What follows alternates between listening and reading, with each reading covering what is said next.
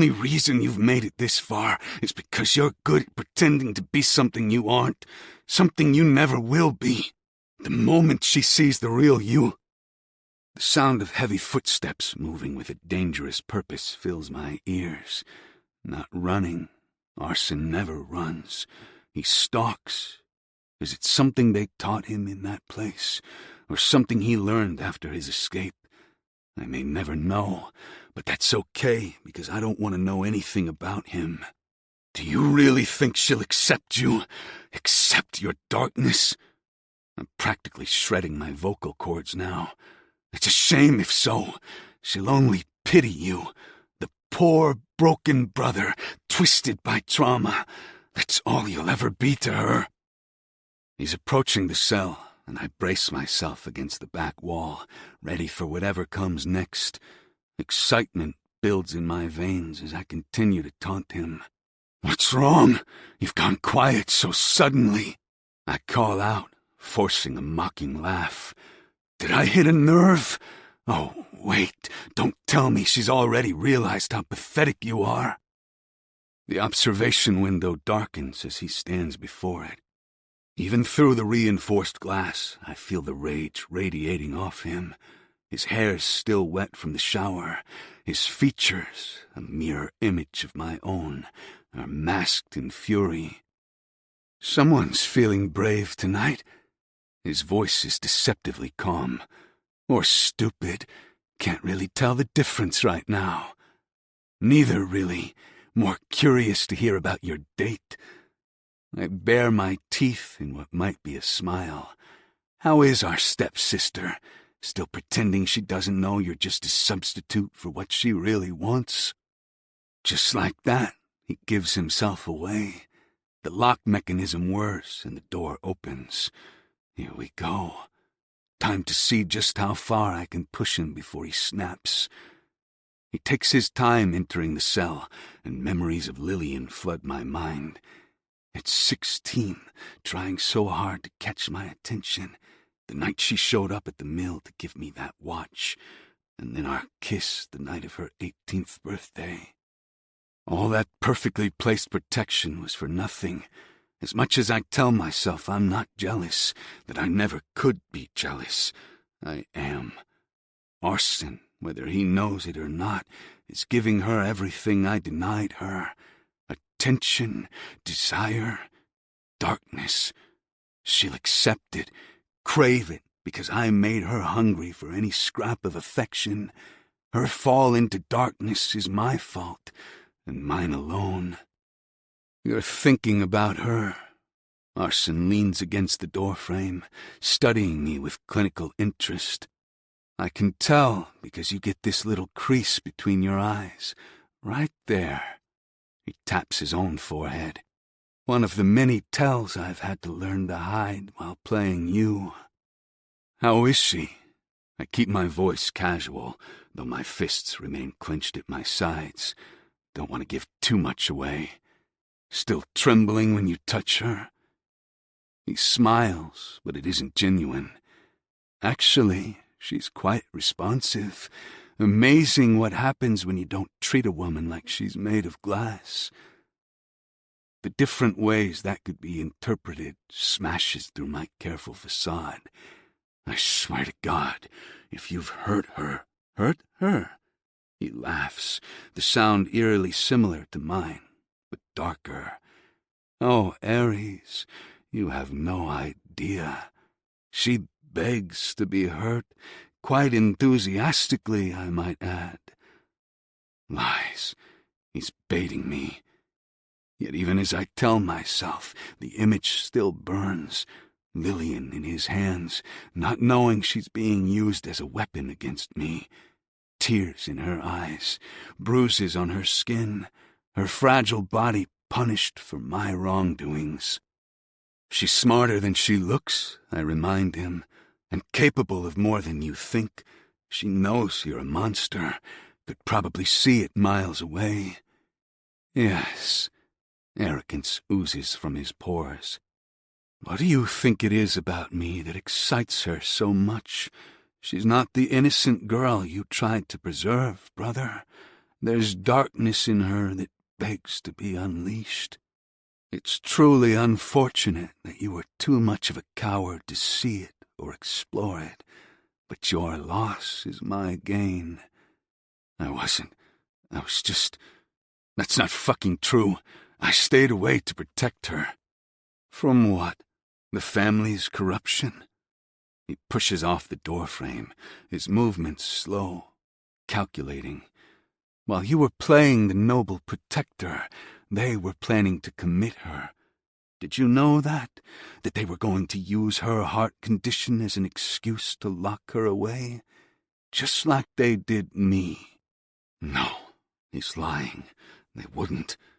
You're lying. Am I? Or do you just not want to see the truth right in front of you? Her mother would never do such a thing. Even as I say the words, I know it's a lie. There's not much Patricia wouldn't do. Why do you think she's so eager to help me burn it all down? His eyes glitter with malice. She's tired of being controlled, of being treated like a porcelain doll. She wants someone who sees her strength, her potential for destruction. Little does he know I've seen Lillian all along, even when I didn't want to see her, even when I had to pretend she didn't exist. And you think that person is you? I step closer, ignoring how he towers over my weakened frame. The troubled twin, the family embarrassment, that you're the one who will see her strength. His expression shifts just slightly, a crack in the perfect mask. Keep pushing, make him angry enough to forget his careful control. Tell me, I bare my teeth in a smile, does she call you by my name when you touch her? Does she envision my face every time she looks at you? How does it feel to be second best? You want to talk about names? Arson's voice drops to a dangerous tone. Let's talk about what they called me in that prison you sent me to. Patient 4721, the troubled twin, the defective one. I didn't send you anywhere, I snap, but guilt makes my voice waver. I was a kid or not. You were the coward who stood there and watched them take me. You didn't say a word about what really happened at the boathouse. You just let them build their convenient narrative, allowing them to paint a picture of my instability. Old guilt mixes with fresh rage. And now you're what?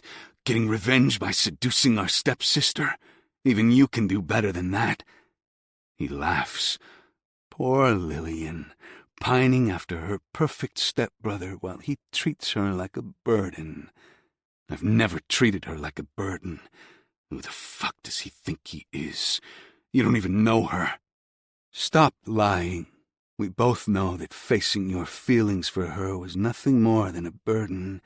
It was easier to ignore them than deal with the potential repercussions. That honest assessment is a hard pill to swallow. As for knowing her, I know everything. I've studied you, your life, your friends. We're mirror images of each other.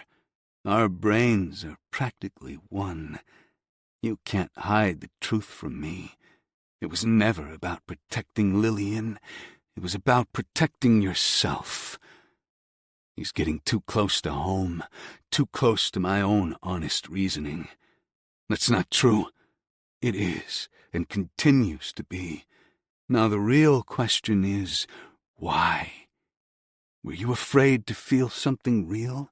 Afraid to admit you wanted her? Afraid of what your parents would say?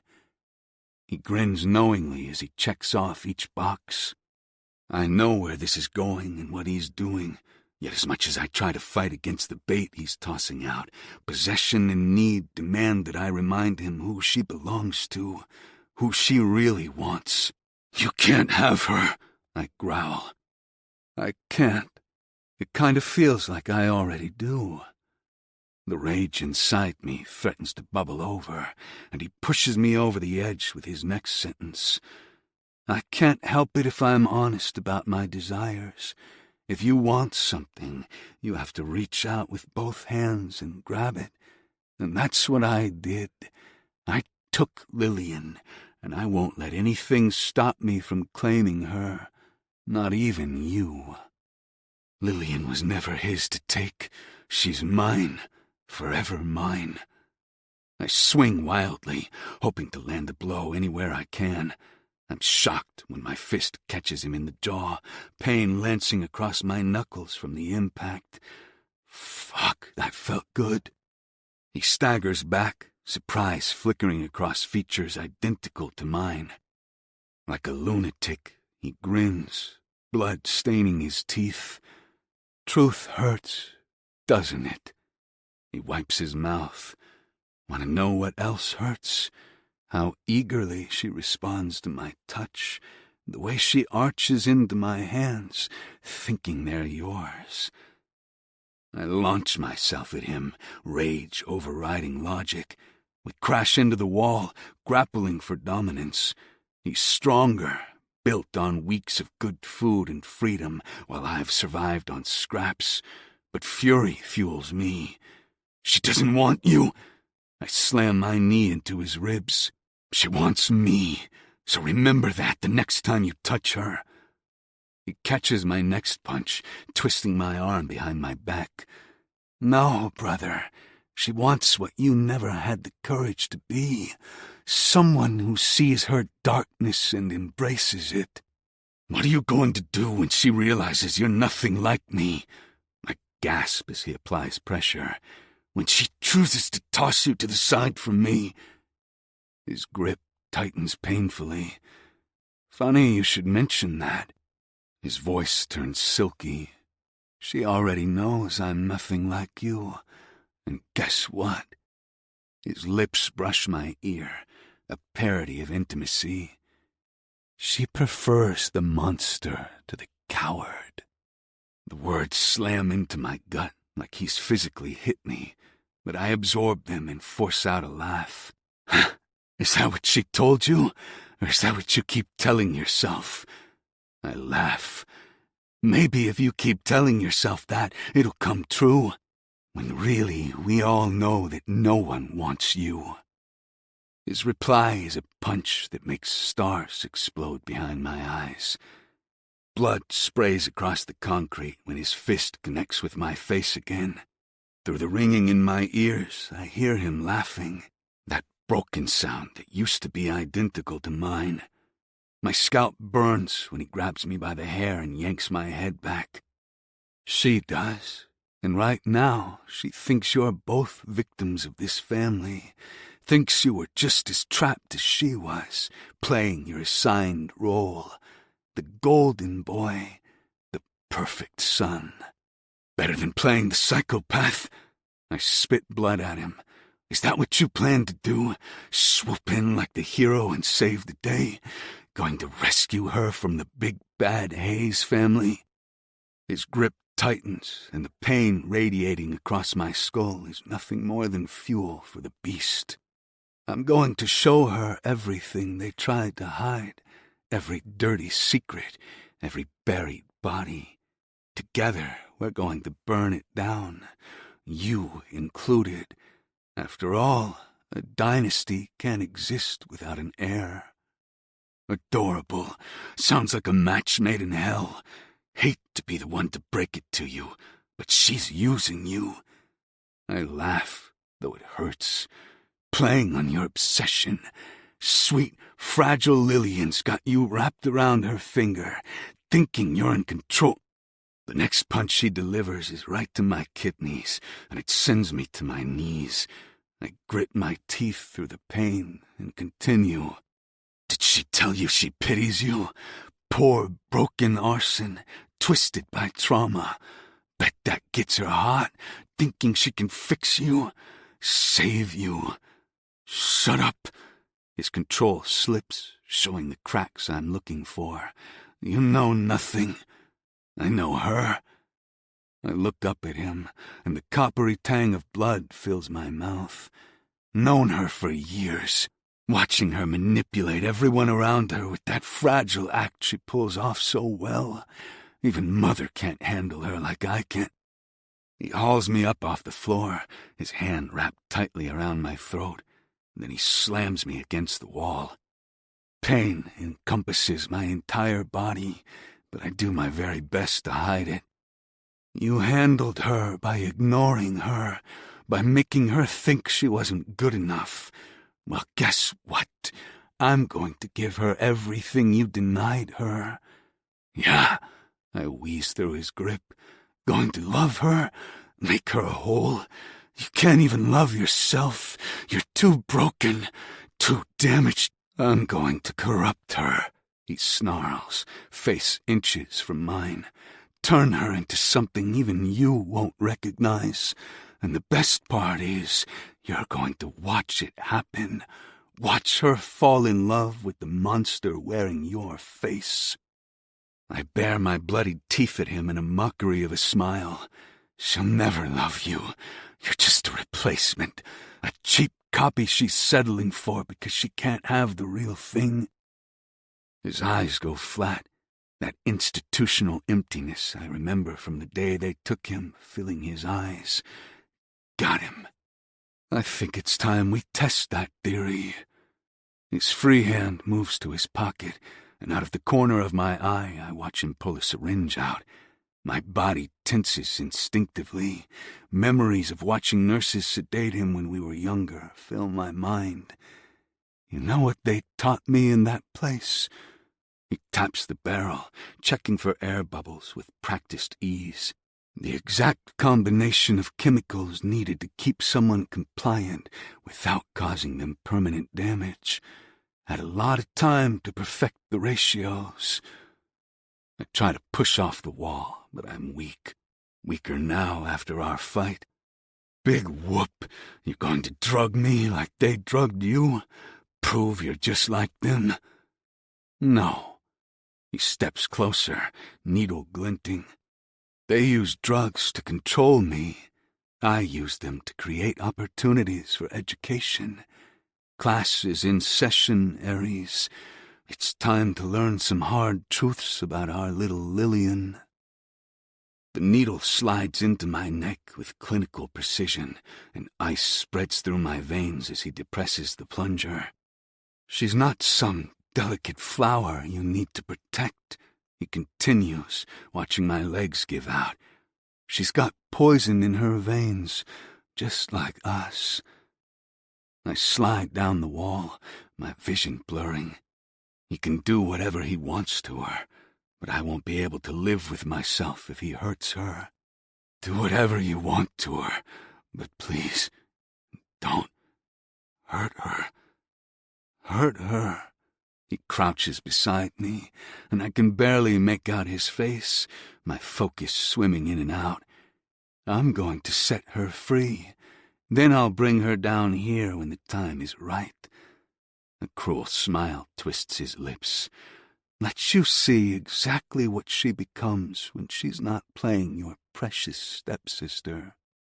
She's better than this. Better than us.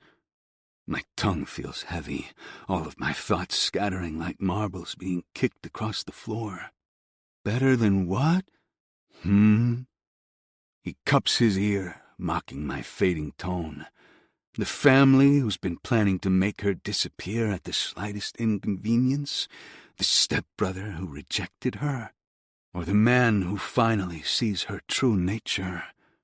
His hand pats my cheek. No need to answer yet. You'll have plenty of time to think about it.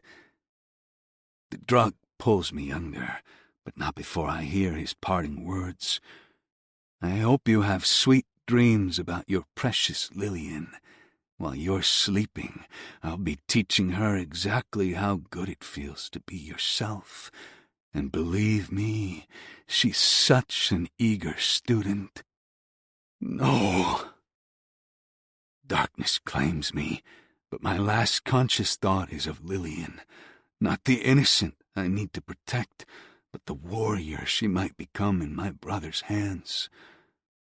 God help us all. Chapter 18. Lillian. 1 week, 7 days, 168 hours. That's how long it's been since he pressed me against that wall and promised to destroy me so beautifully that I almost gave in to temptation. Not that I'm counting. My phone mocks me from my desk. No messages, no calls, no threatening appearances. Something happened. The security camera feeds I begged, cajoled, and paid Lee to hack around campus show nothing. It's like Arson was never here at all, taking both his identity and Ares with him. Miss Hayes? Professor Harris's voice startles me and I look up at him. Class ended 5 minutes ago. I blink and peer around the room, realizing I'm sitting alone in the lecture hall. How long was I daydreaming? I look down at my notebook and see that it's empty, except for a couple of compulsive sketches of the warehouse. Sorry, I mutter, while moving out of my seat to gather up my things. I guess I lost track of time. I quickly shove everything into my backpack and leave. As I cross the quad, my head moves on a swivel. Hope swells in my chest at the thought of seeing his familiar frame looming in the distance. But there's nothing. I know how stupid it is to crave the villain, to want the monster in the story. But Arson isn't the monster he claims to be. He's a victim of circumstance, just like me. Even his, Ares's, usual parking spot has remained empty all week. The Range Rover hasn't moved from the warehouse. According to the tracking tile, I'm magnetized to the bottom of it. It's all very strange. Does this mean Arson has stopped pretending entirely? My heart rate picks up, but not from my condition. If he's abandoned the pretense of being Ares, something big has happened. The carefully orchestrated performance I witnessed that first night at the charity event has been discarded. All my thoughts shift to Ares. Has something happened to him? Is he okay? I don't know all of Arson's plan, but I know enough to believe he would hurt his brother just to prove a point. Maybe not kill him, not yet, but injure him? Yes. Could an injury be keeping him away? Bile climbs up my throat at the thought. As much as Ares's dismissal of my feelings and cruel words hurt, the idea of him suffering makes me sick. I check the campus security feeds from my phone again. The last footage I have is of Arson leaving the botany building after our encounter. His expression is unreadable in the grainy video. I chew on my bottom lip, weighing my options. If I go to the warehouse and nothing has changed, it could be a trap for him to lure me there. But then, if something happened to Ares? I watch a group of students enter the mill house, where Ares's room now sits empty. Lee told me Arson cleared it out last week. Only took a few things and left the rest to whoever moves in next. Why the sudden change? Could it be the conversation we had? The evidence I offered him? Or is it something else entirely? I can't wrap my head around it. Without thought, I trace the fading marks, lingering along my throat. The memory of his touch still burns, desire unraveling low in my belly. Was any of it real? Or was it my imagination, my own personal want and need for his twin brother manifesting? As I play it back in my mind, it looks real, it feels real. His hardening cock, grinding against my core, his eyes burning with a desire mirroring my own. There's no faking that kind of want, even if it was only lust. No amount of acting can hide a person's real feelings. I'm going to ruin you. Even the memory, that deep growl, I can still feel the effects of it. His words, a promise of something both terrible and exciting. Now, nothing but silence. Something must be wrong with me. If it only worked that way. I understand the saying, curiosity killed the cat, a lot better now. The silence and disappearance have only left me with more questions and worries. Has Arson moved on to the next step in his plan without me? Is he going rogue? My hand clenches a little tighter around my phone. This isn't just about family secrets anymore. It's not even about revenge. Something else is happening. Something I'm missing. Arson wants my help. I remember how he looked at me. That disturbingly beautiful face, twisted with surprise and excitement. It was like for one moment he saw me as more than leverage, as more than a pawn. There was no missing the recognition. He saw my darkness, the thing I've hidden behind my fragile exterior. I realized then that I had a way in with him. If I made him see me as his equal, instead of the fragile, broken girl they had all made me into, I could potentially save Ares. I wasn't lying about exposing the Hayes family's secrets or airing out their dirty laundry for the world to see. I still want them all to pay.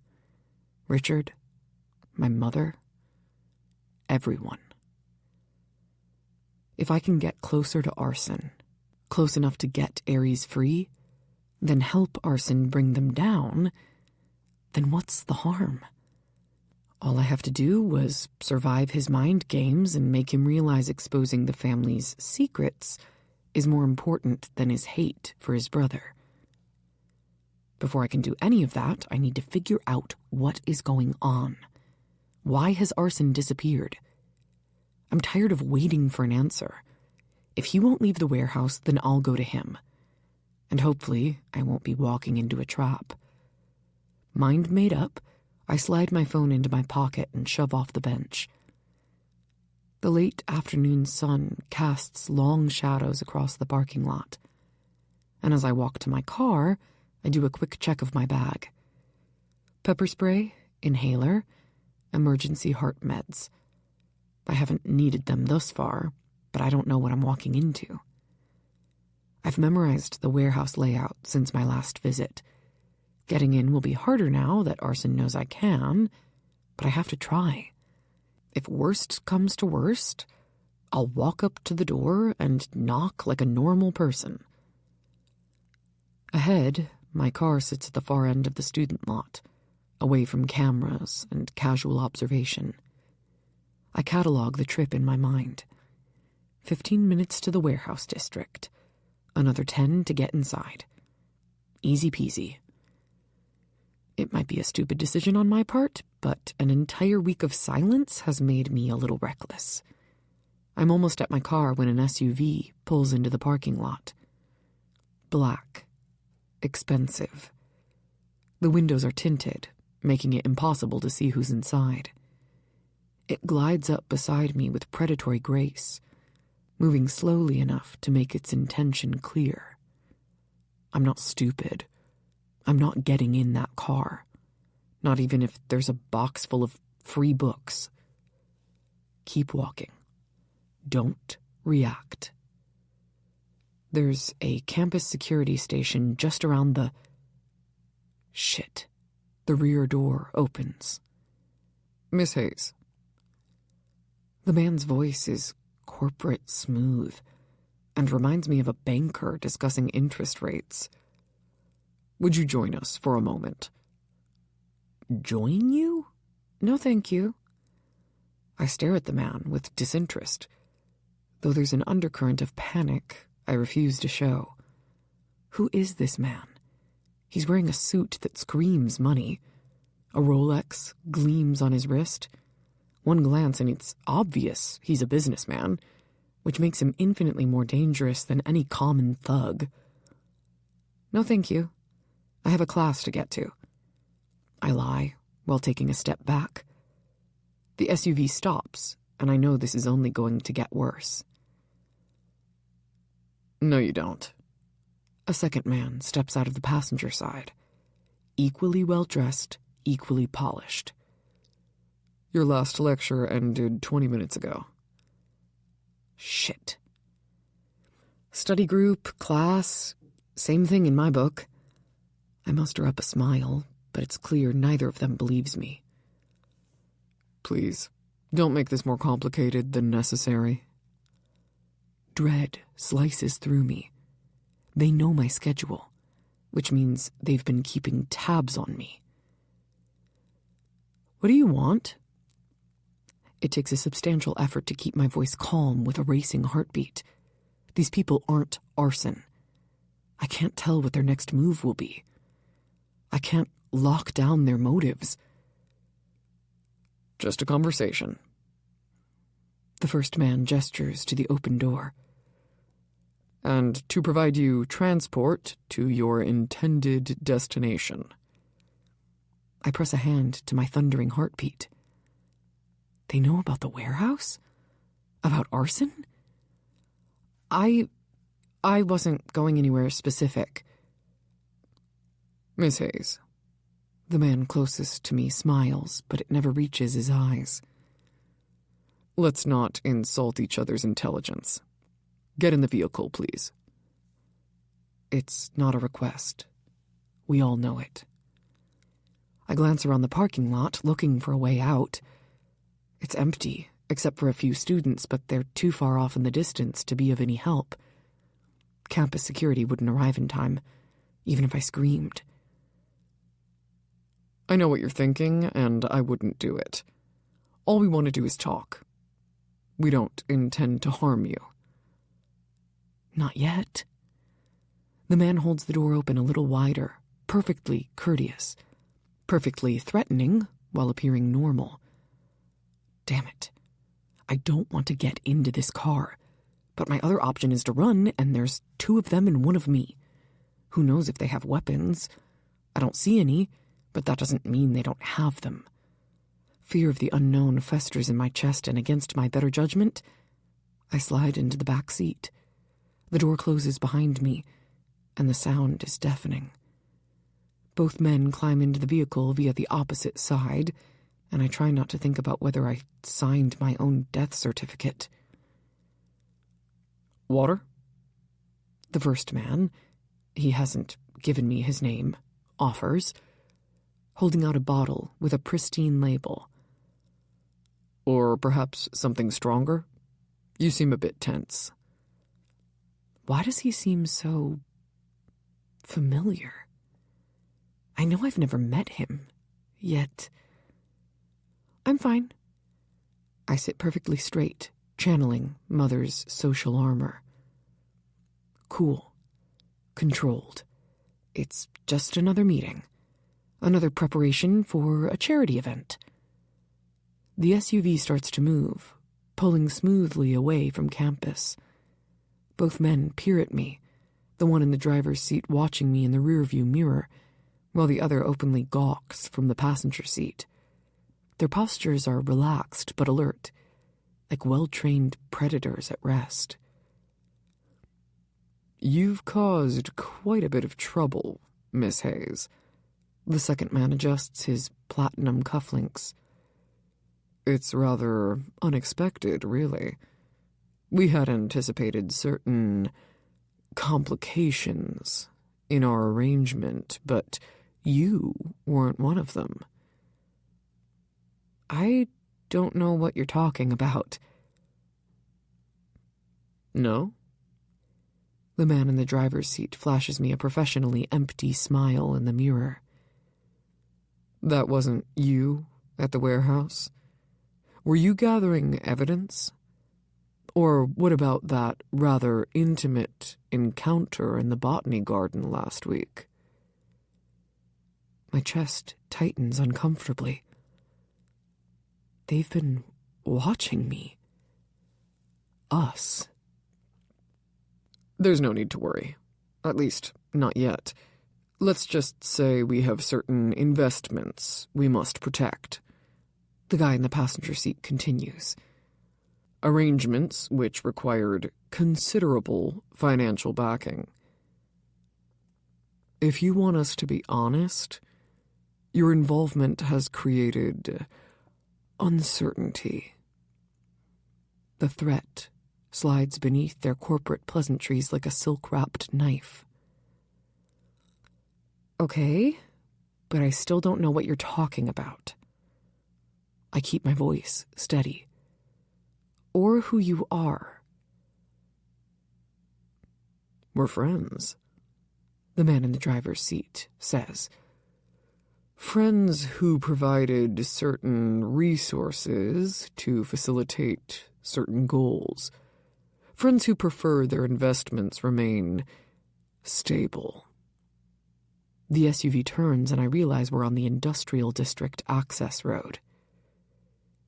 Is this where it all ends? Are they going to kill me and deposit my body in front of the warehouse to prove a point? We aren't friends. I don't know you. I don't know what I have to do with any of this. I gesture to the space around me. Insurance. The man in the passenger seat turns, and his gaze is cold, despite his pleasant tone. You're a reminder that actions have consequences beyond personal vendettas and family drama. Are you threatening me? They both laugh, the sound perfectly orchestrated. Threats are crude, Miss Hayes. We're simply ensuring all parties understand the seriousness of the goal and the part they play in it. And if I decide not to be involved? That option expired the moment you offered our associate your assistance in demolishing the Hayes empire. The second man checks his watch. Though we must admit your research has proved intriguing. They know about Mother's files, about what I found. What do you want from me? I ask again, dropping the pretense. The leather seat creaks as I shift, hyper-aware of every movement I make in the confined space. These men aren't just wealthy, they're dangerous, in a way that makes Arson's violence seem straightforward. At least he's honest about his intentions to destroy. Your heart condition, the first man remarks casually.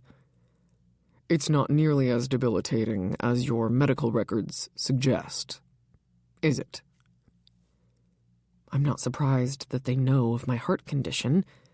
It's the most basic thing, something everyone knows about me. That's not what has me curious. It's the information they aren't sharing that interests me the most. How much do they know? What do they know? You still haven't told me what you want, I say, proud of how steady my voice remains. Want? That's such a direct word.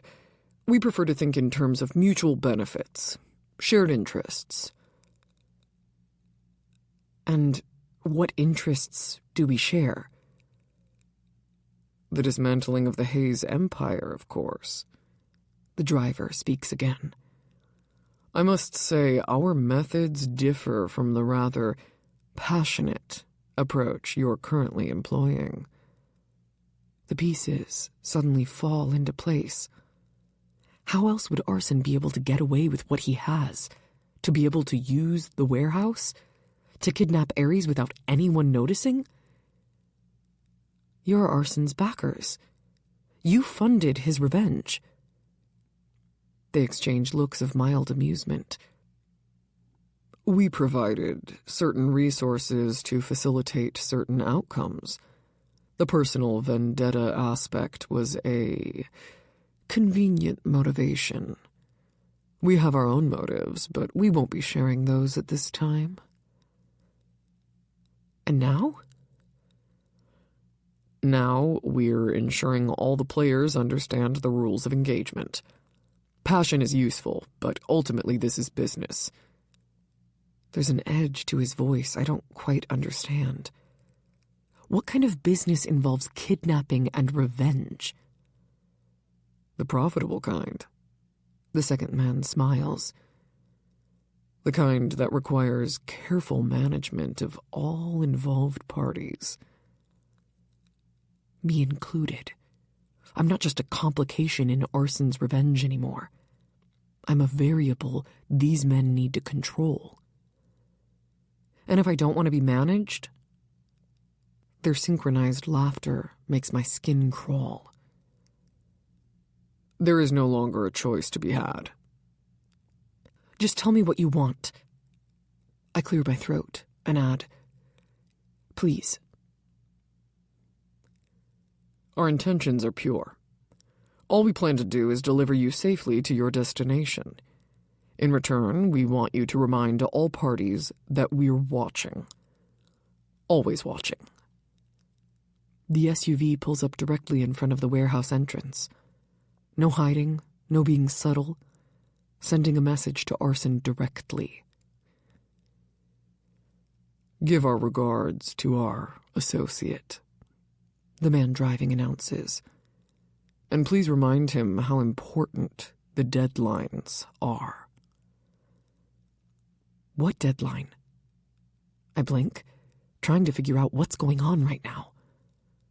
1 week.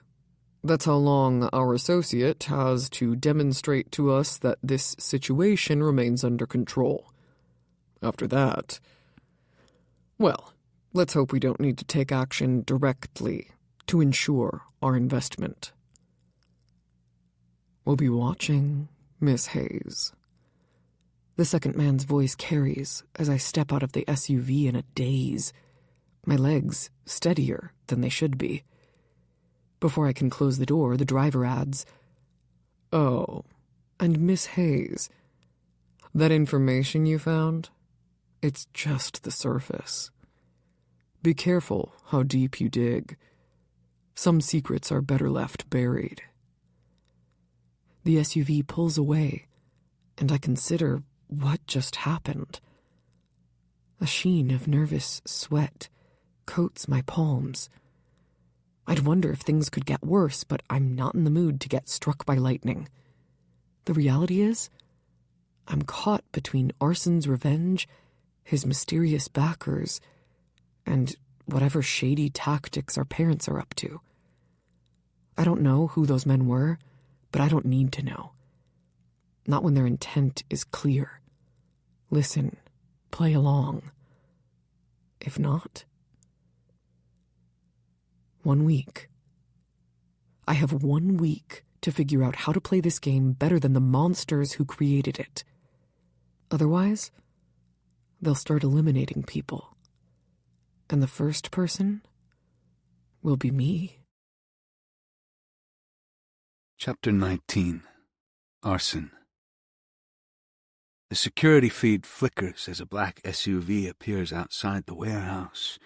Expensive, tinted windows. Familiar. The coffee mug I held in my hand shatters against the concrete floor before I register dropping it. No. I lean in a little closer to the monitors, fingers white-knuckled on the desk as I watch, terrified at what happens next. A second passes and the passenger door opens. A small body appears on the screen, and the moment I catch a glimpse of her face, I know something is wrong. What the hell are you doing, Lillian? The back window on the SUV lowers just enough to show Mr. Alvarez's profile. That perfectly engineered smile, the casual adjustment of his watch that signals a deadline. Horror mixed with dread zips down my spine.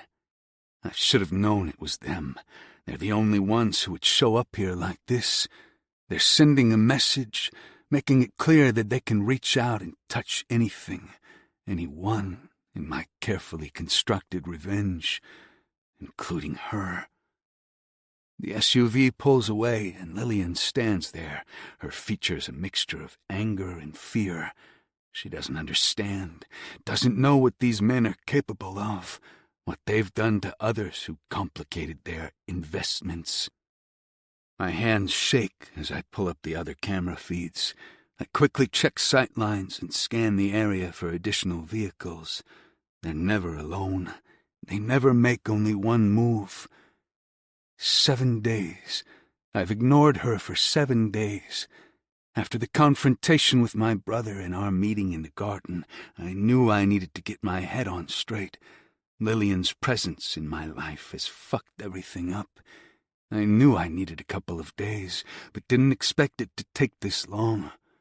I spent the time researching every possible individual the Hayes family had a part in incarcerating, which gave the Alvarezes an opening. Considering I still don't quite understand what they want out of our arrangement, it's even more dangerous.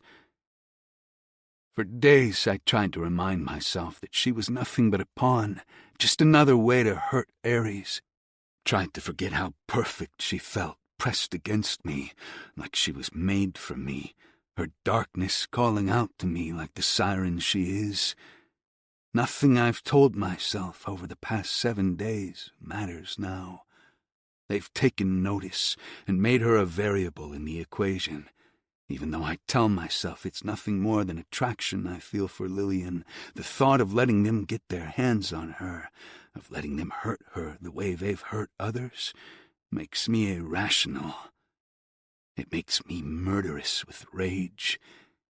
I've been trying to figure out what these bastards want ever since they showed up offering money. Seeing them with Lillian terrifies me on a level I didn't even know I could feel anymore. The convenient accidents, the untraceable poisons, the clean disappearances leaving no evidence, asking no questions. I can't let them do that to her. She's mine to break, mine to corrupt, mine to... Fuck. I press a hand to the side of my head, trying to slow the chaos forming there. I need to bury those thoughts, drown them, kill them, until I don't recognize them anymore. This isn't about possession or desire. It's about control, about keeping my revenge on track, about... Lillian's entire body shudders as she breathes, and then she walks toward the entrance, her head held high, her stride purposeful, like she's walking into a business meeting instead of a killer's lair. Stupid, brave girl. I don't know if I should reward her or strangle her for being so stupid. I'm moving before I can make a conscious decision to do so, fury and fear driving me toward her. What is she thinking? What happened? I hit the warehouse floor running, all pretense of control abandoned. The metal stairs rattle under my boots as I take them 3 at a time. No more calculated movements, no more careful performance. Pure instinct drives me now. Animal rage mixed with something else, something resembling fear. But that can't possibly be it, since that would mean Lillian is something important to me, more than a pawn. The security door beeps as I slam through it. Sunlight blinds me momentarily as I burst outside, but I don't need to see where I'm going. I can feel her presence and smell her expensive perfume mixed with the heady scent of adrenaline. My hands find her before my vision clears. What did they say to you? I wrap my hands around her arms, yanking her against me. Tell me every fucking word, now. She gasps, not from fear, but surprise at my roughness. I'm usually more controlled with her, more seductive. She's never seen me like this, so raw, balancing on the edge of right and wrong. Arson, she says my name, my fucking name. That's all it takes to make me unravel from the inside out. Inside, I demand, dragging her through the door with me. I don't care if I bruise her porcelain skin. She has worse things to worry about than a couple of bruises. Before they come back, before they let go, she grumbles, struggling in my grasp, as if I would let her go. We crash against the wall just inside the entrance, and I take note of her tiny gasp when she slams into it. Releasing her, I use my body to cage her in while I kick the door shut with my foot. Above, the security lights flicker on, casting harsh shadows across her face. Anger at myself consumes me. Does she not realize the danger she's put herself in? The danger I put her in by allowing her to taunt me, to tempt me with her body and her alluring eyes? I grab her by the arms and shake her. I need to make her see how dangerous this is, how dangerous I am. What did they say? Each word is punctuated by my fingers digging a little deeper into her flesh. Stop! You're hurting me! Her voice is strong, even as she flinches from the pain. Gone is the fragile girl she pretended to be before. Good. Maybe you'll be able to look at the bruises and remember why you shouldn't be here. Now answer the question. I shake her once, trying to get common sense to filter into her brain. What did those men tell you? Her head whips back and forth, strands of blonde hair falling into her face. And even now, with the reminder of danger and the awareness that she's nothing more than a pawn to me, I'm tempted to tuck them behind her ear, tempted to wrap my arms around her and tell her I won't let anything happen to her. But I can't. Now that they know about her, she's a pawn, a weapon they can use against me. Her blue eyes narrow with suspicion. Wait, are you afraid of them? The observation hits far too close to the truth. I drag her closer, bringing us face to face. Do you think because I want to fuck you that you mean something to me? That you suddenly know everything there is to know about me? I growl into her face. This has nothing to do with fear. I'm not afraid of anything. The lie tastes bitter, but you should be. Of me, of them. You don't know what any of us are capable of. Then tell me. Our gazes collide, and I see fear in her eyes, but that's not the biggest emotion that stands out.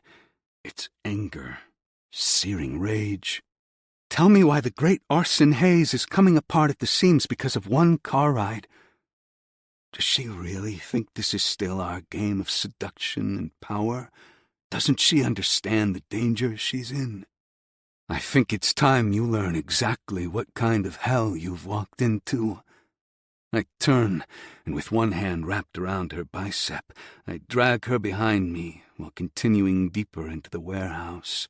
I'm not going anywhere until you explain. You'll go where I put you, I snarl, mask completely shattered. Because right now, I'm the only thing standing between you, them, and a very untimely fucking death. The longer I think about them touching her, about them using her against me, the angrier I become. Did they touch you? I demand, shoving her around another corner. Threaten you? Offer you anything? Stop manhandling me! Digging her feet into the ground, she makes a feeble attempt to stop me, but her comfort is far from my biggest concern right now. Answer me, I yell, my voice echoing off the concrete walls. Did they say anything about deadlines, about complications? She twists in my grip, surprisingly strong for someone supposedly fragile. They said you're off schedule, that I'm interfering with their investment. Fuck! I roar and slam my palm against the wall beside her head, making her jump. Pain zings up into my shoulder, but it feels good, keeps me present. Did they mention Aries, the Hayes family, any specific dates? I'd tell you if you'd stop throwing me around like a rag doll. Her outburst catches me off guard. Most people cower when I'm like this, all rage and barely contained violence. Not Lillian. She stands straighter, eyes flashing with anger rather than fear. When I don't respond, she chooses to fight back. You want answers? She shoves against my chest, hard enough to make me step back. Try asking like a normal human. The push ignites something primitive in my blood. Nobody touches me without permission. Nobody pushes back. Not since the institution. Careful, Lillian. I stalk forward, backing her against another wall. I think you're forgetting who's in charge here. No. She holds her head high, even as I crowd her space. You be careful. You want answers? Well, so do I. I'm done being pushed around, done being protected and sheltered. I'm not weak or fragile. I'm not the enemy. I came here to help you, remember? Help me. I laugh, the sound harsh and broken. I don't think you understand what is happening. They weren't supposed to know about you, about us, about what? She pushes me again, a little harder this time. About how you can't decide if you want to threaten me or fuck me? About how you're so obsessed with hurting Aries, you can't see you're turning into exactly what they made you. I snap. Something inside me, that carefully constructed control I've maintained since escaping the institution, evaporating. She sees it happen, recognizes the moment the monster breaks free of the chains, but instead of running, she pushes me one more time. Come on, Arson. Show me what they really created in that place. Show me the animal they... I don't think. I simply react, wrapping a hand around her throat before she can finish. I give the slender column a squeeze, stopping her from speaking or screaming for help. Not that anyone would be able to save her. Her blue eyes reflect that danger. She knows this isn't the seductive grip from our previous encounters. This is pure, uncontrolled violence. God, help me. She's still standing here, her eyes shimmering with both fear and determination. She doesn't fight me, doesn't scream or cower. My fingers flex against her throat, muscle memory from years of institutional violence taking over. A little more pressure and I could silence her forever. End this complication. Remove this variable making me feel the things I buried deep between padded cells and chemical restraints. Emotions lead to mistakes and loss of control. They lead to giving a shit. And I have no room to care for her, not with my need for revenge burning so brightly. As I watch her, though, I realize I'm past that point. She meets my gaze steadily, and her small hand comes to rest over mine, the one wrapped around her throat. Not fighting, not surrendering, something else entirely. Is this what they taught you? Her voice comes out rough under my grip. How to hurt anyone who gets too close. Stupid girl, always tempting the monsters in the dark. Shut up. The words scrape out of me, animal raw. Make me. She presses herself into my hand. Show me what they turned you into. The monster under the bed. The boogeyman they used to scare the other patients. I said shut up. I snarl into her face. The desire to hurt her surges up, wild and blistering. It screams through my bones, coils around my spine, and demands release. I could end this, shut her up, break her down. But I don't. My grip doesn't tighten, and instead my fingers tremble. Like even the darkness inside me flinches at the thought of hurting her. She's not afraid of me. She should be, and that makes me even more dangerous. Damn it, she's in my blood now, in my head, wrapped around every fucked up part of me, like silk on barbed wire. We stand locked together, her pulse fluttering under my palm, both of us breathing like we've just run a marathon. If I had any sense, I'd finish what I started, snap her like a twig, and walk away before she ruins what's left of me. That's no longer an option, because somewhere along the way, she stopped being the pawn I needed to use and became a weapon to be used against me. Why aren't you afraid? It's an honest observation, and one that has me curious. Her thumb strokes my knuckles, the gesture incongruously gentle against our violent tableau. Because this isn't you. This is what they programmed you to be. Their attack dog. It's true. If you wanted to hurt me, you would have done it already. Memories flood me, orderlies teaching me where to hit so it wouldn't leave a bruise, doctors explaining how violence was my natural response, nurses sedating me when I tried to be anything else. I give my head a shake to break free of the thoughts. It doesn't matter if she's right. She doesn't know me, doesn't know what I went through to get here. Don't act like you know me, Lillian, because you don't. You know what I want you to know, and that's it. You're right. I don't know you, but I do know they hurt you. Her other hand comes out of nowhere, and her gentle fingers skim across my cheek. I can't tell if she's stupid or fearless, especially since I've still got a tight grip on her throat. I know they used you for their own benefit, that they wanted you to become a weapon. Become. I tilt my head at her. What makes you think I'm not a weapon for them to use already? Maybe you are. I don't know. What I can tell you is that you aren't the monster you pretend to be. There's a fracture in my chest, not the satisfying shatter of violence, but the slow, agonizing split where truth slips through my armor. I'll kill you, I whisper, but my grip is already wavering. If they even suspect you matter to me, they'll use you, and I won't let that happen. I'll have to.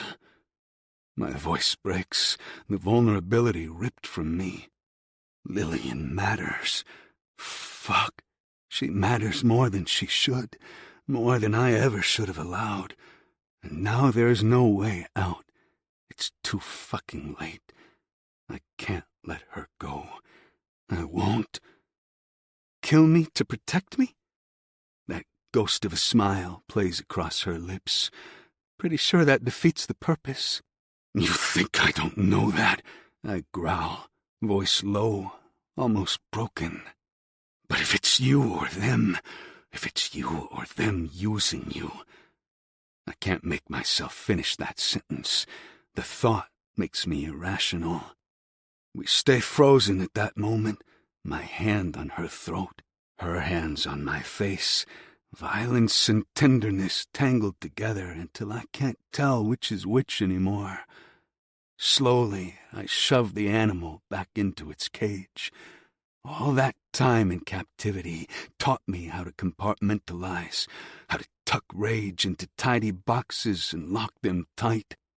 What it didn't teach me was how to do it with someone's pulse still trembling beneath my palm.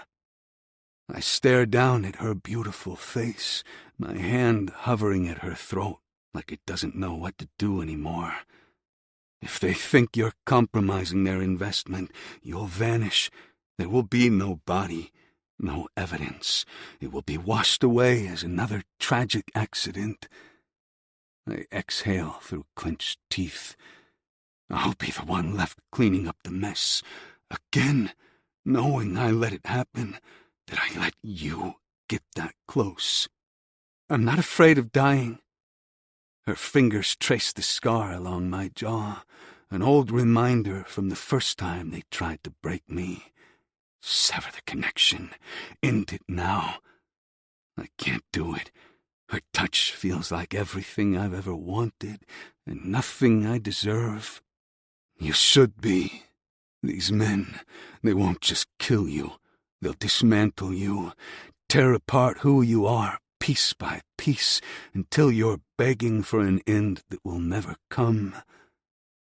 I pause, jaw tight, eyes locked on hers. I've seen it. I've lived it.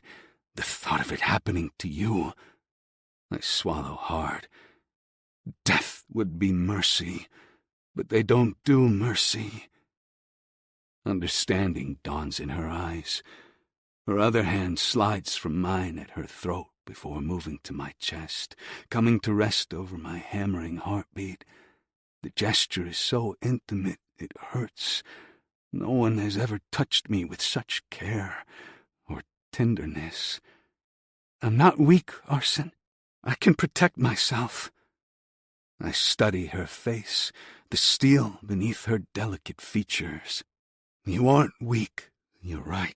And that's what I like best about you.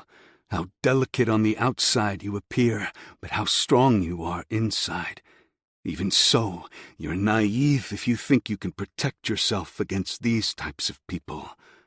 I don't want your protection. I don't want to be another liability. I pull her closer, my gaze dropping to her lips. Fuck, I want to kiss her. But now isn't the time for that. What you want doesn't matter. It stopped mattering the moment you tangled yourself in my web. Right this second, they're watching us. Every move we make, every time I touch you, every secret you uncover, every moment we're together, they're cataloging it, building a profile, strategizing how to hurt me through you. Then let them watch. Her chin lifts defiantly. We can't change what they plan to do, especially when we have no idea what their plan is. You don't understand. I press my forehead to hers, the gesture more intimate than any violence I could visit upon her. Their appearance here, it changes everything. In what way? I already know she's going to fight me on this, but the decision to keep her here was made the moment they pulled up. I can't protect you outside these four walls, can't control all the variables, can't guarantee your safety. Her breath catches as she realizes what I'm saying. Are you asking me to stay here? Do I have a choice? I'm asking you to stay, but if your answer is no, I'll keep you anyway. I pull back enough to meet her eyes. The alternative is to watch you die, or to kill you myself. I can see it in the way her expression shifts, understanding reflecting in her blue eyes. I won't lose anyone else to them, even if it means becoming just like them. This isn't revenge. It's not even rage anymore. It's something worse. Need. A brutal, possessive instinct to protect what's mine, no matter the cost. I'll keep her safe, even if it means sacrificing my own wants. While she's here, I'll use her to get revenge on my brother. I gently caress the soft curve of her jaw. Perhaps my brother was right, and she'll never want the monster. Not like she wants him. And as badly as I want Lillian in my bed, her pussy pulsing around my cock while my name escapes her lips, I also want to use her for revenge. And separating the two seems impossible. I guess we will see which side wins. Chapter 20. Lillian. The walk across campus feels like some kind of performance. The flawless haze air guiding his delicate stepsister back to her dorm. Except Arson isn't performing anymore. He moves with a predator's prowl, a jarring contrast to Ares's deliberate cadence. Every subtle shift in his posture has me on edge, making me painfully aware of his presence. He's close enough that his arm brushes mine occasionally, and each time it's like being zapped by an electric current. He's constantly moving, his gaze scanning our surroundings, shoulders tense, his fists clenched. He's barely contained violence, one pinprick away from exploding. I look away as soon as he catches me watching him. "Stop looking at me like that," he says under his breath as we approach the dorm. Like what? Like you're waiting for me to snap. His hand finds my lower back as he gives me a gentle but firm push forward. Sorry, you're just different. It's weird to see you being you after you played him for such a long time. His touch lingers longer than necessary, and I lean into it for a moment, testing him. His fingers dig in a little harder, a warning without spoken words. We'll get used to it. We have no need to pretend to be that coward anymore. There's so much hate in his voice, it's suffocating. Once we're in my room, the tension climbs higher. The space is too small for us, mainly him and his looming frame. He immediately checks the windows, closet, even under the bed. Methodical, practiced movements, speaking of institutional paranoia. I brush off his worry and start packing, hyper-conscious of his prowling. Whenever I reach for something, his eyes are on me, tracking the movement. When I bend to grab a pair of shoes from under the bed, his breath hitches audibly. "Hurry up," he growls. I'm sorry, is my packing an inconvenience to you? I deliberately take my time folding a sweater before placing it in the bag. I told you that you could stay back at the warehouse instead of tagging along, but you didn't listen. He steps closer, heat radiating off his body. "And let you get yourself killed? Think again. I still need you. Now stop being difficult and hurry the fuck up." Stop being paranoid. I can't focus on packing when you're being all caveman-like. I shiver involuntarily when his hand brushes my hip as he reaches past me to grab one of the medication bottles on my dresser. "This all of it?" He studies the labels. "The heart meds?" Yes. Why does he want to know? I can't help but wonder what else he has planned. Why? Are you planning to drug me like you drug Ares? I watch as his grip tightens on the bottles, the plastic creaking under the pressure. "What I plan to do or not do with you is my choice. Finish packing and move faster." I'm going as fast as I can, I grumble angrily as I turn around. I make note of the dilation in his pupils, the slight flare of his nostrils as he sucks a harsh breath into his lungs. I can't tell if he's turned on or furious. "Not fast enough." His free hand shoots out, grasping my chin almost painfully. "I don't think you're ready to find out what happens when you disobey me, so stop with the antics." He acts uninterested, but his body says otherwise. I notice the way his gaze drops to my lips, and how his thumb brushes my jaw almost unconsciously. The waves of violence and desire pouring off him make my head spin. Instead of giving in to desire and making the first move, I choose to tempt fate a little and reach around him for another sweater, letting my body brush against his. His grip on my chin tightens in warning. Just packing, I tell him innocently. Like you asked. His low growl suggests he's not fooled by my performance. Good. I'm counting on it. He releases his hold on me and takes a couple of steps back. I try to ignore the way my heart aches at the disappearance of his touch. Those men, I say casually, folding a shirt that definitely doesn't need folding. They said you're behind schedule. Arson stills by the window, his reflection in the glass turning predatory. Don't. Don't what? Ask for more information about the people threatening me? I move to my dresser, deliberately putting my back to him. The ones who seem to own you? I sense the change in temperature, and in half a second he's behind me, caging me against the dresser. They don't own me.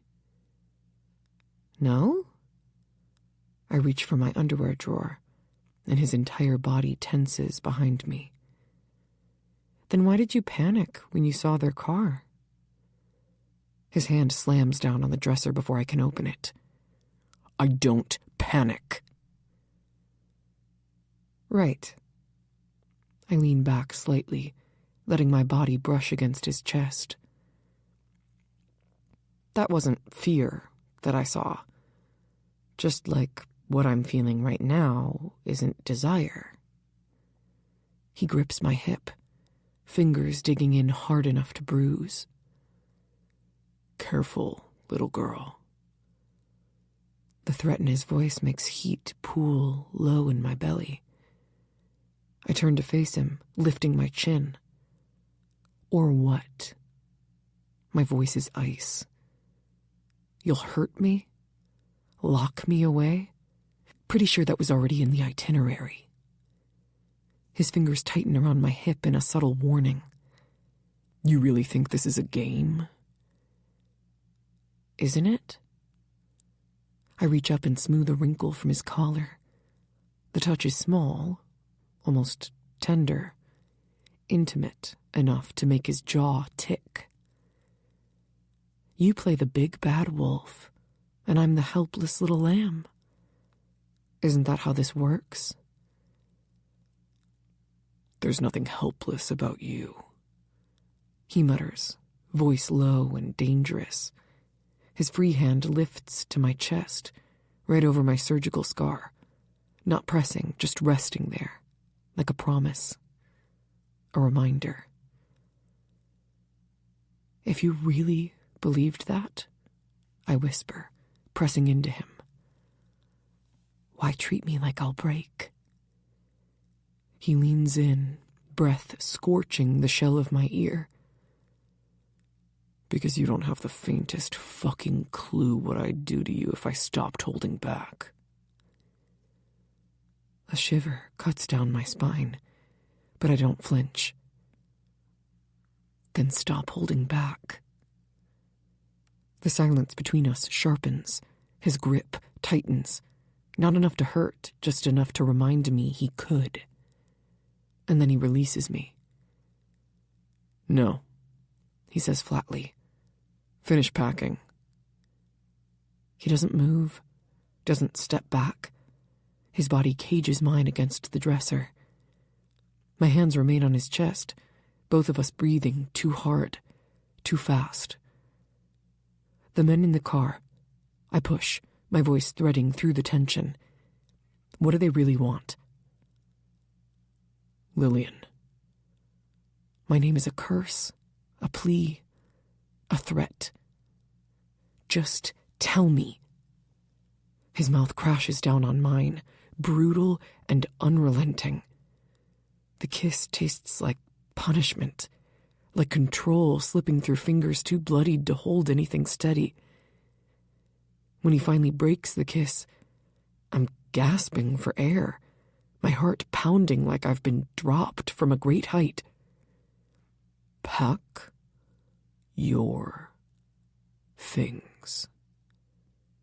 This time I don't respond. I turn and gather my clothes with shaky hands, but my eyes keep flicking back to him, to the way his fingers tremble, to the tight pull of his shoulders.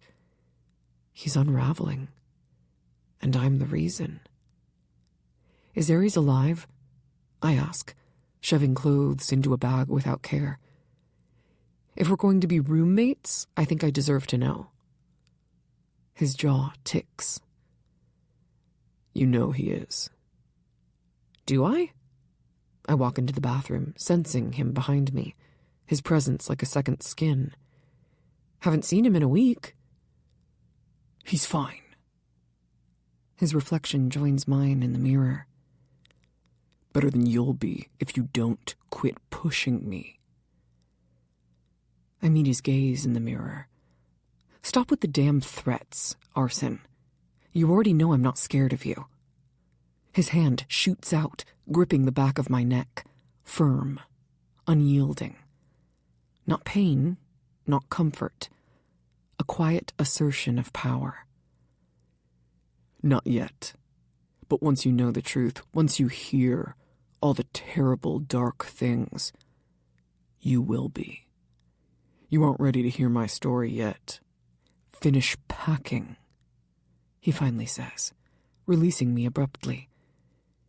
You've got 5 minutes before I carry you out of here, ready or not. The threat should continue to frighten me. Instead, it makes me want to disobey. Makes me want to tempt the beast. Just to see what happens. Maybe I'm more broken than I thought. You know what I think? I stand, fix my pants, and deliberately brush against him as I reach for my charger. I think you like that I ask questions. You like that I'm not afraid of you. His hand catches my wrist, squeezing. I think you're lying to yourself that you like the illusion of darkness, but you aren't ready to give yourself over to it fully. I step closer instead of pulling away. That's not true. I just want you to stop treating me like I will break if you tell me something I don't want to hear or like. You will break. He yanks me against his chest. That's a promise, not a threat. The violence in his touch is undercut by how his thumb strokes my pulse point, how his body responds to my proximity. I use it to my advantage. Try me. I push back against him, making him groan. Show me the worst of what they made you. His grip tightens painfully on my wrists. You have no idea what you're asking for. Then show me. I turn my head enough to see his face. Unless you're afraid. I'm not afraid of anything. He snarls, biting my lower lip hard enough to sting. Least of all is breaking you. His kiss is punishing, all teeth and tongue and barely controlled violence. I match his aggression, biting back, pulling his hair, making him growl. When he pulls back, his eyes are black with desire and rage. Time to go. He releases me. Now. All I can do is shake my head. I'm so confused, yet turned on by his darkness. This is ridiculous, I say, shoving the last of my clothes into the bag. I don't need a babysitter or a jailer. No? Arson zips the bag with more force than necessary. Tell that to the men who just proved they can grab you anywhere, anytime. I can take care of myself. His laugh is sharp enough to cut. Right. Like you took care of yourself breaking into my warehouse, following me around campus, pushing every button I have. That's different. No. He crowds me against my desk, one hand gripping my chin. That's exactly the problem. You think you're clever, think you can handle the danger, just like you think you can handle me. I meet his stare, defiantly. I am handling you. Something shifts in his expression. Fuck this, he growls. Before I can react, he grabs my bag with one hand and throws me over his shoulder with the other. Arson! I pound his back ineffectively. Put me down! Done playing games. He strides toward the door. Done letting you think you have any control here. Someone will see. Let them. His hand comes down hard on my ass, making me yelp. Let them all see what happens when you push me too far. I should be terrified, should be fighting harder. Instead, heat pools between my thighs as he carries me out of the dorm like a caveman, claiming his prize. Maybe this is exactly where I wanted to end up all along. This is kidnapping, I say, as he carries me down the stairs, but there's no real fight in my voice. No. His grip tightens possessively. This is protection. This is keeping you alive. This is you needing control, I finish for him, watching upside down as other students scatter from our path. He stops abruptly, setting me on my feet but keeping me pinned against the wall. His eyes search my face, looking for something. You want this, he accuses softly. Want to be taken, controlled, caged. Want an excuse to let the darkness out. The truth of it hits hard. I do want this. Want him. Want the freedom that comes with captivity. The release of giving up control to someone as beautifully broken as I am. Maybe. I reach up to touch his face, trace the scar along his jaw. Or maybe I just want to watch you try to cage something that's already free. His pupils dilate at the challenge. Last chance to run, or walk away now, and I'll handle them another way. We both know I won't, that I can't, that deep down, I don't want to. Take me to your warehouse, Arson. I press closer, feeling his heart race against my palm. Lock me in your cage. Keep me safe. His kiss is bruising, claiming a preview of the possession to come. When he pulls back, his smile is all predator. Remember, you chose this, he says, throwing me back over his shoulder. As he carries me to the car, I catch our reflection in a window. The psychopath and his willing victim. Except, I'm not a victim, am I? I'm choosing my cage, choosing my captor, choosing to fall into darkness with someone who knows exactly how dark I can be. The Hayes family's perfect daughter, willingly walking into a monster's lair. Mother would be horrified. And that makes it even better. Chapter 21. Arson. The warehouse security system beeps as I enter the entry code, hyper-aware of Lillian's presence behind me. Ares sits in his cell, while his stepsister follows me into my private space. I never considered that I'd have both of them under my roof at the same time. It just doubles the chances of this all going to shit. This way. I lead her through the converted living area, watching her catalog everything with those two observant eyes. Touch nothing without permission. Quite the setup, she comments, trailing her fingers along my kitchen counter, like I didn't just warn her not to touch anything. Very domestic for a psychopath. I twist around and grab her wrist, squeezing just shy of pain. I know your ears work, so don't play games with me.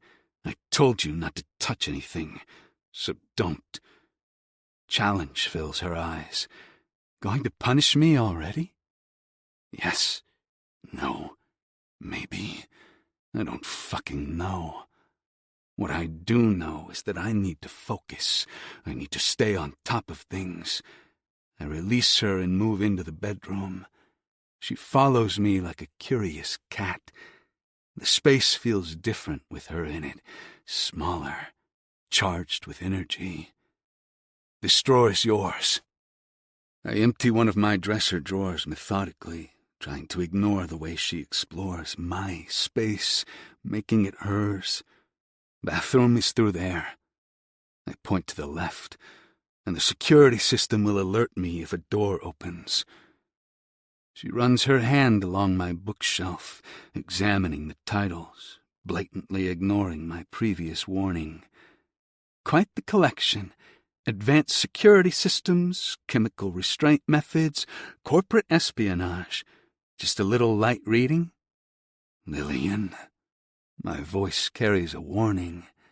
Oh, yes, sorry. Just getting to know my new roommate? Or should I call you captor? I guess we never really established what to call this little arrangement. I need to draw the line, make her understand that while I don't want them to hurt her, that doesn't mean I won't do whatever the hell I want with her.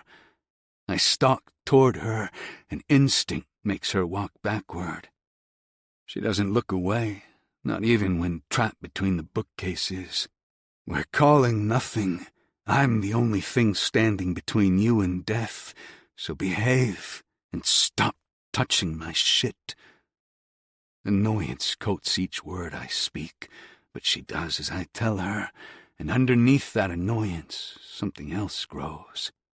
Watching her insert herself into my carefully ordered space makes my chest ache and my stomach turn upside down. It makes me all warm and fucking fuzzy.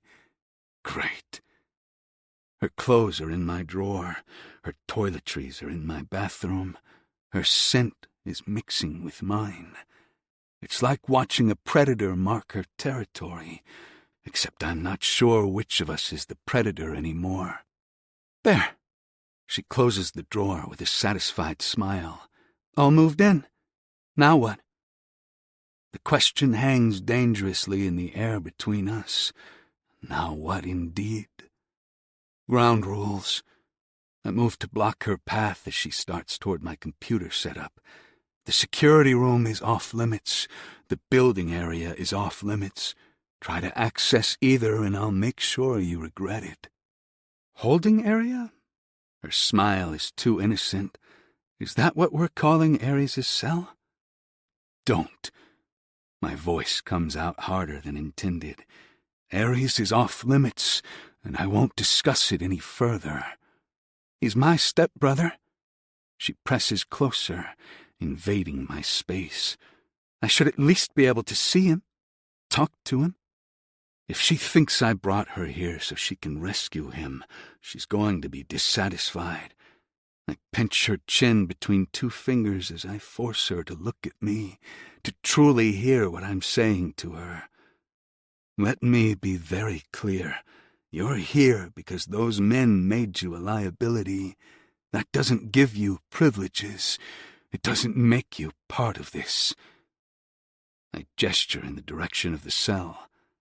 I'm already part of this. Her hand comes up to wrap around my wrist, not pulling away, but holding on. Can I see him? Please? Just for a minute. No, I growl, but even I can feel my resolve crumbling. Why not? She inches a little closer, her chest brushing against my shirt. She's going to make me snap, make me lose control again. At some point, a man breaks completely. Afraid we'll conspire against you? Plan an escape? The way she wiggles her eyebrows would be adorable if what she just said wasn't actually a worry eating at the back of my mind. Jealousy and rage slice through me at the same time. I'm not afraid of you conspiring against me. I'm afraid of you complicating things that are already far too complicated. Like both Ares and I falling for you, wanting you, claiming you. And how would I do that? She tilts her head to the side. By existing, by tempting me, making me lose control. I speak the words through gritted teeth, my blood burning with need. Why do I deny myself? Why not take her right now? Leverage, Remember the task at hand. Remember why you brought her here. I know you want me. You don't have to deny it. Don't have to pretend. I was never pretending, and I told you that. I've made it known that I want your tight cunt pulsing around my cock since the very beginning. She thinks I don't notice the way she flinches ever so slightly at my crude language. I know it hurts her to be thought of as a mere hole that I'm willing to fuck and toss aside. But what does she expect? Then why haven't you fucked me yet? She questions, defiance in her eyes. Careful. I grip her hip with my free hand, holding her still. You're not as clever as you think you are. No? Then why is your heart racing? Why are you touching me like you can't decide between hurting me and... Enough! I step back abruptly, putting space between us. Ares is off limits. The security systems are off limits. Break either rule, and I'll show you exactly what kind of monster they created in that institution. Her smile is knowing, dangerous. Promise? God, help me. She's going to be the death of everything I've planned. This girl who plays with monsters like they're house pets, who pushes and pushes until something breaks. I move toward the door. Stay in this room. Don't touch anything. Afraid I'll find something I shouldn't? Her shiver isn't from fear, and that's what makes me want her so damn much. I check the security feeds on my phone to distract myself. Ares' cell camera shows him pacing. He's due for his evening meal. The perimeter sensors show no unusual activity. Everything is under control. Well, everything except the girl who is currently making herself at home in my bedroom. Your bed is comfortable, Lillian says, and my head snaps up. She's sprawled across the black sheets, golden blonde hair fanned out on the pillow, making it look like she has a halo. She looks like she belongs there, and the sight of her does things to my control. Get up, I order. Why? She stretches, her shirt riding up to reveal a strip of pale skin. Isn't this where I'm sleeping? Images flash through my mind. Her tangled in my sheets, breathless under my hands, marked as mine in every way possible. I shoved him down hard. You're sleeping on the couch. Am I? She rolls onto her stomach, watching me with knowing eyes. Seems inefficient. Bed's plenty big enough for two. Lillian. It's a warning growl. Arson? Perfect mimicry of my tone. Are you afraid to sleep next to me? Afraid of what might happen in the dark? I stalk toward the bed, looming over her. I'm on to whatever game it is you think you're playing.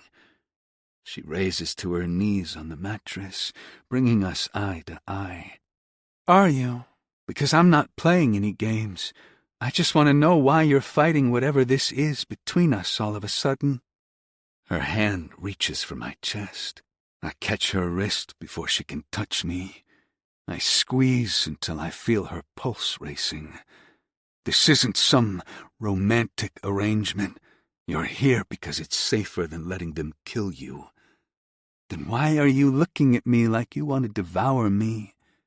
Because I do. Because I'm a male with a penis, and you're beautiful with a warm cunt. I want to take her right here, mark her as mine, and show her exactly what she's playing with. But I can't. It's too soon. I need to check on our guest. My voice lowers. While I'm gone, remember the rules. Stay in this room. Touch nothing. No computers, no security systems, no attempting to contact Ares. You're no fun, she pouts. 1 hour, I say, moving toward the door. When I return, I expect you to be exactly where I left you. disobey, and I'll have to get creative with your punishment. Creative how?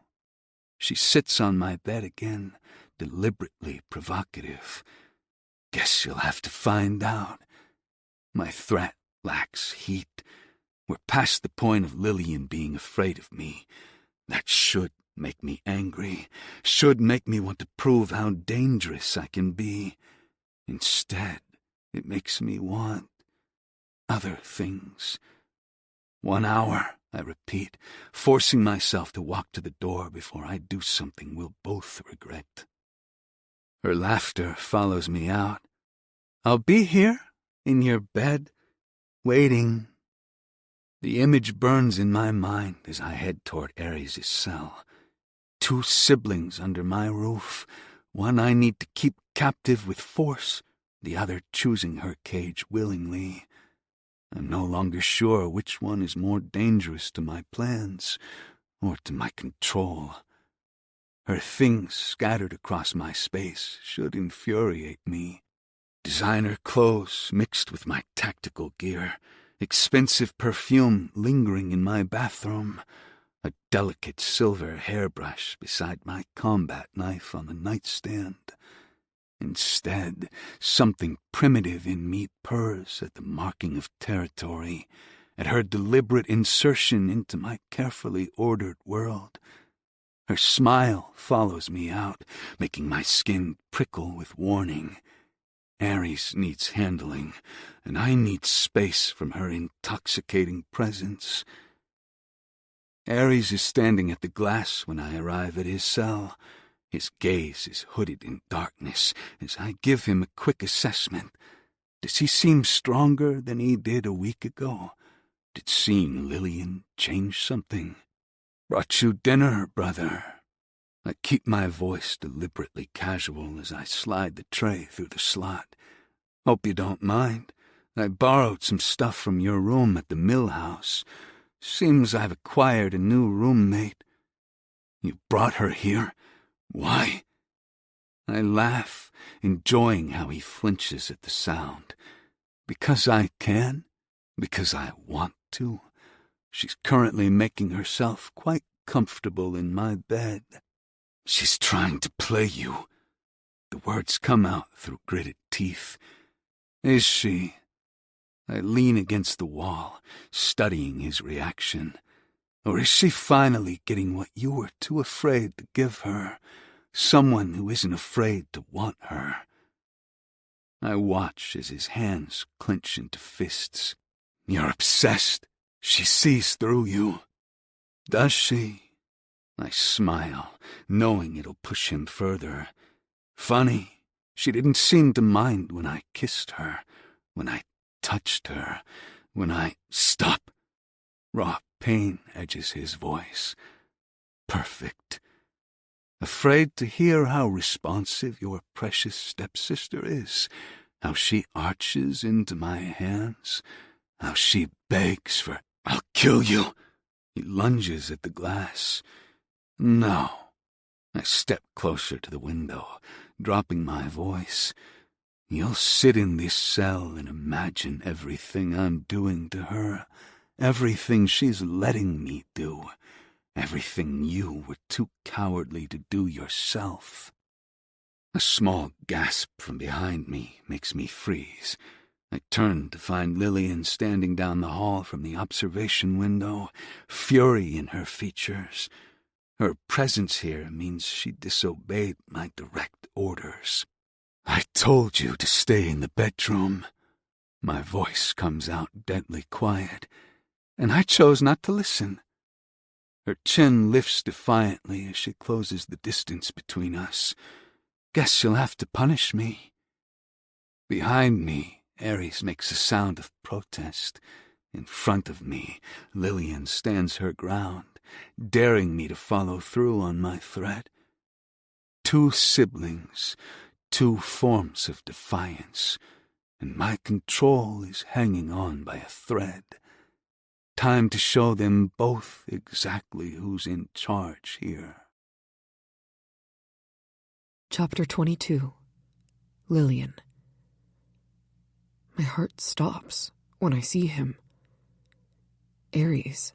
My Aries. But not as I've ever seen him before. His usually perfect hair sticks up, unwashed and unkempt.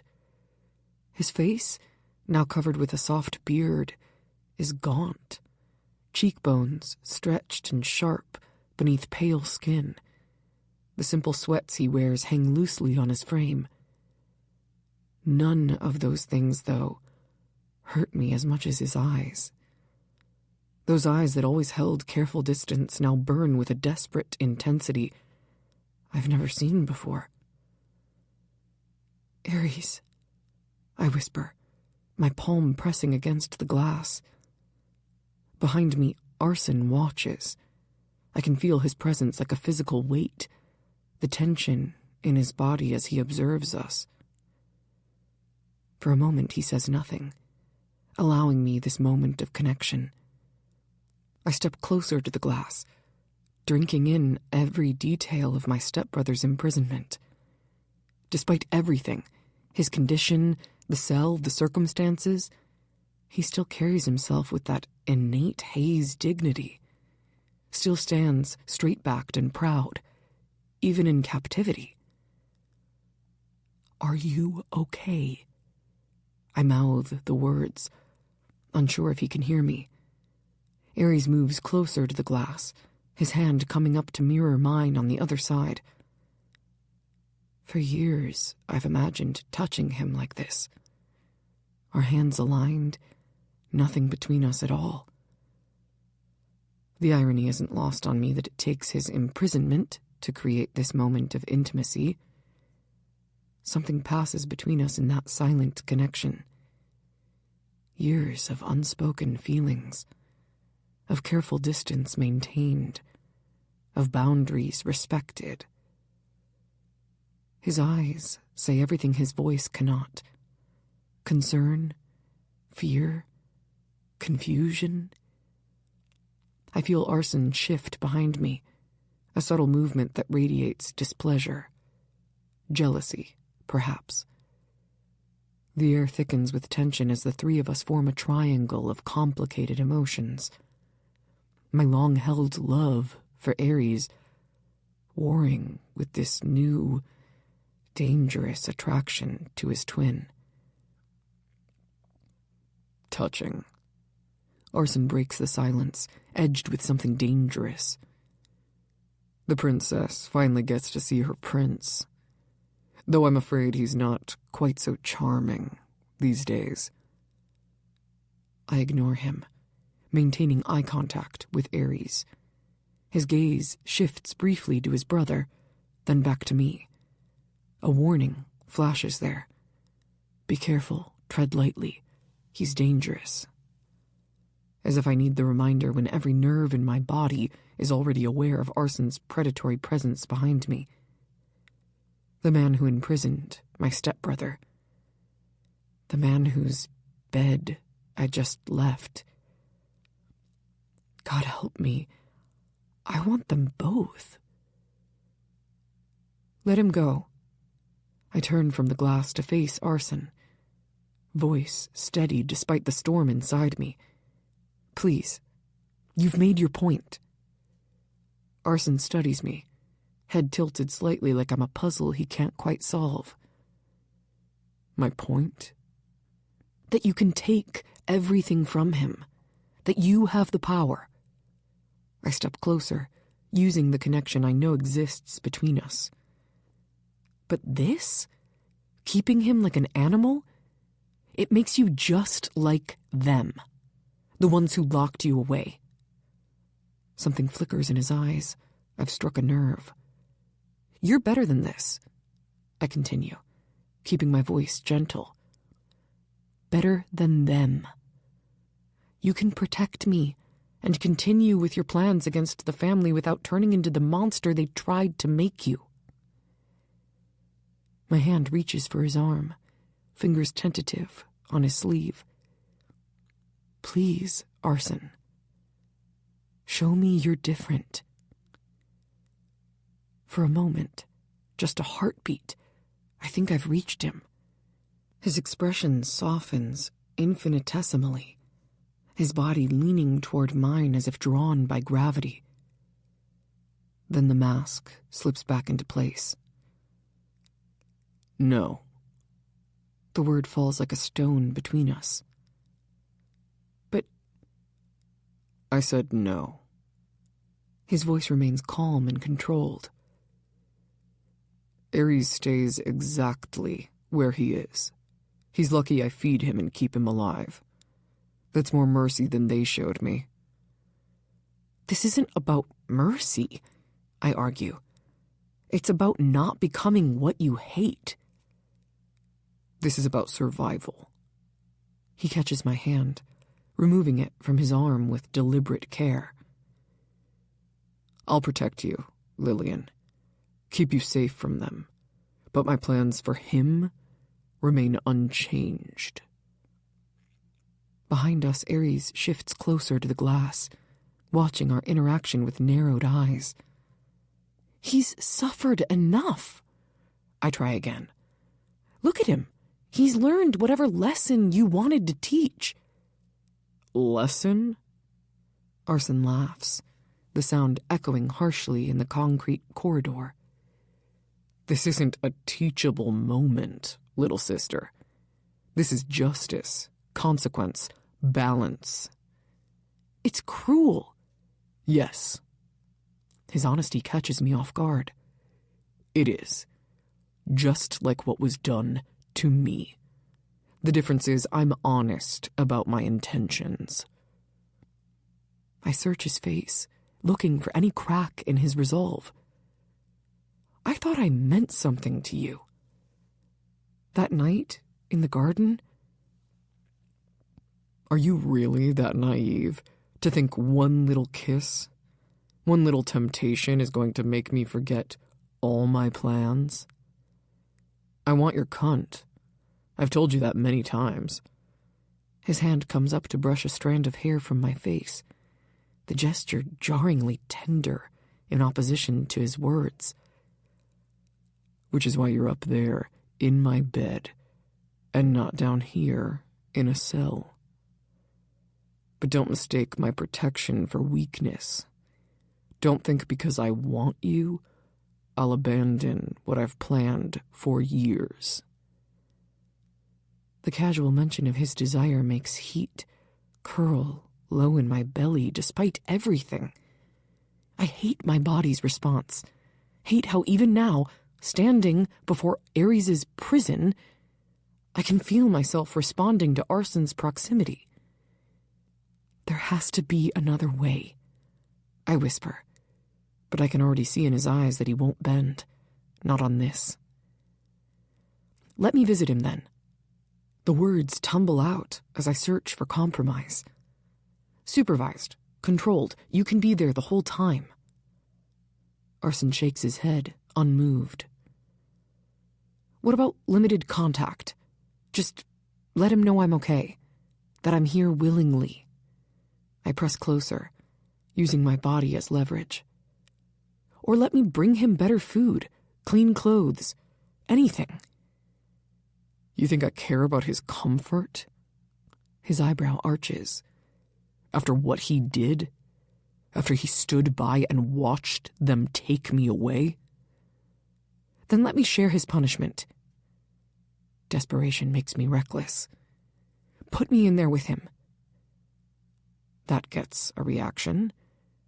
A dark flash in Arson's eyes. You want to be locked up with him? Is that it? The two of you playing house in captivity? No, Just what? His voice drops dangerously.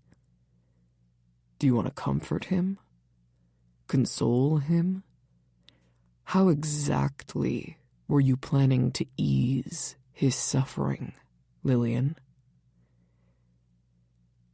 The innuendo hangs heavy between us, making my cheeks burn. It's not like that. Isn't it?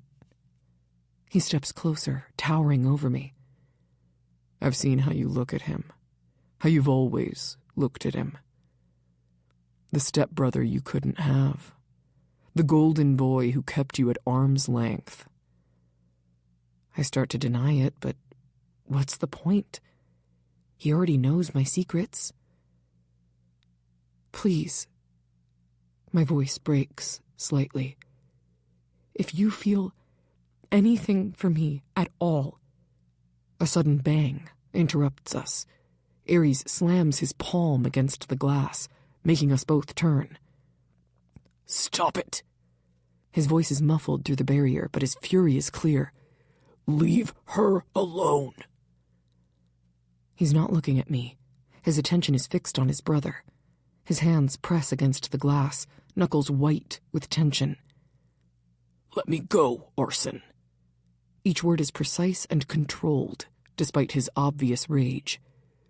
This is between us. Always has been. She has nothing to do with it. Arson's mouth curves in a smile that doesn't reach his eyes. But she does now, doesn't she? Thanks to you. If you hadn't kept her at a distance, if you hadn't made her so hungry for attention, she wouldn't be so responsive to mine. Ares pounds the glass again, harder this time. I watch them. Identical faces twisted with identical rage, mirror images of fury. The twin connection between them crackles like electricity, even through hatred. Stop it, both of you. I step between them, though the glass separates us. This isn't helping anything. Arson's eyes never leave his brother's face. Oh, I think it's helping quite a bit. Don't you want to hear what your precious stepbrother has to say, Lillian? His hand moves to a control panel on the wall, fingers hovering over a switch. Let's all have a nice family chat, shall we? Arson flips the switch with a theatrical flourish. A light above the window turns green, and suddenly Ares' voice fills the corridor. Swear to God, when I get out of here... He stops abruptly, realizing we can hear him now. His eyes lock on mine. Lillian? I'm here. My voice sounds small, even to my own ears. I'm okay. Arson leans against the wall, arms crossed, watching our interaction with predatory interest. Isn't this cozy? The family reunion you wanted, little sister. Though perhaps not quite as you imagined it. I ignore him, moving closer to the glass again. Now that I can speak to Ares directly, I drink in every detail of him. The weight loss, the shadows under his eyes, the tension in his shoulders. What did he do to you? Ares asks, gaze traveling over me as if checking for injuries. Are you hurt? Nothing. I press my hand to the glass again. I'm fine. I came willingly. His expression hardens.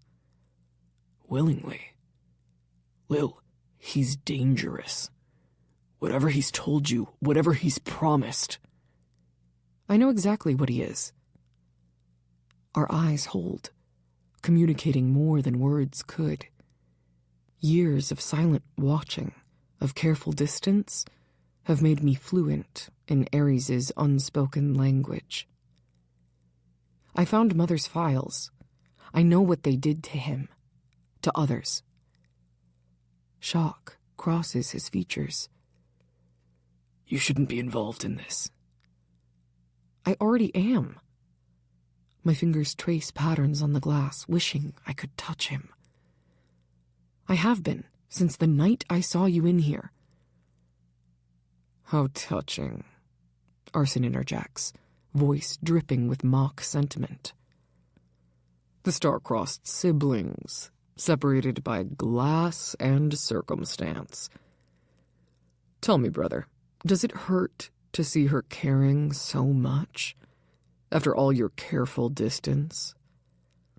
Ares ignores him, focused entirely on me. Listen to me. Whatever he's planning, whatever revenge he wants, you need to get away. These men backing him, they're dangerous. More dangerous than you know. My pulse quickens. You know about them? The men in suits? They're why he's doing this. Ares' eyes flick briefly to his brother. Ask him what happens when his usefulness ends. Ask him about the others they've used and discarded. They tried to get to me, too. And I know if Arson dragged you here to stay, it's because they must be sniffing around you, too. Arson pushes off the wall, but something flashes in his eyes as he moves toward me with fluid grace. That's enough family therapy for one day, I think. I'm transfixed by Ares' gaze, by the concern there. Not just for himself, but for me. For his brother, too, though he'd never admit it. It's going to be okay, I tell him, not knowing if it's true. I'm going to fix this. Lillian, don't. Ares starts, but I'll never know what warning he meant to give because Arson wraps an arm around my waist, pulling me back against his chest and away from the glass while deactivating the intercom. I said that's enough. Let go of me. I twist in his grip, nails digging into his forearm. Stop fighting. His voice carries a warning, but I'm beyond caution now. I struggle harder, watching Ares press against the glass, his face twisted with helpless rage. Let me talk to him. You can't just... I can do whatever I want. Arson's grip tightens painfully. This is my house, my rules, my game.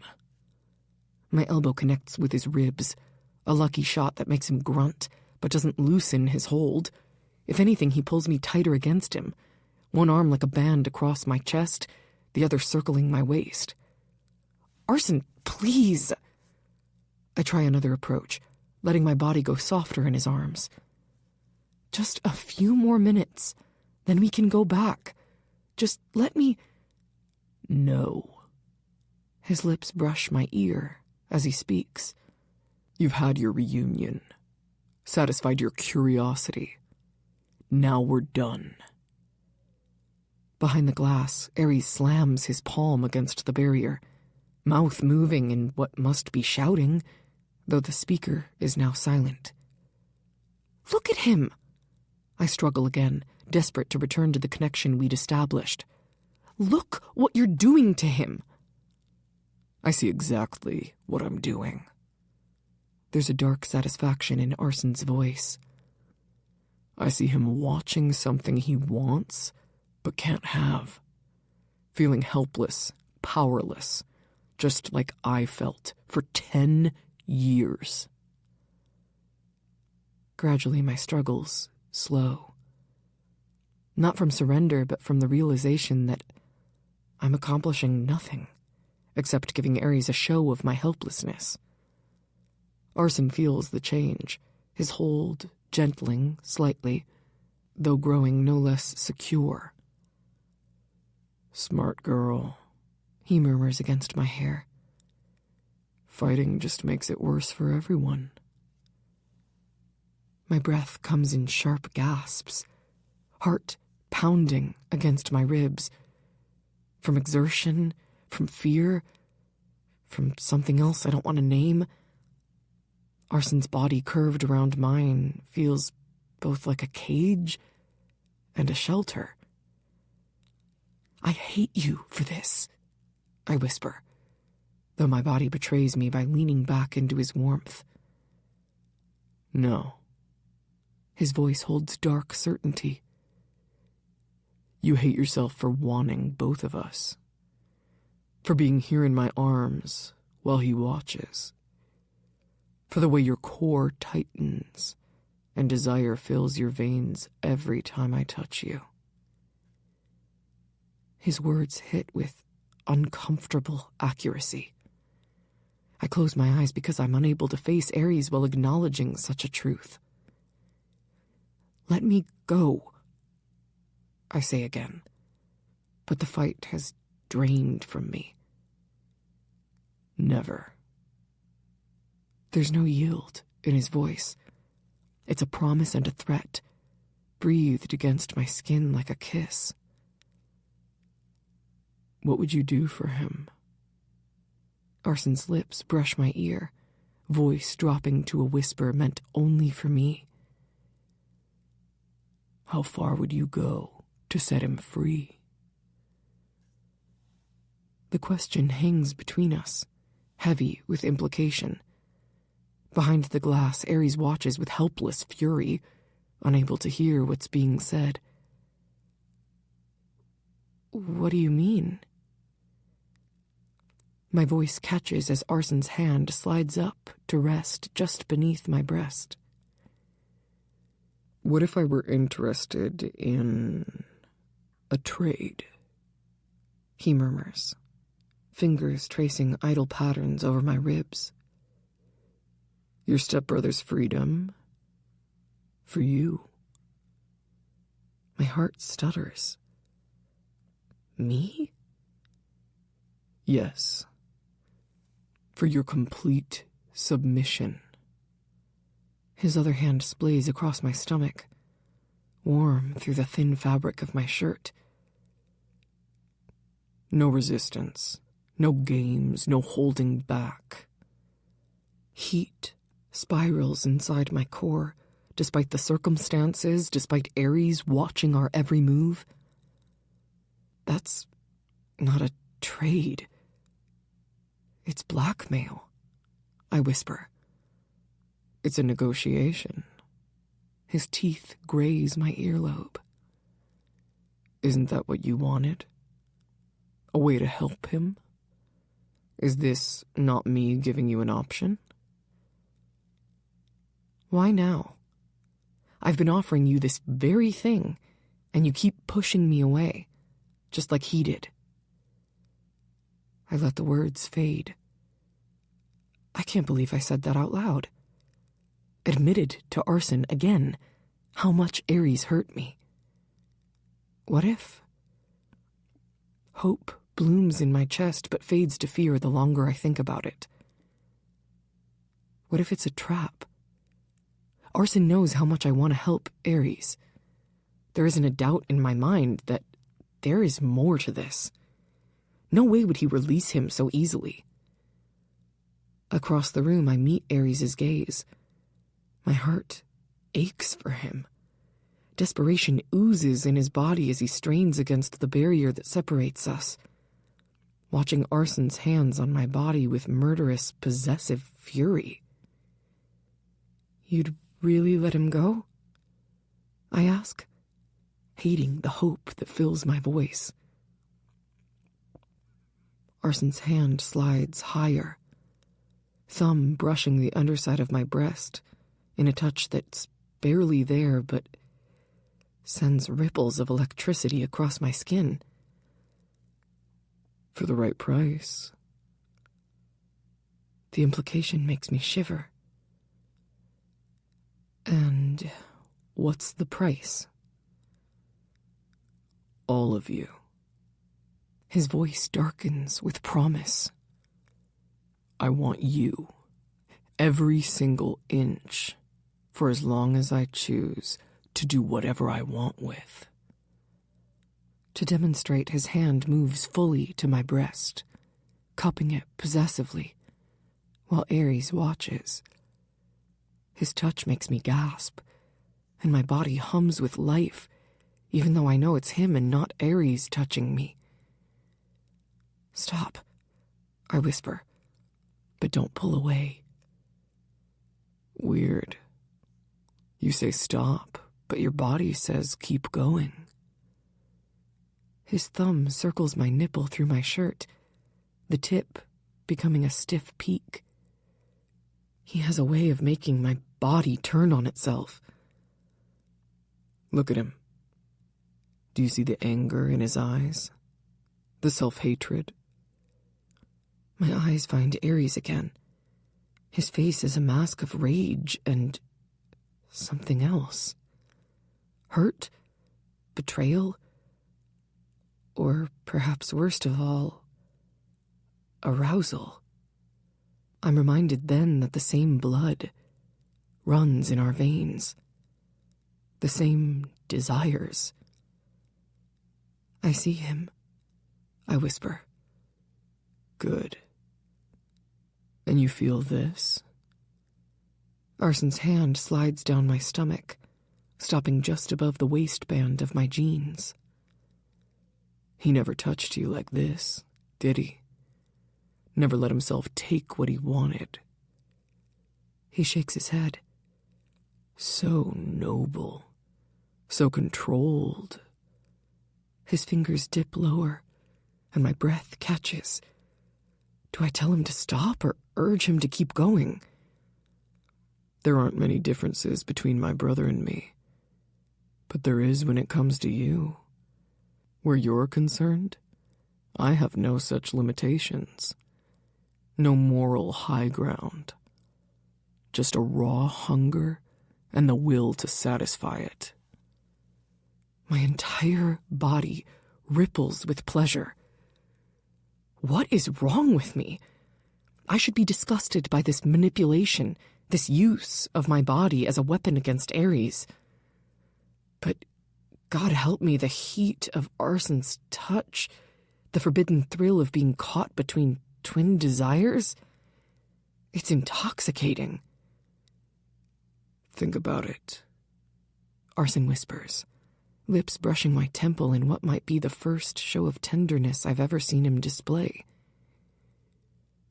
Your body and complete submission for his freedom. Seems like a fair trade. Then, as if the conversation and his touch were nothing but a dream, he releases me and steps away. The loss of contact leaves me swaying, burning with confused desire. Anyway, the family reunion is over, he says, voice returning to a normal volume. Say goodbye to your stepbrother. We still have the matter of how I plan to punish you for disobeying me. Chapter 23. Arson. I maintain my grip on her elbow as we head to the bedroom, not trusting that she won't bolt if given the chance. Her body remains rigid under my touch, the warmth from before gone cold after our confrontation with Ares. Exactly as I anticipated, the perfect little stepsister torn between twins, one she's loved from afar for years, the other she's drawn to despite everything. Or perhaps because of everything. The security door beeps as I punch in the code, shoving it open with more force than necessary. She stumbles slightly as I guide her into our shared living space, but I don't soften my grip. Can't afford to show weakness now. Sit. I gesture toward the kitchen table, finally releasing her. She obeys, perching on the edge of the chair like she might flee at any moment. Good. After that display earlier and the proposition I laid out with Ares watching, she should be wary. I move to the refrigerator, pulling out ingredients with mechanical precision. Cooking has always calmed me, giving my hands something to do besides violence. Right now, I need that distraction. Are you hungry? I keep my tone casual, as if we're just roommates having an ordinary evening. As if I didn't just propose to trade her body for her stepbrother's freedom. She doesn't answer, staring at her hands folded on the table. Lillian. Sharper now. I asked if you were hungry. No. The word comes out small, defeated, nothing like the fire she showed earlier. I study her while chopping vegetables with practiced efficiency. The knife feels good in my hand, familiar, controlled, unlike the chaos she brings to my carefully constructed plans. You should eat anyway. I slide the vegetables into a pan, the sizzle filling the silence between us. Need to keep your strength up. Her eyes flicked to mine briefly, then away. Why? So I can, what was it? Trade my body for his freedom? There it is, the spark I was looking for. Not completely broken, then, despite the submissive posture. Among other things, I focus on the food, not looking at her, though I'm still deciding whether that offer is on the table. Your performance was uninspiring. A slight intake of breath tells me the barb landed. Good. I need her to be off balance and reactive. Need to know which Lillian I'm dealing with, the manipulative strategist or the genuinely conflicted girl caught between twin desires. Because one I can control, the other might destroy everything. Pasta or rice? I ask as if we're having a normal conversation, as if the air between us isn't charged with possibility and threat. Just two people having dinner, nothing more, nothing less. The kitchen fills with silence, save for the hiss of cooking food and the precise rhythm of my knife against the cutting board. She hasn't answered my question about pasta or rice, another small defiance to add to the growing list. I set down the knife and turned to face her fully, leaning back against the counter. Her posture remains perfect, shoulders straight, chin slightly lowered, hands folded, the picture of submission. Too perfect, too controlled. Look at me, I command softly. She raises her eyes, and I search for clues in them. Is she plotting, calculating her next move, or genuinely defeated by seeing her precious Ares caged? Rice, she finally says, voice quiet, if you're making me eat. I am. I turn back to the stove, adding seasoning to the pan. Hard to properly beg with low blood sugar. I catch her slight flinch from the corner of my eye. Good. Her emotional reactions feed my beast. So, I keep my tone conversational while my mind races through scenarios. What exactly are you willing to do to save him? The question hangs in the air between us, heavy with implication. I don't turn to look at her, giving her the illusion of privacy while she formulates her answer. You already know. Her voice comes out steadier than I expected. I said anything. Anything is a dangerous word, Lillian.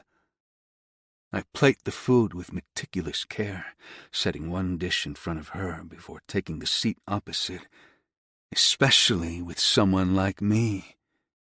Her eyes meet mine across the table. Someone like you? You mean a monster? I smile, pleased by her attempt to provoke me. Among other things, but monsters can be quite creative when given free rein. Is that what you want? She ignores the food in front of her. Free rein over me?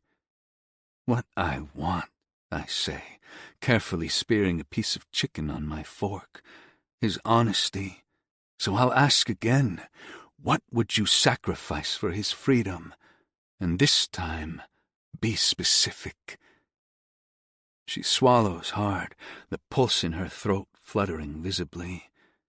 My body, my virginity, my obedience, whatever you want.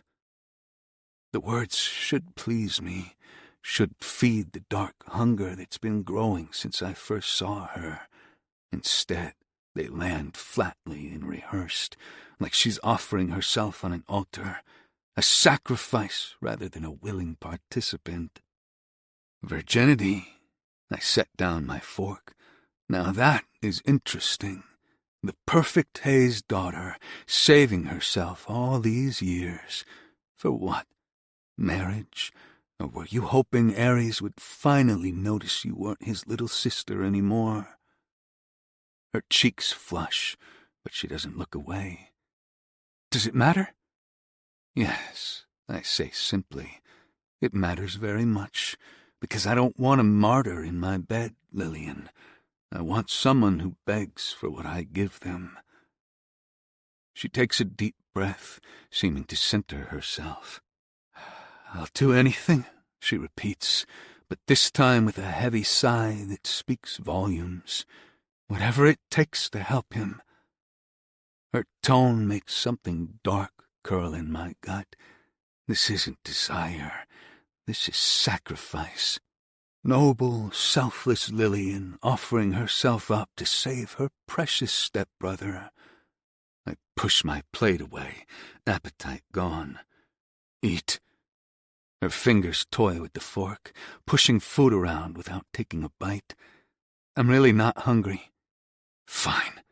I stand abruptly, chair scraping against the floor. "Let's skip the pretense, then. If you're so eager to trade your body for his freedom, we might as well begin." Her eyes widen slightly, but she nods, rising from her chair with the resigned dignity of someone facing a firing squad. She walks ahead of me to the bedroom, steps controlled, no hesitation, no fear, just acceptance of her fate.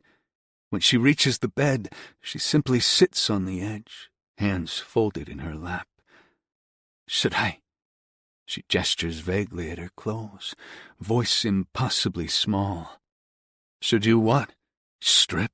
Lie back and think of England?" The sarcasm cuts through the room. "Tell me, was this how you imagined your first time? Offering yourself like a virgin sacrifice to the monster under the bed?" Her lack of response infuriates me further. She simply shifts up the bed, lying back against the pillows, eyes fixed on the ceiling. "Go ahead," she says softly. "I won't fight you." The last remaining shreds of control sever. This passive surrender isn't what I want. Isn't what I've been fantasizing about since I first pinned her against that wall. I want her fire, her defiance, her reluctant desire. Want her writhing under me, fighting her attraction even as she surrenders to it. Not this. Compliance. Anger burns in my veins. The need to destroy, to hurt, overtakes me. I grab the lamp from the nightstand and hurl it against the wall. The shattering of glass makes her scurry back against the headboard, her blue eyes wide with fear. "What? Is that what you think this is?" I snarl, snatching a book from the shelf and throwing it to join the shattered lamp.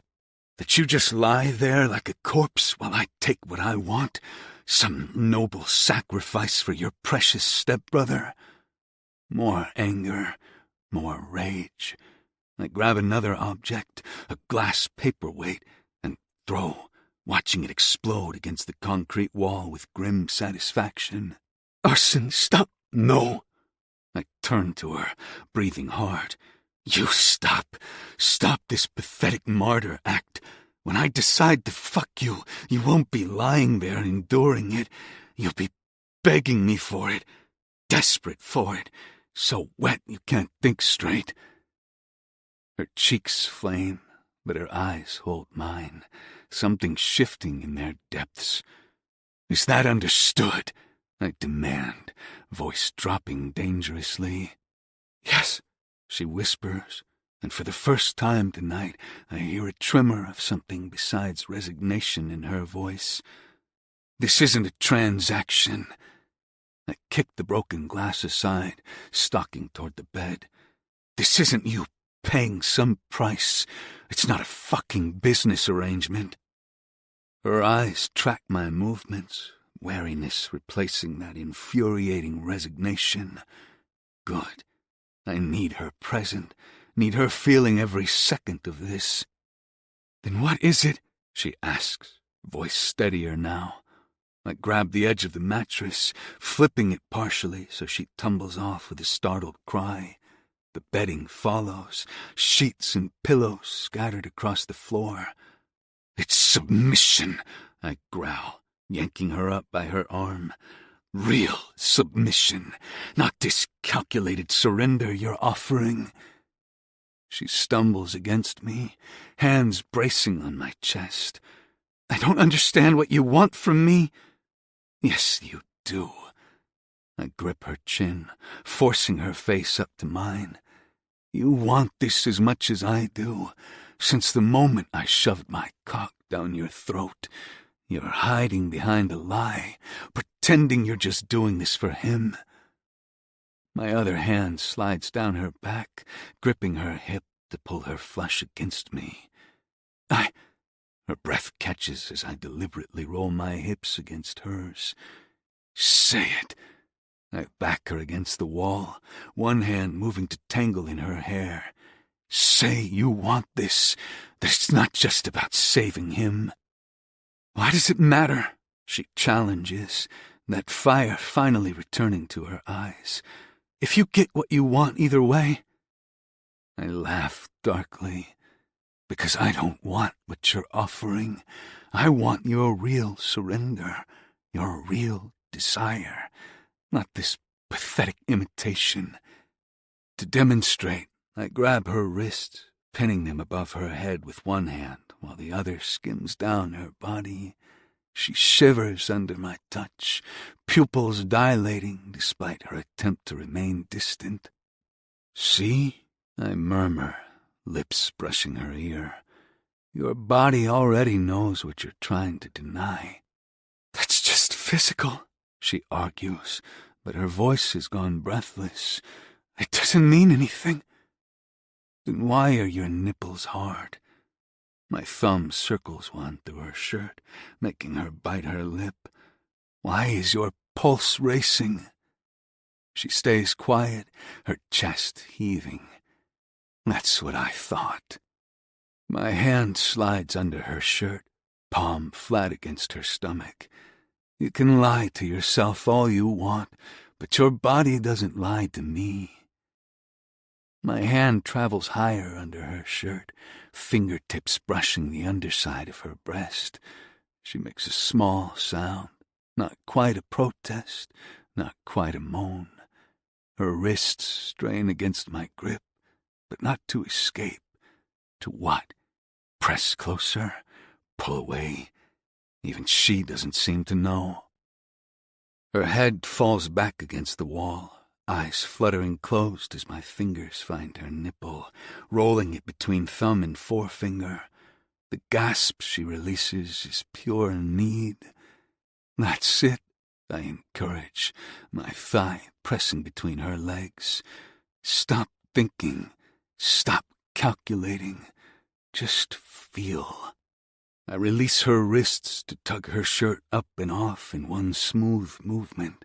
Her hands immediately come to my shoulders, not pushing away, but gripping like she needs an anchor in a storm. Beautiful, I murmur, taking in the sight of her in just her simple black bra. Even more perfect than I imagined. My mouth finds her neck, teeth grazing the sensitive skin there as my hands work her bra open. She whimpers when it falls away, leaving her exposed to my hungry gaze. Arson, she whispers, my name a question and a plea. Yes. I drag my fingertips down her sides, feeling her tremble. I'm sorry about earlier, about not listening. Her words come between shallow breaths, about seeing Ares without permission. The mention of my brother's name is like ice water being poured down my back. I step back slightly, though my hands remain on her waist. You disobeyed me, I say coldly, after I specifically told you to stay in the bedroom. She nods, eyes still dark with arousal, but now tinged with apprehension. Yes. Then you offered yourself up like some virgin sacrifice. I traced the curve of her breast, watching her nipple tighten in response, thinking I wouldn't notice you were just going through the motions. I wasn't. Don't lie. My hand slides down her stomach to the waistband of her jeans. Not when I can feel how wet you are right now. I pop the button open, lowering the zipper with deliberate slowness. I think both those things deserve punishment, don't you? Her breath hitches. Punishment? Yes. I slip my hand inside her jeans, over her panties, feeling the heat and dampness there. I promise you'll enjoy at least part of it. She trembles as my fingers press against her core through the thin fabric. What are you going to do? I'm going to make you understand the difference, I tell her, stroking slowly, between enduring something and begging for it. Take these off. I tug at her jeans, stepping back to give her space. Her fingers tremble on the waistband, hesitation warring with desire in her eyes. For a moment, I think she might refuse, but she doesn't. Instead, she slides them down her legs, revealing long, perfect limbs and simple black panties that match her discarded bra. Good girl. I move to sit on the edge of the bed, patting my thigh. Now come here. Understanding dawns in her eyes. You're going to spank me? Among other things. I gesture impatiently. Don't make me tell you twice. She approaches slowly, uncertainty in every step. When she reaches me, I guide her across my lap, positioning her so her upper body rests on the mattress, her ass perfectly presented. 5 for disobeying me. My palm rests lightly on the curve of her ass, feeling her tense beneath it. 5 for the martyrdom act at dinner. And we'll see how many more it takes for you to be honest about what you want. I don't. My hand comes down sharply on her right cheek, cutting off her protest. The sound echoes in the quiet room, followed by her startled gasp. 1, I count softly, rubbing the pink mark blooming under her panties. Still want to tell me what you don't want? Her only response is a shaky exhale. I thought so. Another sharp smack, this time to her left cheek. 2. She flinches, but doesn't try to move away. My free hand slides beneath her, fingers finding her hot, damp center. Getting wetter with each strike, I observe, circling her clit through her panties. Still want to pretend this is just a sacrifice for your stepbrother? Please, she whispers, though whether she's asking me to stop or continue isn't clear. Please what? I deliver the third smack harder than the previous 2. She buries her face in the bedding, muffling a sound that might be pain or pleasure or both. I take the opportunity to tug her panties down, bearing her completely to my gaze. Beautiful, I murmur, stroking the reddened skin. The 4th and 5th strikes come in quick succession, my palm connecting with bare flesh. She cries out, body jerking, but my arm around her waist keeps her pinned in place. Halfway there, I slip my fingers between her thighs, finding her slick and swollen.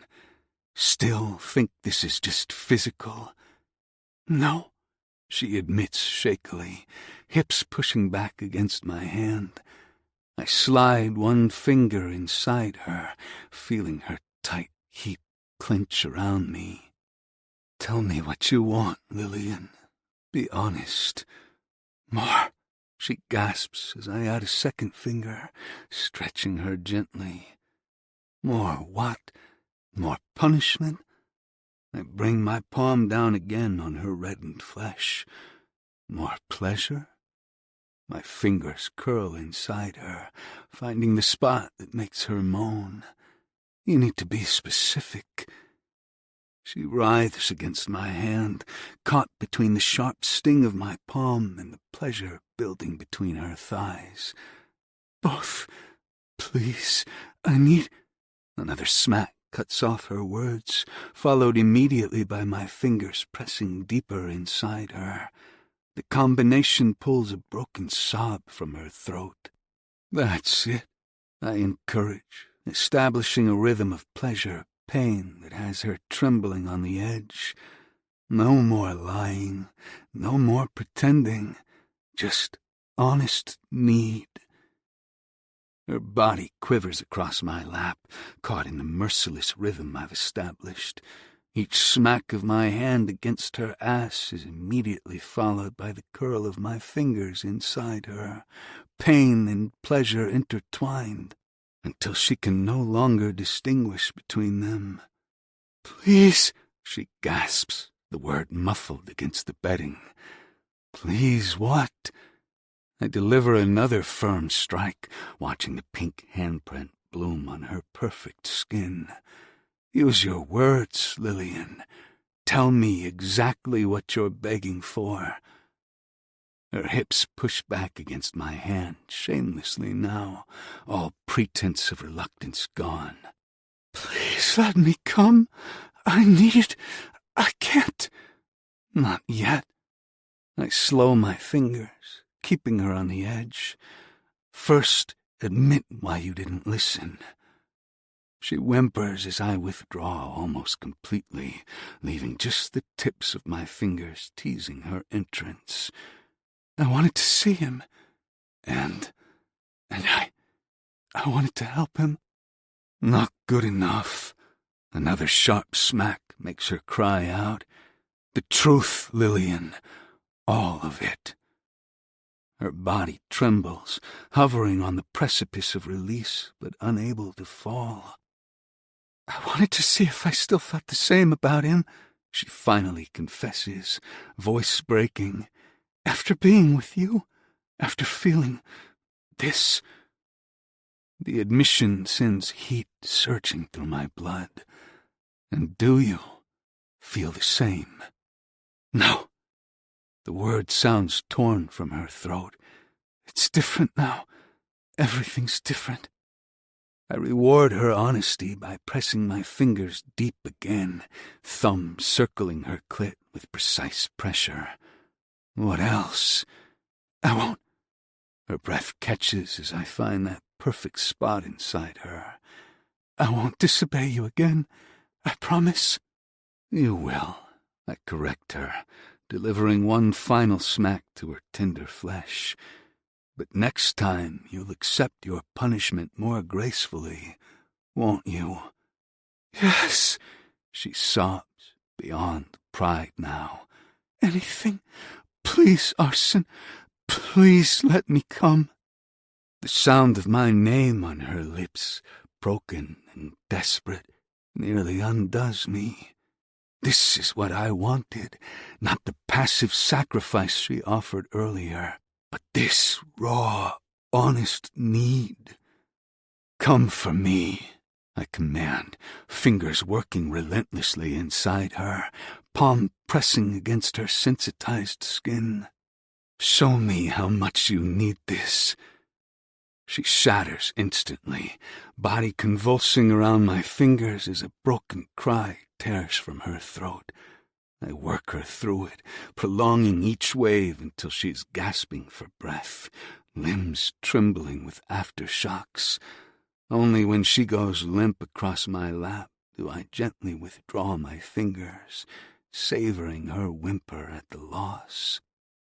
With careful hands, I rearrange her on the bed, watching her face as she slowly returns to herself. Her eyes, when they finally open, hold something new, wonder mixed with confusion, desire tangled with fear.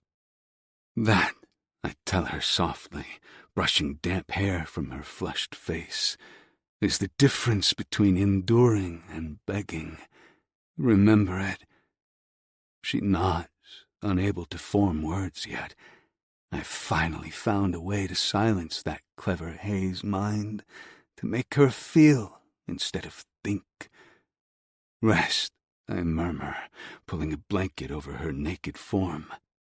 Tomorrow we'll discuss exactly what your stepbrother's freedom will cost you.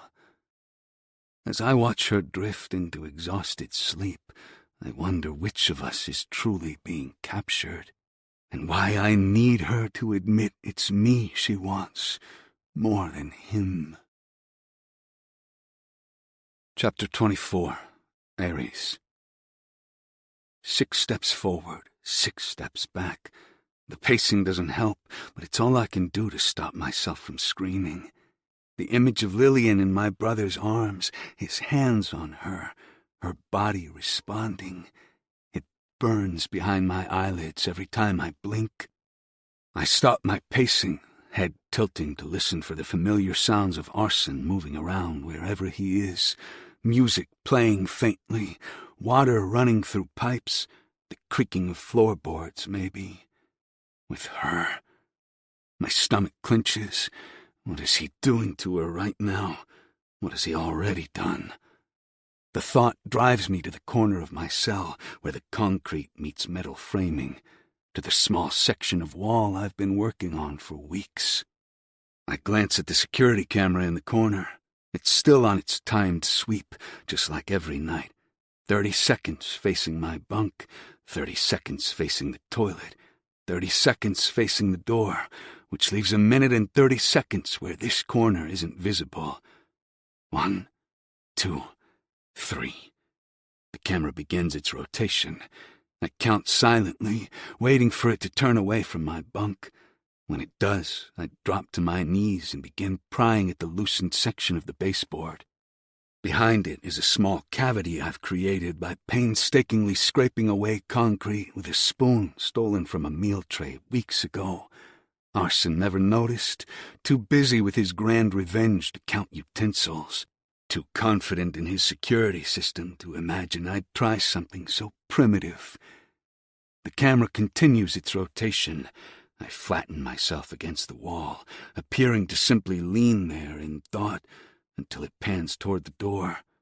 Then I'm moving again, retrieving the spoon from its hiding place inside my thin mattress. Back to the corner, digging frantically now. The concrete dust coats my fingers. It gets under my nails and mixes with sweat to form a gritty paste. I don't care.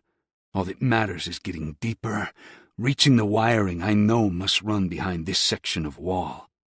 Old wiring I noticed in the hall ceiling means vulnerabilities I can exploit. The camera completes another rotation. I press against the wall again, breathing hard, planning my next move. 30 more seconds, then back to work. I have to get out, have to save her from him, from herself. The spoon's handle snapped days ago, leaving me with just the bowl, a crude scraper that tears at my fingertips as I work. Each rotation of the camera allows another frenzied 30 seconds of digging. My fingernails split, the nail beds turning bloody, but I barely notice.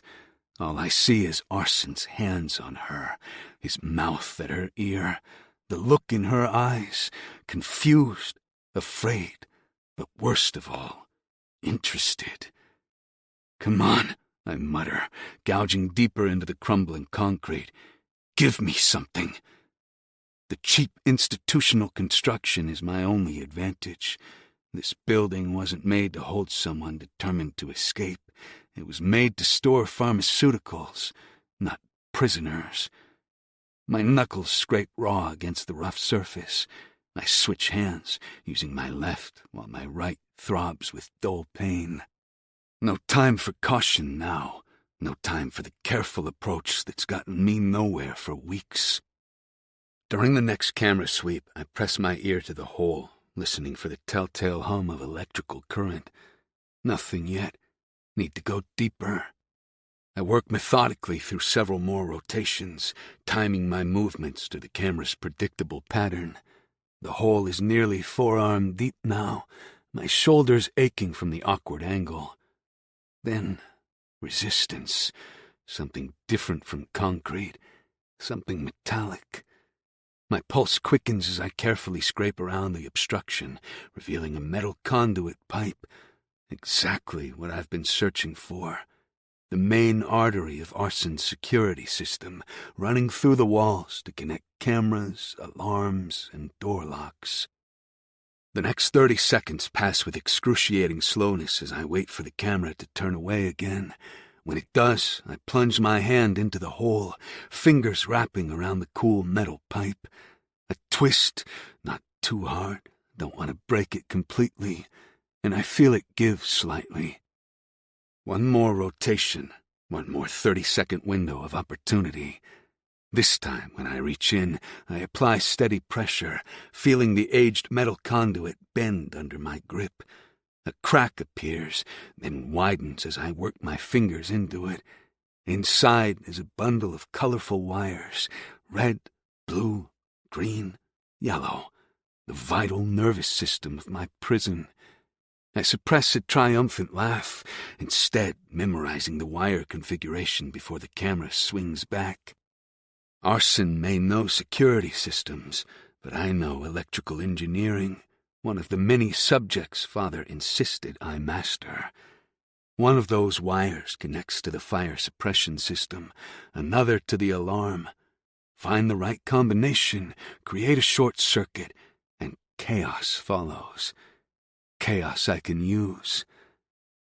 As the camera pans back toward my corner, I lean casually against the wall, heart racing, but expression neutral. Just a man contemplating his captivity, not a man about to burn it all down. The next rotation feels eternal. I rehearse the wire layout in my mind, blue and red for power, yellow for data transmission, green for ground. Standard commercial configuration. The system likely runs on a 24-volt circuit, enough to hurt like hell, but probably not lethal. Probably. When the camera finally turns away, I'm back at the hole instantly, fingers reaching for the exposed wiring.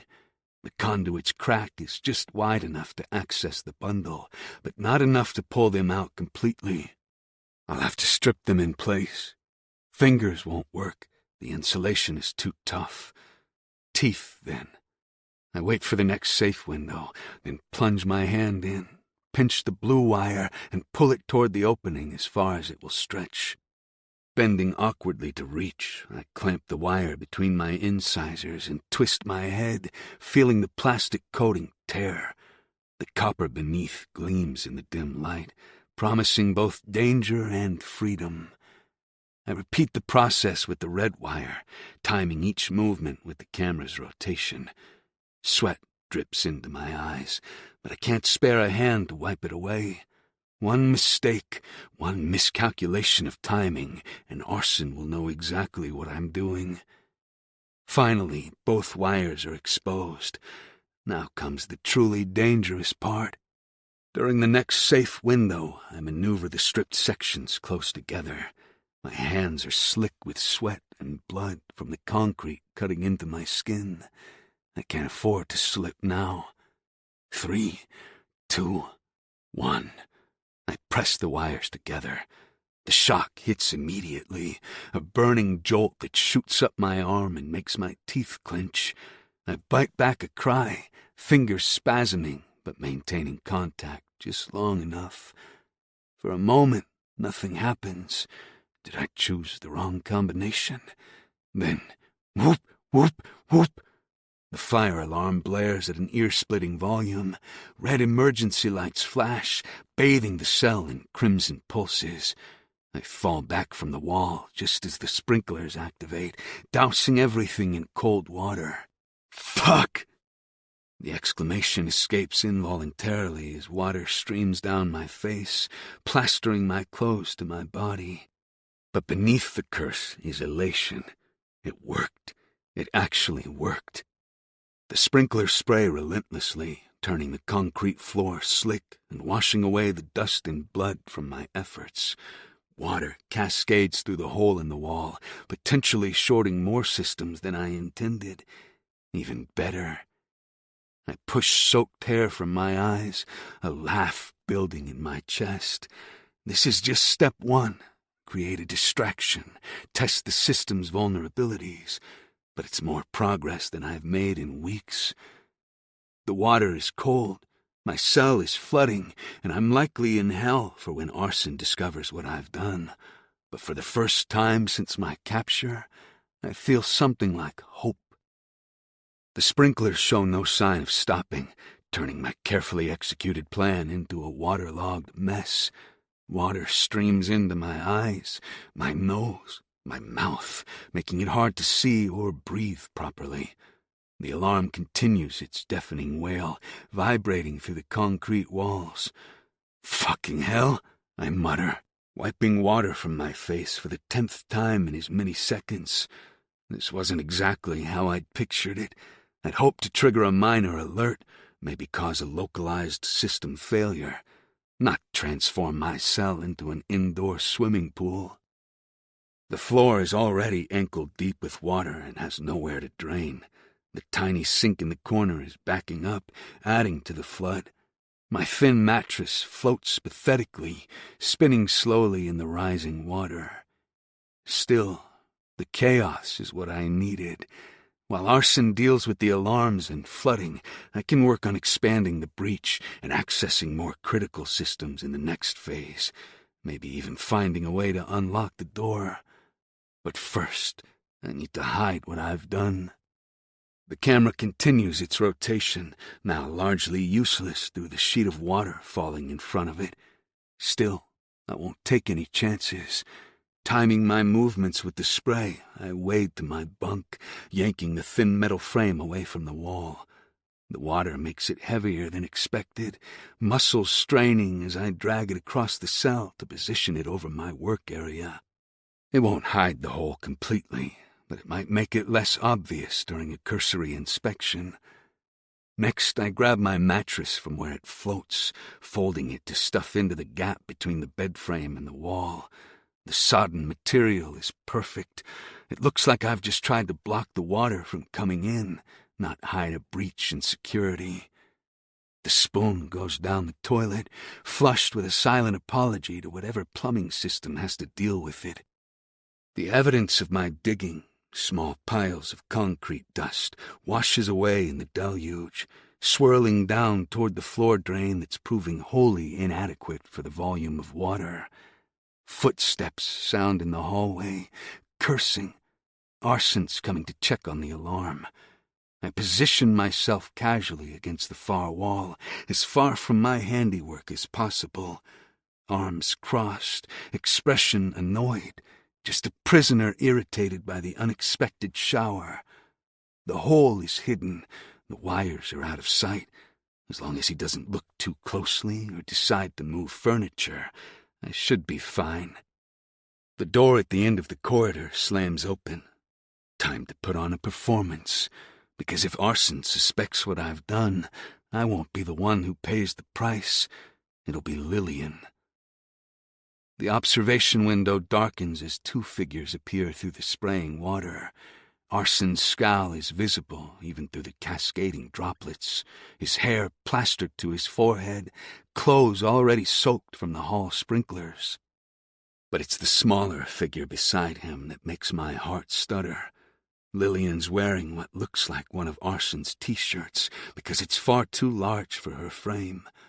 Her hair hangs in wet tendrils around her face, eyes wide as she takes in my flooded cell. Arson slams his palm against the intercom button. "What the fuck did you do?" His voice crackles through the speaker system, competing with the wail of alarms. I adopt an expression of innocent confusion, spreading my arms wide at the deluge. "Me? I'm just enjoying the unexpected shower. Your security system appears to be having issues."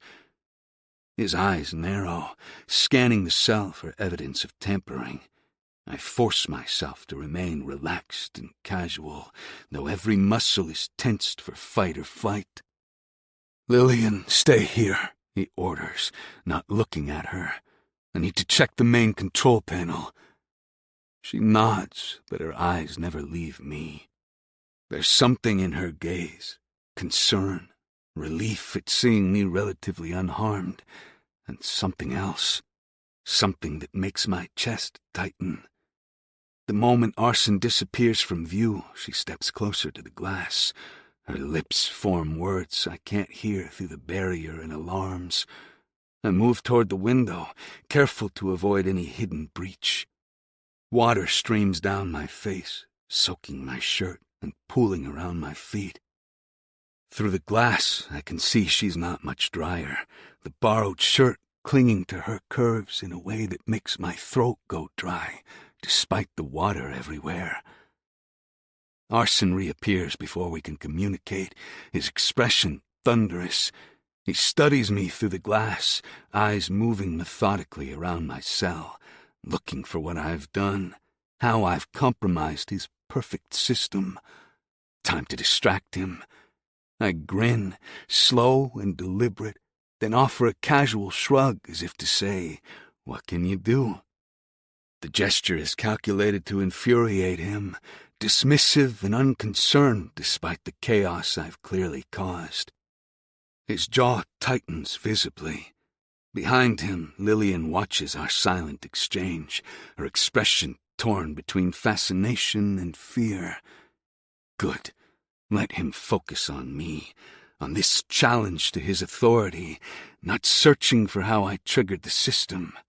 Because next time, I won't just set off alarms. Next time, I'll walk right out that door and take her with me. The sprinklers continue their relentless downpour, soaking everything. Maintaining eye contact with my brother, I reach for the hem of my sodden shirt and peel it slowly upward, revealing the body that mirrors his own. Every movement is deliberate, unhurried. Arson's eyes narrow, understanding exactly what I'm doing. I toss the shirt aside with theatrical carelessness. Water streams down my chest, following the contours of muscles that have grown leaner but no less defined during my captivity. I've made sure of that, using the limited space to maintain my strength while preparing for this moment. Through the glass, I see Lillian's expression shift. Her eyes track the movement of water down my torso, a flush rising to her cheeks that has nothing to do with the alarm's red glow. Does she look at him the same way? Does she notice we're identical, yet fundamentally different? I stretch, rolling my shoulders as if simply relieving tension. Every motion is calculated to remind both of them that Arson and I share the same form, the same genetic blueprint, the same potential for attraction. The soap dish beside my small sink is still intact. I reach for the bar of institutional soap, turning it slowly in my hands. Arson's jaw tightens further as he realizes what's coming next. With deliberate sensuality, I begin to wash, hands moving in slow circles across my chest and down my abdomen. Nothing overtly sexual, just a man cleaning himself, but the subtext is unmistakable. Look at me, my actions say. Remember, we're identical. Whatever he offers, I can match, but I can do it better. Lillian can't seem to look away, her lips slightly parted. I see Arson notice her reaction, see the muscle in his cheek jump with suppressed fury. This is how we've always fought, not with fists, but with psychological warfare, finding weaknesses, then exploiting them mercilessly. The difference is that now the stakes involve more than brotherly rivalry. Soap suds mix with sprinkler water, sliding down my skin in rivulets. I maintain eye contact with my brother as I wash my neck, my shoulders, and down my arms. The same arms that could hold her, the same hands that could touch her. You're not special, every movement tells him. You're just a copy, a reflection. Whatever claim you think you have on her isn't unique. I had her first, and I'll be the one who gets to walk away with her. His expression darkens to something dangerous. Good. An angry arson makes mistakes, and I only need one mistake to end this game. I turn slightly, presenting my profile while continuing my impromptu shower. The movement places me directly under the brightest emergency light, highlighting the differences between us. My skin is smooth, where his is scarred, visual proof of our divergent paths. A reminder that beneath identical exteriors lie very different men. Arson's reaction is immediate and visceral. His hand locks around Lillian's wrist, yanking her back from the glass where she's been watching me with undisguised fascination to face him. The movement is possessive and territorial, claiming what he considers his. The speaker flicks on again. Is this what you want? Is this what your little rebellion is about? Because from where I'm standing, she seems to be mine. All mine. Enjoying the show?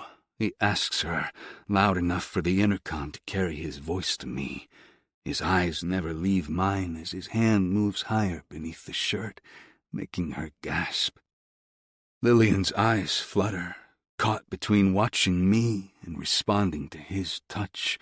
Her back arches slightly, pressing into him despite herself. The sight makes my blood boil. This is what happens when you play games, Arson continues, his free hand coming up to tilt Lillian's face toward me. You get to watch what you can't have. His mouth finds her neck, teeth grazing the sensitive skin there while his hand continues its exploration beneath the shirt. Lillian's lips part, her breathing visibly quickening even through the cascading water. It's a performance designed to torture me, to remind me of my powerlessness, of what he can take while I watch, unable to intervene.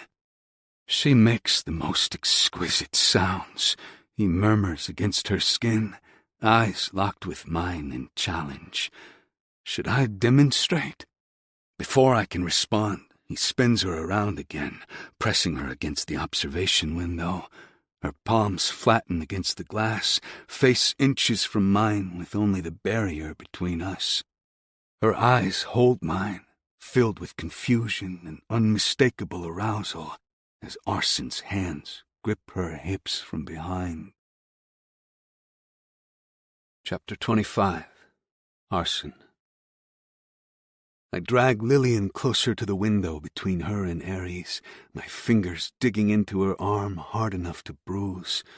The alarms continue their deafening wail, water streaming from sprinklers overhead, but all I can focus on is the way she looks at him, the silent communication between them. The fire alarm is part of a larger problem I need to solve immediately. Arson, you're hurting me, she gasps, stumbling to pull herself away. I don't respond, and I don't relent. My mind races with images of her eyes tracking the water down his chest, her lips parting unconsciously, the same lips that were pressed against mine hours earlier, the same body that trembled under my hands. Does he really think he can challenge me from inside a cell? I have no choice but to prove to him who is in charge. Lillian stares at the observation window again, water pooling around our feet. Ares stands exactly where I left him, with an insufferably smug smile on his face, testing me, taunting me, using our identical bodies as a weapon. It's time to show him what real pain is. I reach for the control panel beside the window, flipping the intercom switch to on. The red light blinks, confirming the connection is live. Every sound from this side of the glass will now be broadcasted into his cell. Perfect. I think it's time I show you what real pain is, I call out, voice cutting through the alarm's wail. Give you a taste of what it was like to be trapped behind glass and forgotten, while everyone else continued to live their lives. Hurting her won't change what happened, Ares tells me, acting as if I don't know that. I'm not stupid. I know it won't change the past, but it will fucking hurt you, and that's all that matters to me. Ares' gaze narrows, darting between me and Lillian, who stands shivering in her wet clothes, my t-shirt plastered to her curves, and leaving little to the imagination.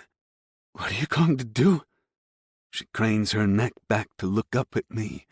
I don't miss the hint of worry in her voice. Even if she refuses to say it, I know she's scared.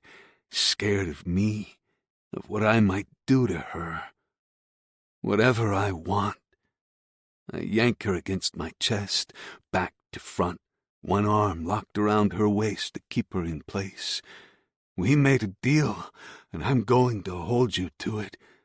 Let her go. Don't be a coward. If you want to hurt me, get in this cell. I don't think letting her go is an option anymore. I bury my nose into her spun gold hair and breathe her sweet scent into my lungs. So fucking intoxicating. I think the only way you'll ever be able to understand the pain I went through is to watch me fuck and corrupt the girl you refused to take, all because you were too worried about what others might say. My free hand slides up her throat, tilting her face toward the glass so Ares can see every expression that crosses it. Water droplets from the sprinklers run down her cheeks like tears, and while there is a flicker of worry in her gaze, defiance bleeds through it. Through the glass, I watch my brother's casual pose grow tense, his hands curling into fists at his sides. Good. I want him fully present for what comes next. Want him to witness every moment of her surrender to me. I want him to feel hopeless and defeated. Arson, don't do this. His voice trembles slightly. No turning back now. You wanted her attention, right? I call to him, lips against Lillian's ear while I keep my eyes locked on his. And here she is. You can blame yourself for everything that happens next. Powerless rage, impotent fury. That's how he looks, a mirror image of what I felt for 10 years in that institution. Only this time, I'm the free one, and he's experiencing the same hopelessness I endured. My lips brush Lillian's ear, voice pitched perfectly to carry through the intercom. I'm going to take you right here, I whisper, watching Ares through the glass, and he's going to bear witness to it. Every thrust, every moan I pull from those pretty lips. He's going to watch you succumb to his villainous twin brother. Her body stiffens, an involuntary shiver rippling down her spine. She's afraid, yes, but there's something else there, too. Arousal. She's turned on by the danger, the taboo, the darkness that connects the three of us. Please, she whispers, not like this. I laugh softly, letting my hand slide down to cup her breast through the wet shirt. No? You didn't seem to mind my hands on you last night, the way you begged when I punished you. If I recall, you passed out after I finger-fucked you so hard you saw stars, didn't you? Ares slams his palm against the glass, the sound competing with the alarms that are still blaring. His face contorts with fury as I slowly, deliberately roll Lillian's nipple between my fingers, making her gasp. Even while I'm using her body for revenge, there's no way to stop myself from giving her pleasure. Did she tell you, brother? I yell while maintaining eye contact with him. It's actually quite poetic how she offered herself to me in exchange for your freedom, bargained with me, said she would give me her virginity in return. Lillian squirms in my arms, trying her best to turn her face away, But I'm stronger, and it takes little effort to hold her in place, forcing her to see the look on Ares' face. Such a noble sacrifice, I mock, letting my hand travel lower, fingers splaying across her stomach. Stop it, she pleads, struggling in my grasp. Ares pounds his fist against the glass again, mouth forming words I can't hear over the alarms, but can easily interpret from his expression. Threats, promises of violence. This is exactly what I want from him. Raw, uncontrolled emotion. No need to worry. I continue, my hand dipping lower and finding the hem of the oversized shirt. I won't hurt her, not any more than I have to when I shove my cock deep inside her virgin pussy, claiming her all for myself. I might even let you see what her virgin blood looks like, smeared on my cock. Lillian makes a sound of protest that turns into a gasp as my fingers slip beneath the shirt, finding the damp heat between her thighs. I stroke her slowly, deliberately, making sure Ares can see the movement of my hand beneath the fabric. A slow and painful death. This is how I get to him. This is how I make him understand what it felt like to spend 10 years in that cell. So wet already, I murmur, loud enough for the intercom to catch. Is it for him or me, I wonder? The brother you've wanted for years, or the one who isn't afraid to take what he wants? Her head falls back against my shoulder as my fingers circle her clit, her body betraying her despite her shame. Ares watches, knuckles white where he grips the edge of the observation window. Should I tell him how good you feel? I ask, slipping one finger inside her. So tight and warm, so fucking perfect. I pump in and out of her slowly. What about how you sound when you come? Or maybe I should just show him. Ares slams both fists against the glass, the impact so violent I'm surprised it doesn't crack. The sound echoes even over the alarms, a physical manifestation of his fury. His mouth forms my name, a curse, a threat, a promise of vengeance. His composure is completely shattered, that smug control replaced with an animal impotence trapped in a cage. Perfect. I flick a switch on the panel and pump in some of the quelling drugs I keep in the system just for this purpose. Not enough to put him out, but enough so that he doesn't hurt himself during this little confrontation. Look how angry he is, I whisper against Lillian's neck, never taking my eyes off my brother, watching another man touch what he was too cowardly to claim. My fingers continue their steady rhythm between her legs, circling her clit before dipping back inside, feeling her clench around me despite her obvious conflict. Each stroke draws a muffled sound from her throat, part protest, part pleasure. Please, she begs, but whether she's asking me to stop or continue isn't clear. I withdraw my hand from beneath her shirt, bringing my fingers to my lips. Maintaining eye contact with Ares, I slowly lick her wetness from them, making sure he sees every movement. Delicious, I announce, and so fucking sweet. I wonder if he's imagined what you taste like, too. Ares backs away from the glass, his chest heaving. Then he charges forward, shoulder connecting with the window in a futile attempt to break through. The impact makes him stagger backward and stumble in the pooling water. Time to escalate. I turn Lillian to face me, keeping us positioned so Ares has a clear view of her profile, of my hands on her body.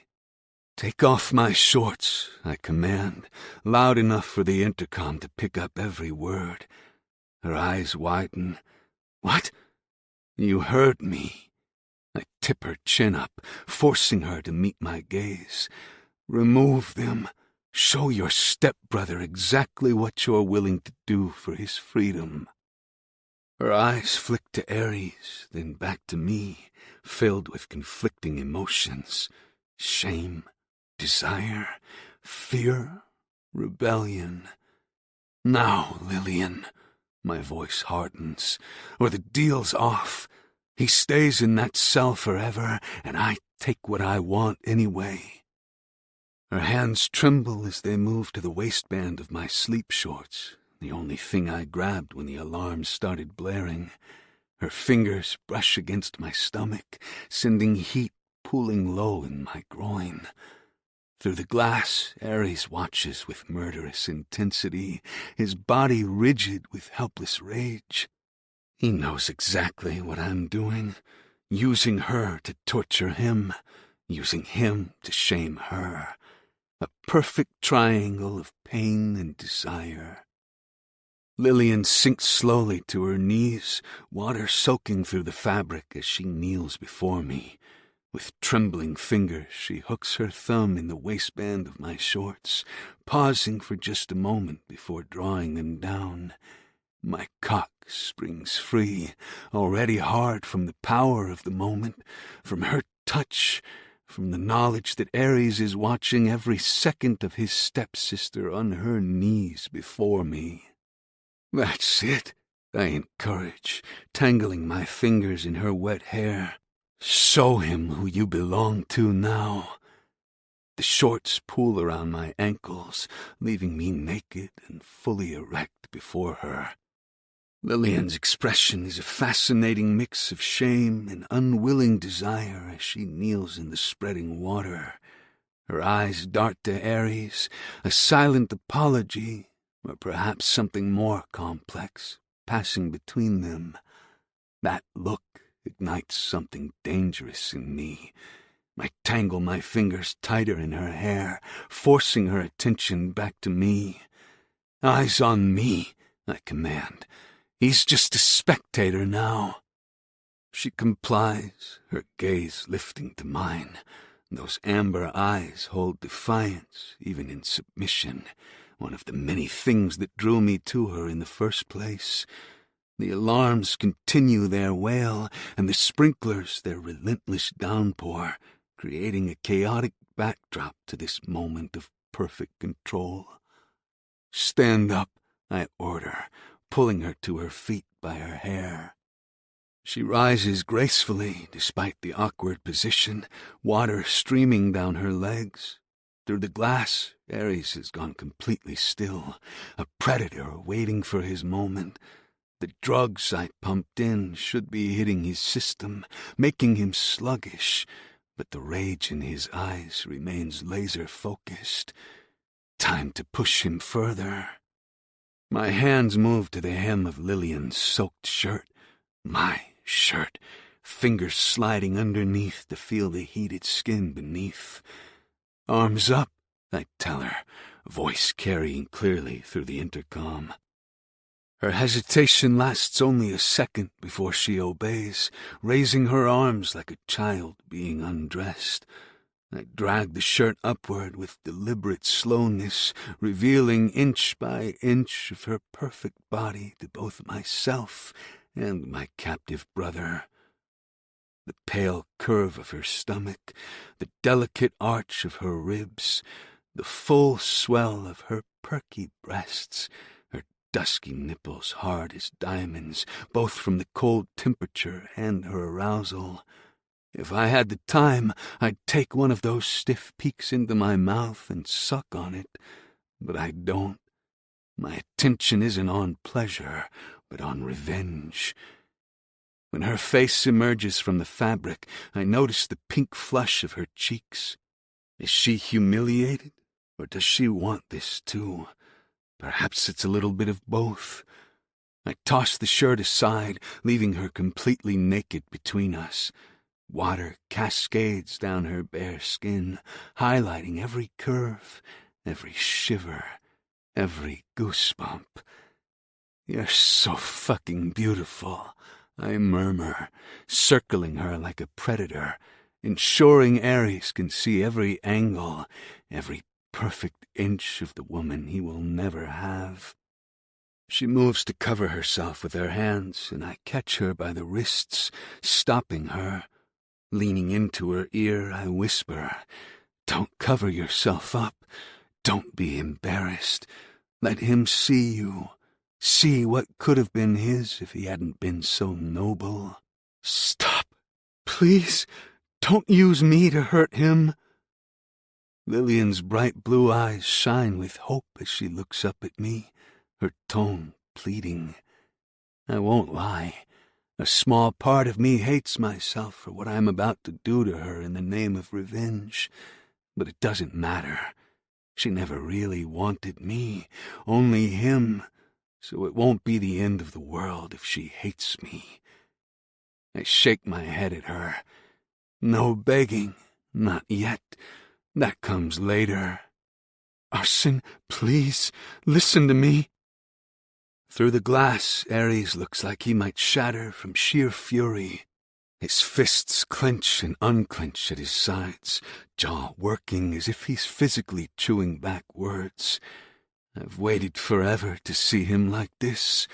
The drugs pumping into the cell are working, slowing his reactions, but his eyes remain clear and murderous. "I'm listening. You told me you wanted to save him, that you would do anything I wanted. Remember that?" I press against Lillian from behind, my erection sliding over the cleft of her ass. "I didn't think you'd really do it," she whispers. I wrap my arms around her and take her breasts into my hands. Her body involuntarily arches into my touch. "So fucking responsive," I say, looking directly into Ares' eyes. After a moment, I pinch her hardened nipples before rolling them between my forefinger and thumb. "Arsen," she says my name in a gasp, and I'm not sure if she's asking me to stop or keep going. It doesn't really matter. This is what she wanted, what she offered me. And now I'm collecting. "Shh, I've got you. This is the offer you made me, one I can no longer refuse. It's time for me to claim my prize." I maneuver Lillian toward the observation window, positioning her directly in front of where Ares stands. The sprinklers have finally begun to taper off, the water reducing to a light spray that beads on her naked skin like diamonds. "See how perfectly she fits against me? Against us, I should say, since we share the same body, don't we, brother?" The murderous rage in his eyes should have been enough satisfaction, but I didn't come this far to throw in the towel. "Hands on the glass," I order, pressing my palm between her shoulder blades until she complies. Slowly, she places her palms flat against the window, fingers splayed, body trembling. The position forces her to bend slightly, presenting her ass to me as she faces Ares. Perfect symmetry. Her hands pressed to the glass as if reaching for him, her body positioned to receive me.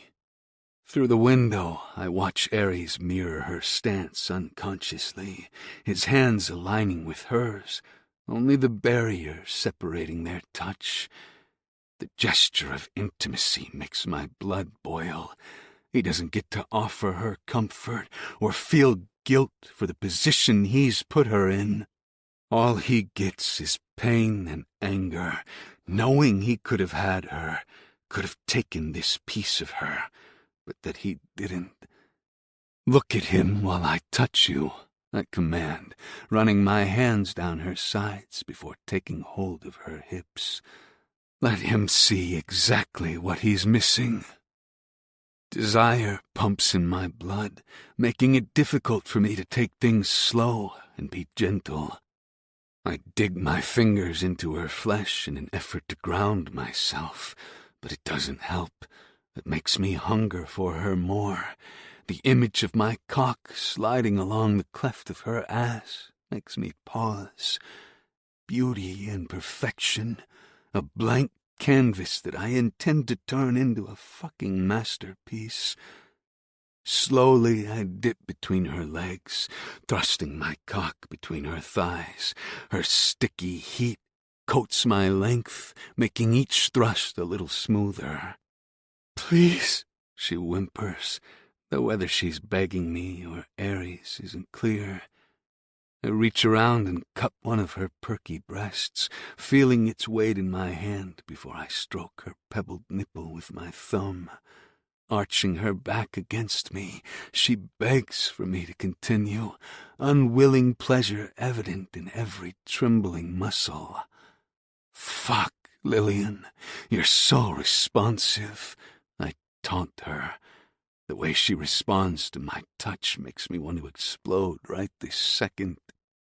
"Arson."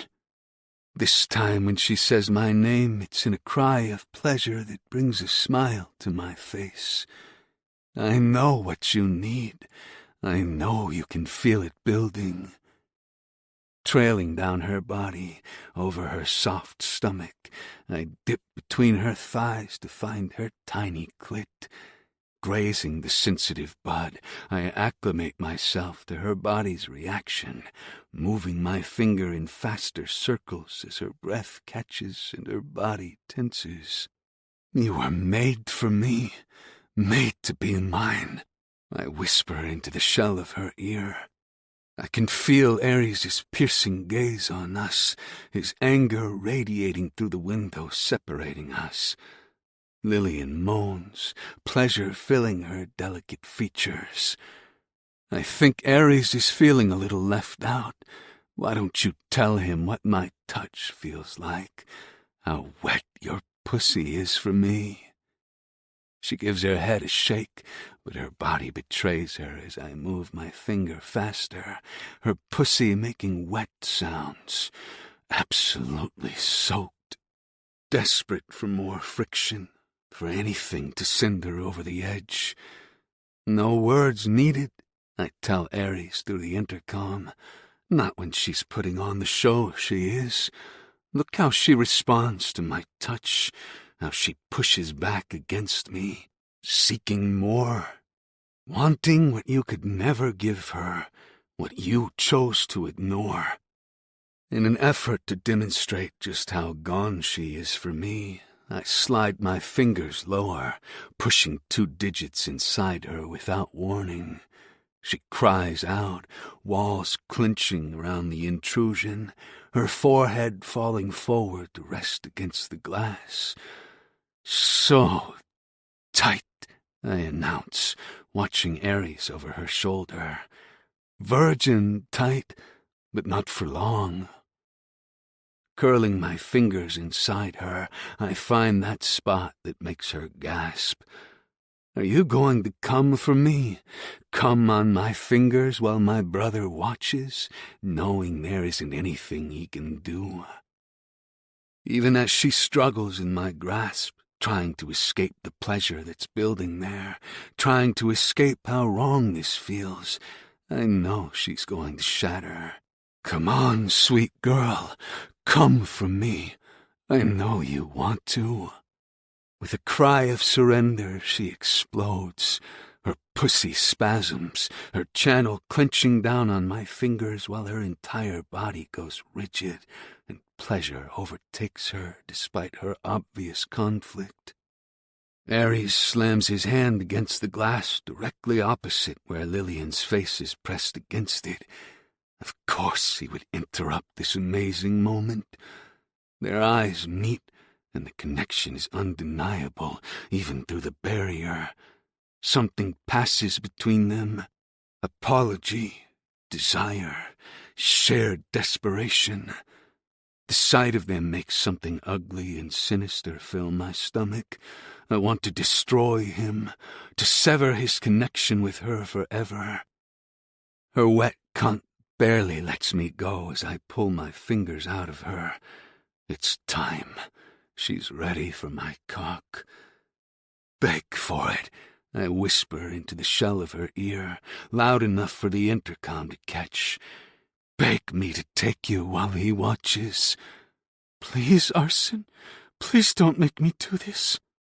Lillian's whisper is barely audible over the dying alarm, but the intercom catches just enough, and when her voice carries over into Ares' cell, all hell breaks loose. His expression transforms into something beyond rage, a devastation so complete it's almost beautiful. All I can do is smile. How's it feel, brother? It's enough, though. The beast will not be satisfied until retribution has been repaid. Do it, or the deal is off. I nip at her shoulder. Her entire body freezes, and for half a moment I think maybe she's going to give up, that she's going to say no, and then I'll have to consider the alternative. But thankfully she speaks. Please, she finally says, her voice cracking. Please, what? I demand, positioning myself at her entrance, the head of my cock parting her slick folds. Say it clearly. I want him to hear exactly what you're begging for. She pressed her forehead harder against the glass, eyes locked with Ares's. Please? She hesitates, but continues. Please fuck me. The words send fire through my veins.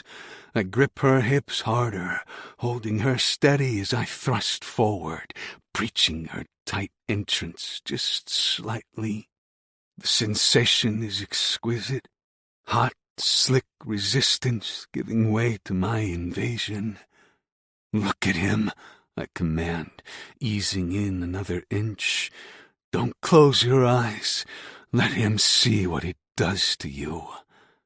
She obeys, keeping her gaze fixed on Ares as I thrust in a little deeper. Her body stretches to accommodate me, virgin tightness yielding to my insistent pressure. A small whimper escapes her lips when I push past her barrier, the resistance giving way with a sudden rush of wetness. I swear to God I see stars. Nothing and no one has ever felt this good. I can briefly make out Ares pounding his fist against the glass one last time before turning away, unable to watch me deflower what was supposed to be his, yet still trapped within hearing range of every sound she makes. That's it, I murmur, sliding deeper until I'm halfway inside her.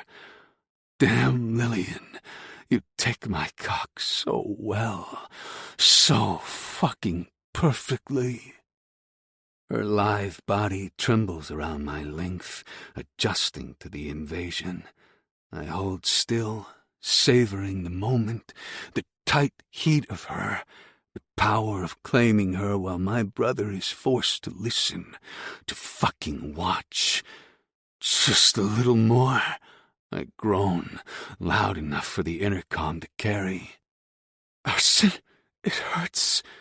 Her voice quivers with pain, and as much as I want to hurt my brother, I still want this moment to be enjoyable for her. Stroking her back gently, I whisper reassuringly into her ear. Shh, it's going to be okay. You're doing such a good job. Only a little bit more to go. I snake a hand around the front and find her clit, gently circling the sensitive bud. After a few seconds, a soft moan escapes her, and her pussy seems to relax a little more, allowing me to sink a little deeper inside her welcoming heat. That's it. Relax for me. The sensation is overwhelming. Her silken walls grip me.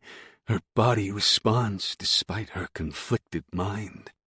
I watch my thick cock disappear inside her, mesmerized by the sight of her taking me and the power of the moment.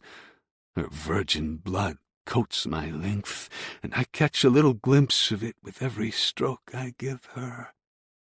I'm so captivated by the visual and physical pleasure that I miss the warning signs, the sudden silence as the alarms finally cut off completely. The electrical systems reset with soft beeps that echo throughout the facility, the security door at the far end of the corridor sliding open when it should remain locked. Nothing else matters when I'm buried in the exquisite heat of Lillian's body, watching her face reflected in the glass, listening to her broken moans as I circle her clit in time with my shallow thrusts. I'm so focused on the twin pleasures of her body and Ares' torment that I fail to maintain vigilance. It's the ultimate mistake for a man who survived on hypervigilance for years. A mistake I'll pay for. Something moves in my peripheral vision, too fast, too determined to be a trick of the light. By the time I register the threat, it's already too late. Chapter 26. Lillian.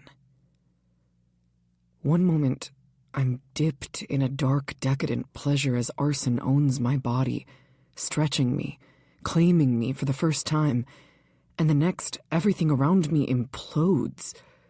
I'm not sure what is happening when we crash against the floor in a tangle of naked limbs and violent intention. All I know is pain radiates across my skull when my head cracks against the wet concrete.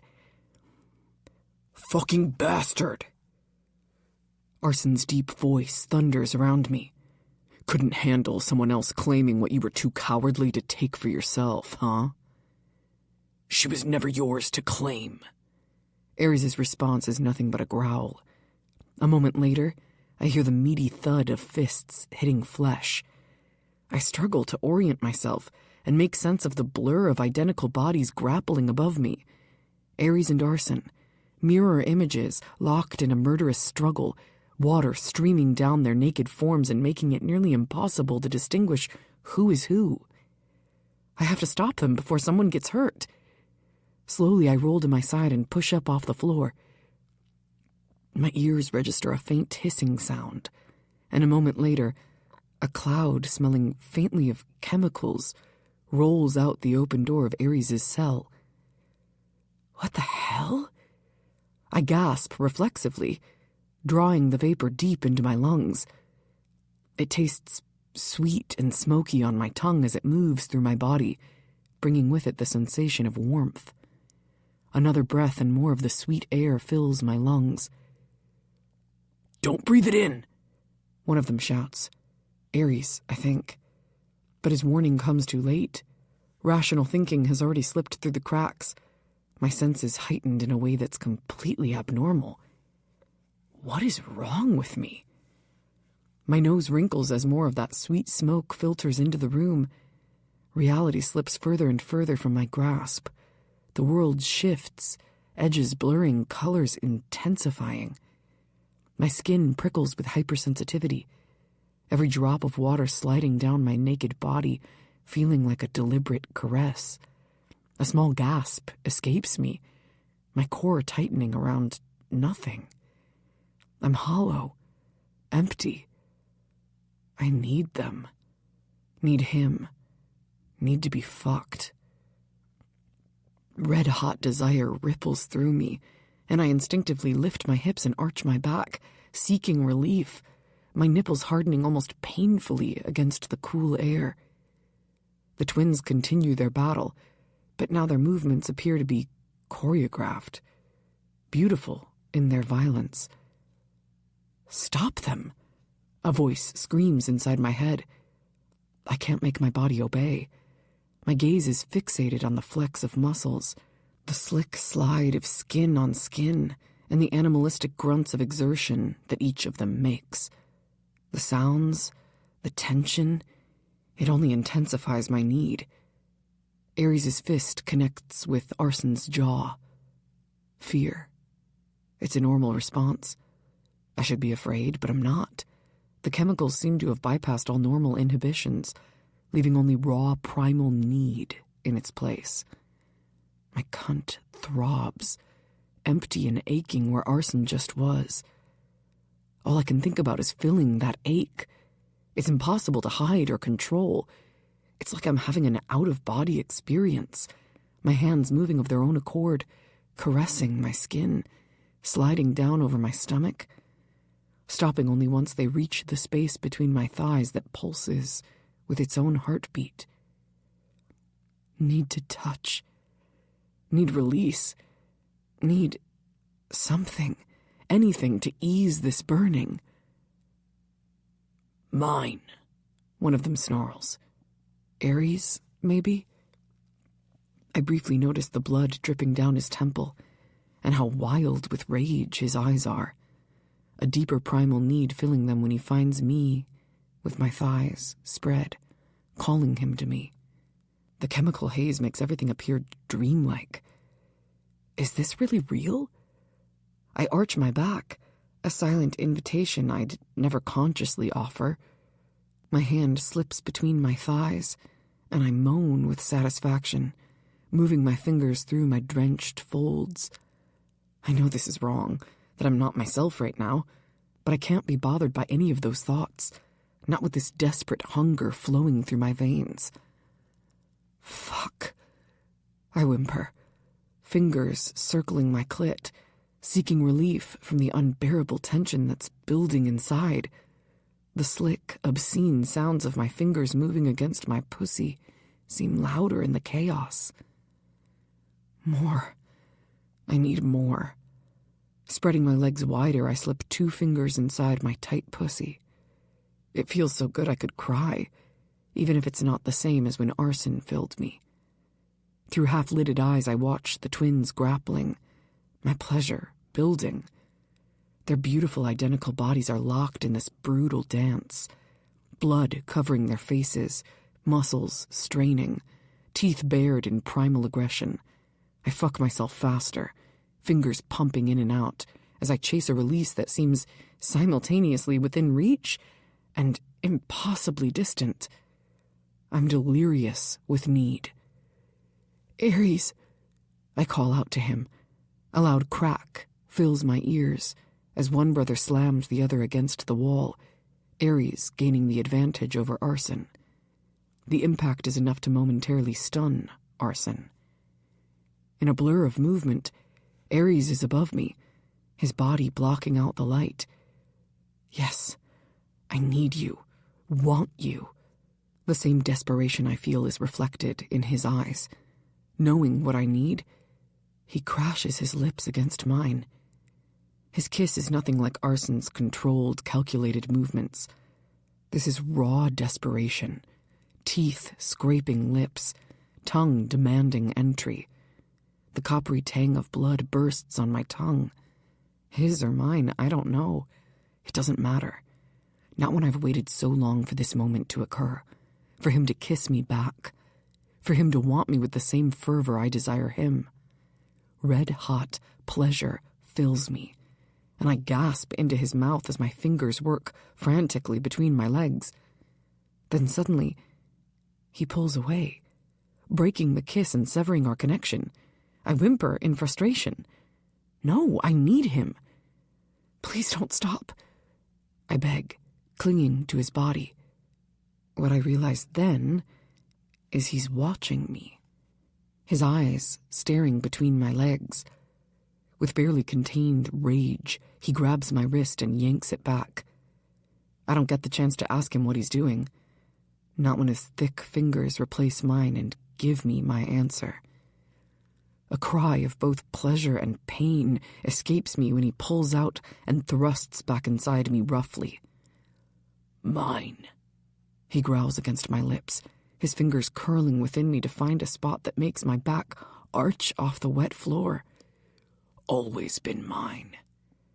His free hand fumbles with the button of his soaked pants, and seconds later, he's kicking them off with desperate need. Then he's completely naked, and the heavy weight of his cock comes to rest against my thigh. His cock is identical to his brother's, yet somehow different. Hotter, more urgent. I never want this moment between us to end. Need to be inside you, he pants, positioning himself between my spread thighs. Can't be gentle. Won't be. Need to erase him. Need to make you mine. Raw hunger claws its way to the surface. Our first time wasn't supposed to be like this, but I'd rather have this than nothing at all. Please. I dig my nails into his shoulders, both to stop him from pulling away and to encourage him to keep going. Fuck me, Aries. Make me yours. Hearing me say his name triggers something primal in him. His eyes, so like his brother's, yet burning with a different fire, lock on mine as he positions his thick cock at my entrance. Mine, he grunts before slamming all the way inside me. Pain singes my insides, my muscles tightening as he claims my heart and soul with one brutal thrust. Tears prick at the back of my eyes, yet all I can do is sink my nails deeper into his flesh, marking him as he marks me. A cry of desperation, of pain, lodges itself in my throat. It hurts so bad, like he's trying to imprint himself on the inside of my body. Fuck, he grunts, his fingers digging into my hips as he holds me in place. The searing pain dissipates as he pulls out, but returns with a vengeance when he slams back inside me. Worth it. Worth everything. So tight. So warm. Perfection. The air is driven from my lungs with the intensity of his thrusts, and while pain registers in my mind, the chemical haze transforms the pain into something else. Not quite pleasure, but a burning fullness that satisfies the desperate need to be filled. His cock stretches me beyond comfort, and the slight tear from my broken hymen adds an added burn to each thrust. In a way, it feels like he's ripping me apart and putting me back together again. Mine, he chants against my neck, teeth scraping the sensitive flesh. Mine, mine, mine. The more he says it, the more brutal his pace becomes. It's like an animal has been unleashed. He's nothing like the controlled seduction I'd imagined during years of secret fantasies. This is possession, pure and raw. Aries. I don't know if I'm saying his name to stop him or to tell him to keep going, but my body has a mind of its own. I lift my legs and wrap them around his waist involuntarily, encouraging him to go deeper, to claim me as deeply as he can. Say it again, he demands, while one of his hands tangles painfully in my hair. Say my fucking name. Aries, I repeat, the word a broken sob as he grazes something dark and sinister inside me, something that sparks every nerve ending in my body. Not his, he growls, pace quickening, if that's even possible. Never his, only mine. I rake my nails down his back, the warmth of his blood beneath my fingertips exciting me. Knowing I'm inflicting pain upon him should cut through the haze and alert my senses, but instead it heightens everything, each sensation growing more intense, more overwhelming. I'm climbing higher and higher, getting closer and closer to the finish line. Aries can sense it, and his hand moves from my hair to my throat, circling it like a necklace. He squeezes just enough, the pressure blending with pleasure, while his cock rips me apart, forcing my body to accept him. I'm being claimed, marked, ruined, and some dark part of me revels in it. You're mine, he snarls in my face, his eyes dark, his features tight. I barely recognize him as the man who I've slowly fallen in love with over the past couple of years. Please, I gasp, needing just a little bit more. The moment shatters with explosive violence when Ares is forcibly removed from my body by Arson, who tackles him with a murderous rage in his eyes. Their bodies collide in a cosmic way, rolling across the wet floor. You're a fucking animal, Arson snarls, his fist connecting with Ares' jaw. And you're just a pretty replacement. Ares spits back, blood spraying from his split lip. I should kill you. Arson lunges at his brother. Run. Get help. The thought penetrates the fog of arousal briefly, only to be swept away by another wave of need. I'm back to feeling hollow again, aching with need in the absence of Ares' cock. I press my thighs together, seeking friction, relief, anything to ease the burning hunger. I was so close. So fucking close. Through the red haze of desire, I'm left helpless to watch them fight. Two versions of the same face, one marked by years of captivity, the other by years of institutional control. And me, spread open and wanting between them, unable to tell which I crave more. Arson gains the upper hand with a vicious elbow to Ares' temple, sending his brother crashing into the wall. The impact is enough to momentarily stun Ares, leaving him slumped against the concrete. Enough games, Arson snarls, wiping blood from his mouth as he stalks back toward me. His eyes rake over my sprawled form, legs still spread, pussy glistening with arousal and tinged with blood from Ares' rough claim. Instead of disgust, his expression darkens with renewed hunger. He hurt you, Arson observes, dropping to his knees between my thighs. His fingers trace the smear of blood on my inner thigh, coming away stained crimson. Always the animal. No control. I should feel shame at being examined so clinically, but the chemicals still racing through my system heighten all my sensations. His touch sends shivers across my skin, my hips lifting involuntarily toward his hand. Please, I whimper, beyond pride or reason. Need what? Arson's voice drops lower, thumb circling my clit with precise pressure that makes me cry out. Need to be filled again? Need to be fucked properly? Yes, I gasp, arching as he slides 2 fingers inside me, testing my readiness. Still so tight, he murmurs, working me open with deliberate movements so different from Ares' frantic claiming. Even after he tried to ruin you. He positions himself at my entrance, the thick head of his cock nudging where I'm swollen and sensitive. Unlike Ares, he eases forward slowly, watching my face as he claims me inch by careful inch. That's it, he encourages, as my body yields to him. Take all of me. The stretch burns slightly, my tissues still tender from Ares' brutal entry, but Arson's controlled pace allows me to adjust. He fills me completely, bottoming out with a groan that vibrates through his chest.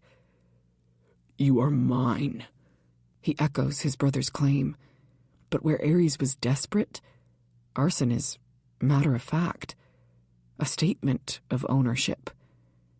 He begins to move, each thrust deliberate and deep, hitting places inside me that make my vision blur. My legs wrap around his waist, drawing him deeper, my body responding despite the lingering pain. Look, he commands, one hand reaching between us to where we're joined. His fingers come away with a mixture of blood and arousal. Virgin blood. Mine to take. Mine to claim. The sight should horrify me, but in my altered state, it feels like a primitive marking. My walls clench around him at the thought, drawing a hiss of pleasure from his lips. That's it, he encourages, pace increasing. Take what he couldn't give you. Take what only I can. His thrusts grow harder, deeper, the controlled rhythm faltering as pleasure builds. I'm stretched around him, filled completely, the pain and pleasure inseparable as he reclaims what his brother tried to take. A roar of vicious fury is the only warning we get that Ares isn't done yet, and seconds later, he slams into Arson. The impact sends Arson to his knees, and he loses his grip on me. Pain ricochets up my spine when I land against the concrete. Ares is more strategic and less wild this time. He drives his knee into Arson's stomach, following it with a vicious uppercut that snaps his brother's head back. The wet slap of flesh meeting flesh echoes in the corridor as they trade blows. Touch her again, and I'll fucking kill you, Ares promises, voice deadly calm as he pins Arson against the wall, his forearm pressed to his throat. Some of the arousal dissipates as fear slowly trickles into my mind. I think he might actually do it. Might crush his twin's windpipe while I watch. At the last moment, something changes his mind, and instead he slams Arson's head against the concrete, hard enough to daze, but not kill. Before I can react, his attention is back on me. I'm so used to his careful distance and pitiful glances that seeing him with the curtain pulled back, exposing the beast he's kept hidden for so long, makes it impossible for me to look away. Those bright hazel eyes are wild, fury and possession driving him to the point of insanity. He fists his cock with one hand, stroking the organ hard. One hand circles my ankle, and with brutal efficiency he flips me onto my stomach. On your knees, he commands, yanking my hips upward. I comply, my body responding to his dominance even as my mind struggles to keep pace. The heavy thud of my heartbeat fills my ears, accelerating with fear and unwanted arousal. Please, I beg, though whether I'm asking him to stop fighting or end this miserable burn that's threatening to consume me from the inside out, I don't know. Ares, please, enough. He has his own answer and positions himself behind me. The blunt head of his cock is pressed firmly against my entrance. One hand tangles in my hair, and he tugs my head back sharply, my scalp screaming from his tight grip. You want it to end? He growls against my ear. Then let me finish it. His words are the only warning I get before he's thrusting forward, entering me in one smooth stroke, driving himself deeper than it feels even possible in this new position. All I can do is cry out, my fingers scrambling for purchase on the wet floor as he begins a relentless rhythm. Stop fighting it, he commands, his grip on my hair tightening, while his hips slap against my ass with each thrust. Stop pretending you don't want this, that you don't want me. Each word is punctuated by a brutal stroke that pushes me forward on the concrete. The position is animalistic and degrading, yet my body responds, inner walls gripping him tightly as he pounds into me. Just make it stop. I gasp between thrusts, tears mixing with the water on my face. Please, I can't. Can't what? His body looms above mine, his chest pressing against my back, his teeth grazing my shoulder. Can't admit how much you love being fucked like an animal? Being fucked by me? How many years have you wanted this, Lillian? How long did you lay in bed at night wishing I was fucking this tight pussy? There's a tenacious truth behind his words, and I hate it.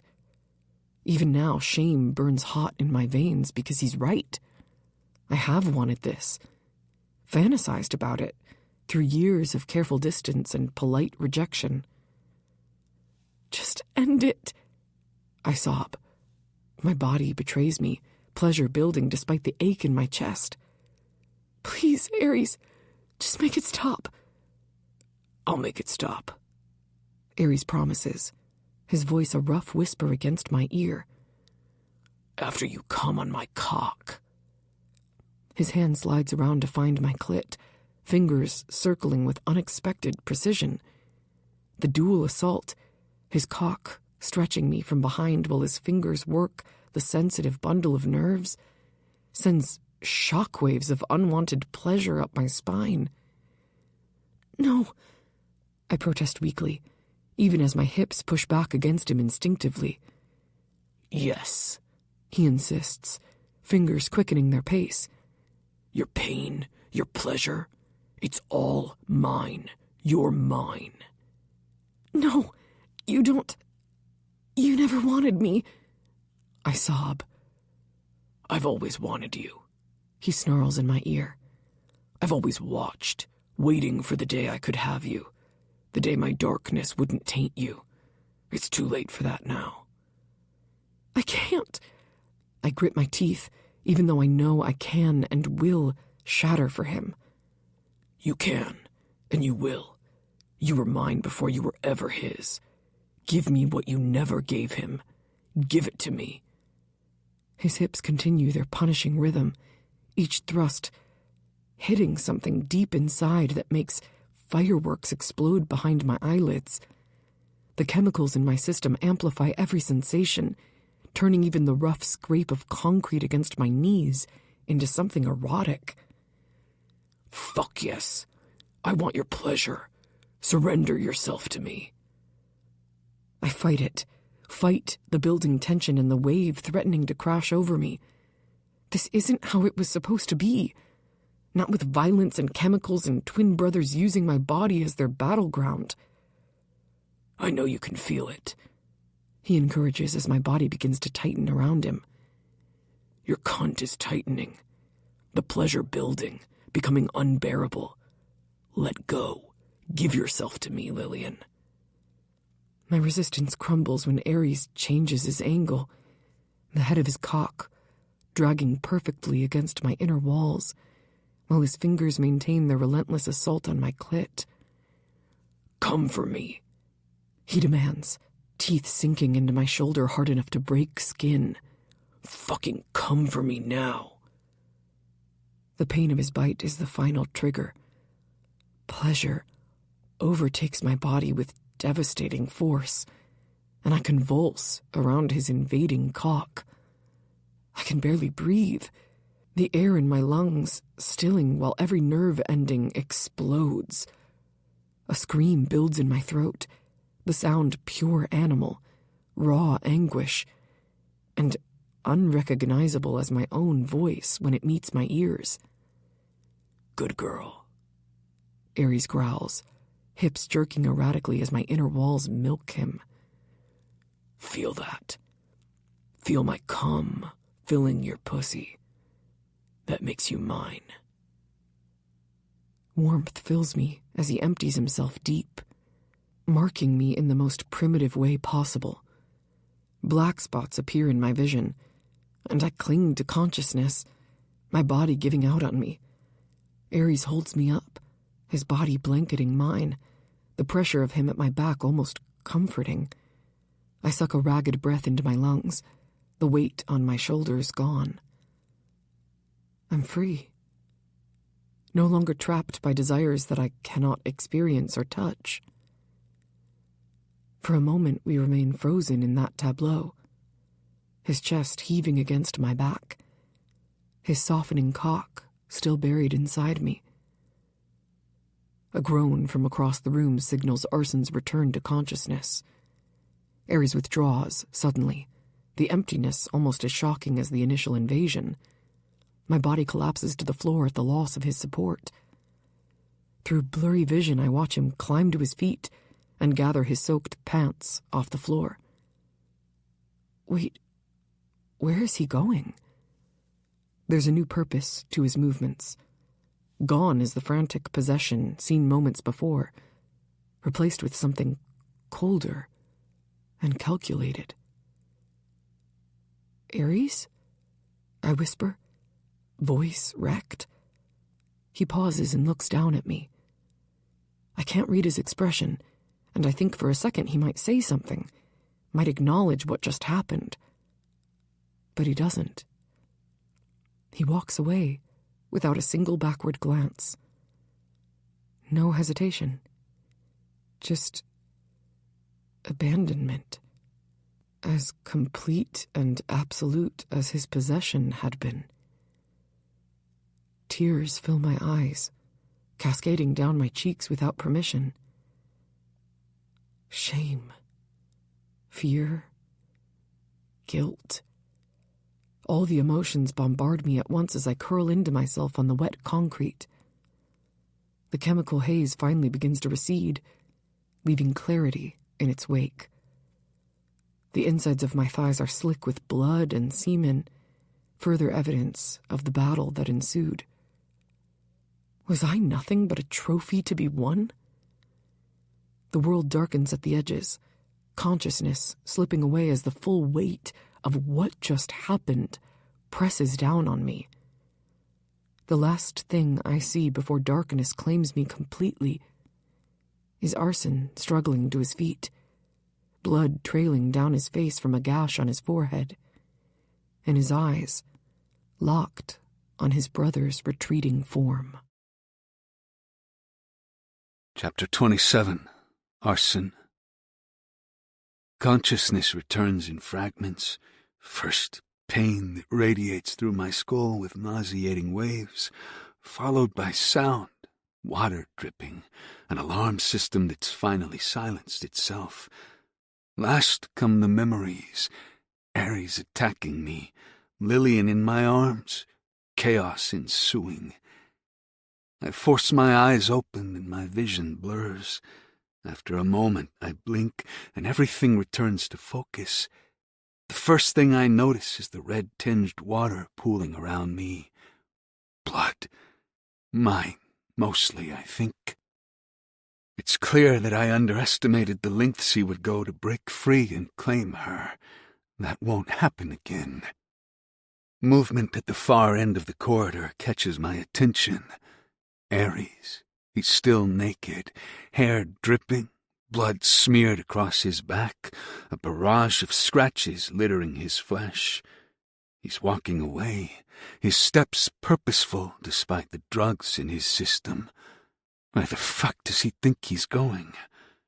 My first instinct is to stop him, but then I catch sight of Lillian. Her tiny body is curled in on itself, and my desire to kill Ares only grows. Even from a distance I can see how pale she is against the grey concrete, her creamy flesh marked with bruises that are only beginning to form. Fingerprints on her hips, and a bite mark on her shoulder that's bleeding. He fucking used her. Like an animal, he took what he wanted, and now he's walking away, leaving her discarded on the cold floor like she's nothing, like she's a tool, a means to wound me and not a living, breathing person. I can't explain, can't put into words what seeing her so helpless and hurt does to me. It wasn't supposed to end this way. She wasn't supposed to end up hurt. But she did, and it's your fault. Rage ignites in my blood, different from the calculated violence I've nursed for years, and not the cold revenge I built my life around.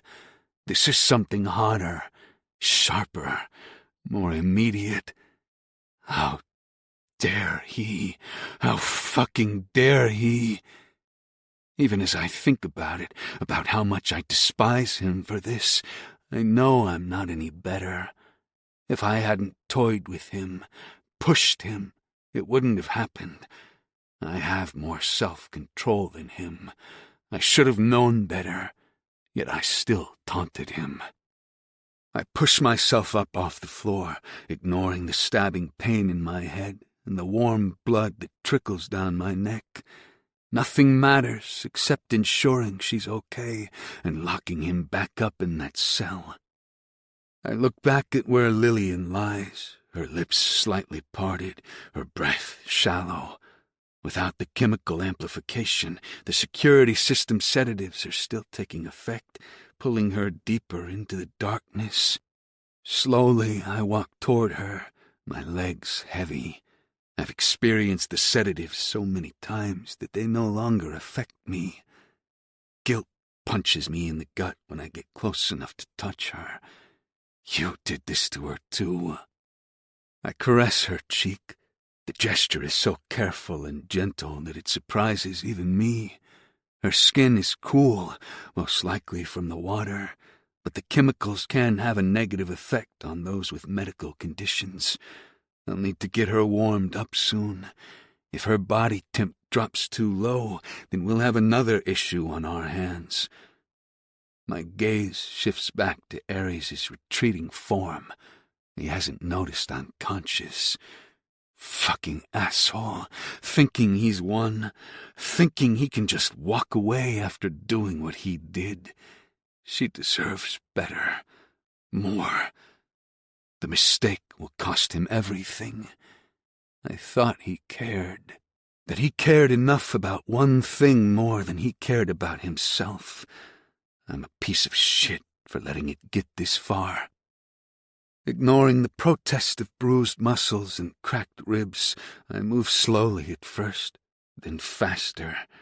Pain is a part of life, the same as breathing. Get Ares into the cell, then take care of Lillian. I follow Ares silently, bare feet making no sound on the wet concrete. Every step sends a fresh wave of pain into my ribs, but I push it aside, compartmentalizing it into the same box where I've stored every hurt for the past decade. He's heading toward the security exit, his movements too confident for a man who just broke out of captivity. Except there's something off about his gait. There's a slight sway, a momentary hesitation when he turns a corner. The drugs I pumped into his cell are still circulating in his bloodstream, working as a sedative now that adrenaline isn't pumping through his veins. They're finally slowing his reactions and dulling his senses. Advantage? Mine. I walk a little faster, keeping to the shadows. Water still drips from the overhead pipes, masking any sound I might make. He pauses at a junction, head tilting as if listening, but he doesn't turn, doesn't see me closing the distance between us. 10 years in an institution taught me that patience is key, taught me to wait for the perfect moment rather than rush in. I could take him now, but it would be a fight. Even drugged, he's dangerous. Better to wait until he's fully exposed and vulnerable. The corridor opens into the main warehouse space, and the moonlight filters through high windows, casting everything in silver. Ares pauses, scanning the area, likely looking for clothes, maybe a weapon, anything to aid his escape. His back is a map of violence. Lillian's nail marks crisscrossing over older scars that were left from our previous fights. The sight of those scratches renews my rage. She marked him. Despite the chemicals, despite his brutal taking, she fought back even as she wanted it.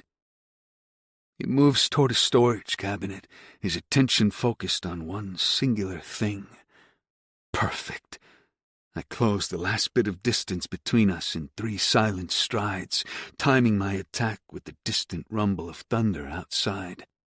When I reach for him, I'm prepared and lock my arms around his throat in a practiced chokehold, the move perfected through years of institutional survival. As predicted, He reacts instantly, muscle memory overriding the drugs in his system. He drives his elbow into my injured ribs, and pain ripples through my chest. Thankfully, his movements are sluggish and predictable, so I am able to shift at the last moment, and his second blow lands against my hip rather than my rib. "Should have made sure I was dead, brother," I hiss against his ear, tightening my grip as he continues to struggle.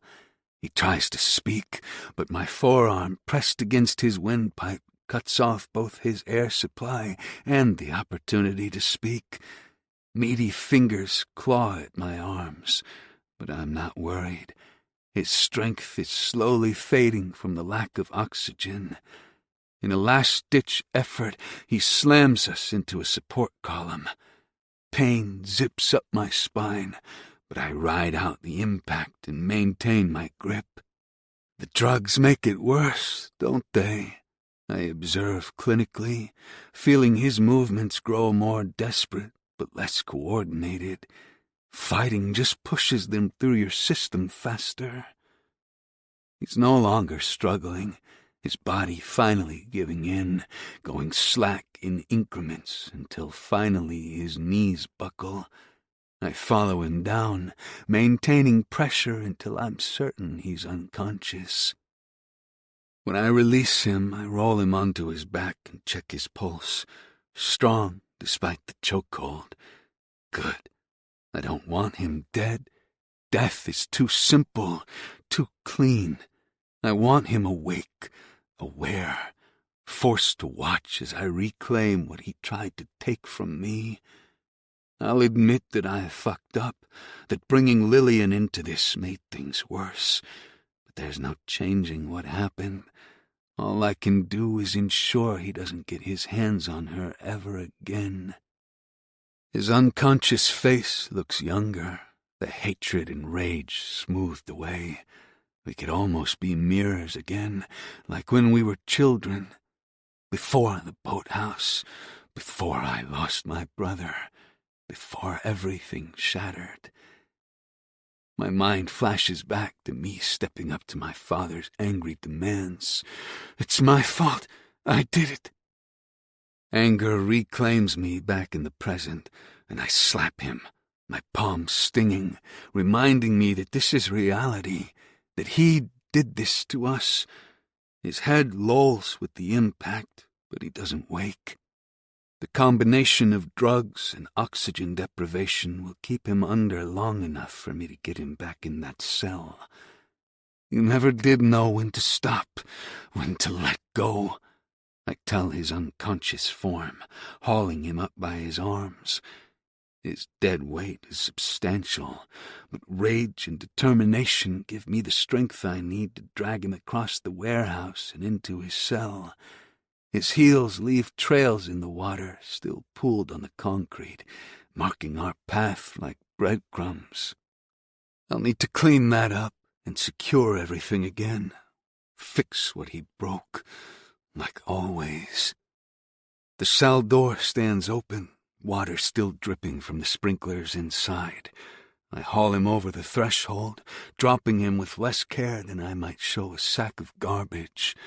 His head thunks against the concrete, adding another injury he'll feel when he wakes up. He deserves it. He deserves everything he's going to get. I move efficiently, muscle memory taking over as I secure him. Ankle cuffs first, then wrists, connected by chains to the reinforced bolt I installed in the floor months ago. More restraints than before. No chance for escape this time. I register the change in his breathing as I work, consciousness returning by degrees. I increase my pace, finishing the restraints before retrieving a syringe from the hidden compartment in the corridor. The clear liquid inside will keep him docile for hours, long enough for me to repair the security breach and to attend to Lillian and any injuries she might have. The needle slides into his neck with practiced ease. His eyelids flutter as the sedative enters his bloodstream, a flicker of rage visible before the drugs pull him under again. Sleep well, brother, I murmur, checking the restraints one final time. We'll continue our discussion when you wake up. I step back, surveying my work with satisfaction. He's secured more thoroughly than before, the chains allowing only minimal movement. Just enough to prevent muscle atrophy, but not enough to work on another escape. Contained, controlled, mine once more. The damage is easy to spot once I know what to look for. A ragged hole in the wall behind where the bed had been positioned, wires exposed and crossed to trigger the alarm system. Clever, if desperate. I underestimated his engineering knowledge, a mistake I won't repeat. Water still pools on the floor, making repair work messier, but not impossible. I retrieved tools from my workshop, returning with a reinforced metal panel, screws, and an electric drill. The repair needs to be thorough and impossible to breach again without heavy equipment. I positioned the panel over the hole, noting the blood on the concrete edges where his fingers tore at the surface. Another layer to our matched determination, his to escape, mine to contain. The drill whines as I secure the panel with heavy-duty screws, driving them deep into the concrete until the metal sits flush against the wall. Once satisfied with the repair, I run my fingers along the edges, testing for any weakness. Nothing. Even knowing exactly where the breach was, I can barely detect it now. I step back, surveying the cell one final time. Ares remains unconscious, chest rising and falling in the rhythm of drug-induced sleep. The chains glint in the harsh fluorescent light, a visual reminder of who holds the power now. Satisfied, I close and lock the door, resetting all security protocols before heading back to where I left Lillian. She hasn't moved, still curled into herself on the wet floor, vulnerable in her unconsciousness. The sight hits differently now, triggering something protective rather than possessive, something that feels dangerously close to caring. I kneel beside her, gently brushing strands of wet hair from her face. Blood has dried on her inner thighs, mixed with other fluids I don't want to think about. Her skin bears the marks of our battle for possession, finger-shaped bruises, bite marks, and abrasions from the rough concrete. "I've got you," I murmur, though she can't hear me. As gently as possible, I slide one arm beneath her knees, the other supporting her back. I cradle her against my chest, and this strange rage consumes me at the lightness of her body. Her head falls naturally against my shoulder, breath warm against my neck, so light, so fragile in my arms. How could either of us have treated her with such brutality? The question brings unwelcome self-reflection that I'm not ready to examine. Instead, I focus on the immediate needs, caring for her, cleaning her, and ensuring she suffers no lasting physical damage from our violent claims. The emotional trauma is beyond my capacity to address, perhaps beyond anyone's. Physically, I can stitch her up, stop any bleeding, and make sure she is okay. I carry her down the hall, moving careful to avoid jostling her. With each step, I feel something shifting inside me, priorities realigning, focus changing. Revenge suddenly seems less important than her well-being, a dangerous thought I can't afford to entertain. The primary bathroom connects directly to my bedroom, designed with the same clinical efficiency as everything else in my space. I nudge the door open with my shoulder, careful not to bump Lillian's head against the frame. Steam fills the room as I turn on the shower with one hand, still cradling her against my chest. The water heats quickly, mist rising to fog the mirrors. I step under the spray with her still in my arms, ignoring the sting as hot water hits my own cuts and abrasions. Her skin, pale and marked with evidence of our struggle, glistens as water cascades over us both. I lower her carefully until she's sitting on the built-in bench, her head lolling against the tile wall. She looks smaller somehow, more vulnerable than I've ever seen her. I retrieve shower gel, something expensive with hints of cedar I barely notice most days. The scent seems important now, a counterpoint to the metallic tang of blood and sex still clinging to her skin. Starting with her shoulders, I work the lather across her body gently. My hands, instruments of violence for so long, now move with careful precision, washing away the evidence of what we did to her. Blood and other fluids swirl down the drain as I clean between her thighs, my touch clinical rather than sexual, despite our nakedness. My own tenderness surprises me. This unfamiliar urge to care rather than possess, foreign. "I'm sorry," I whisper, though I'm not sure for what exactly. For using her against Ares, for the rough claiming, or for something deeper, dragging her into this war between brothers that was never hers to fight. Her eyelids flutter as the drugs finally start to wear off.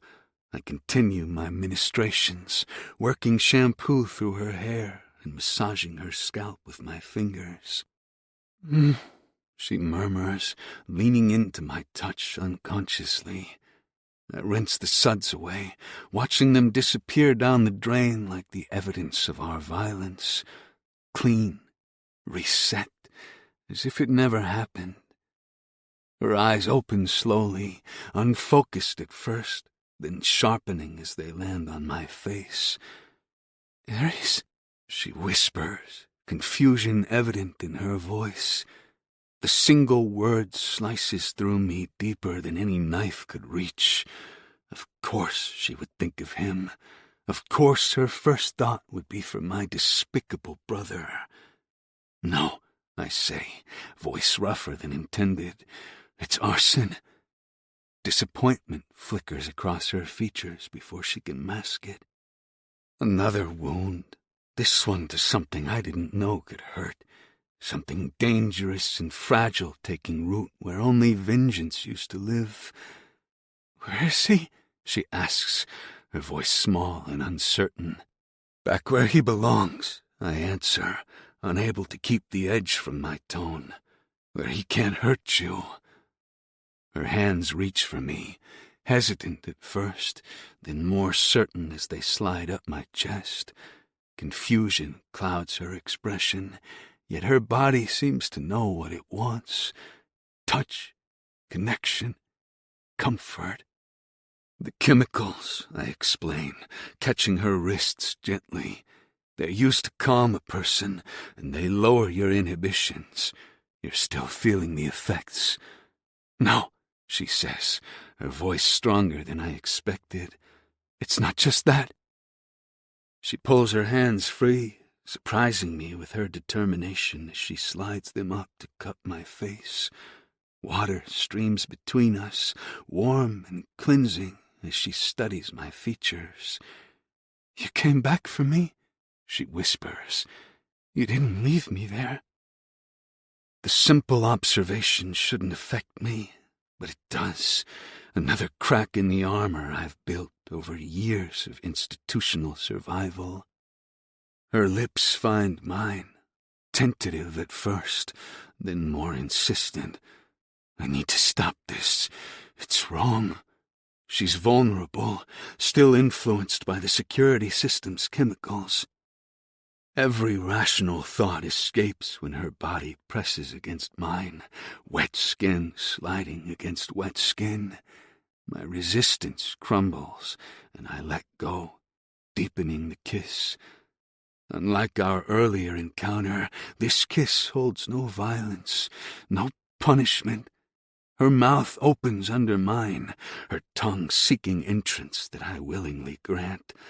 My hands settle at her waist, holding rather than restraining. "Please," she murmurs against my lips. "I need to feel something else, something that isn't—" She doesn't finish, but doesn't need to. I understand perfectly. She needs to replace the memory of our brutal taking with something gentler, something chosen rather than forced. Who am I to deny her that healing? I lift her carefully, her legs wrapping around my waist as I press her back against the shower wall. Her breasts, perfect and water-slicked, brush against my chest, nipples hardening at the contact. My cock hardens instantly, pressing against her center, where she's still swollen and sensitive. Tell me to stop. I offer her one last chance to retreat from this precipice. Don't stop, she answers, rocking against me, seeking friction. Please, Arson. My name on her lips is the final permission I need. Positioned at her entrance, I can feel the warmth of her cunt calling to me. Unlike before, I enter her with excruciating slowness, giving her body time to adjust, to accept. She gasps as I fill her, her inner walls still tender from the earlier abuse, yet welcoming me with silken heat. I grit my teeth against the desire to run into her and pause when fully seated. With our foreheads pressed together, breathing each other's air, I can feel every shudder and quiver of her body. Okay? I ask, searching her face for any signs of pain or regret. Yes, she breathes, rolling her hips. Move, please. I establish a gentle rhythm, nothing like the punishing pace of our previous encounter. Each thrust is measured, deliberate, and angled to brush that spot inside that makes her gasp. Her arms twine around my neck, holding rather than clawing, as we move together in the steam. I've had sex countless times since escaping the institution, used it as just another tool for manipulation, for release, for punishing those who deserved it. This is something else entirely. This is a connection. After she comes apart in my arms, crying out my name, not his, I carry her still trembling body to my bed. Water driplets glisten on her skin.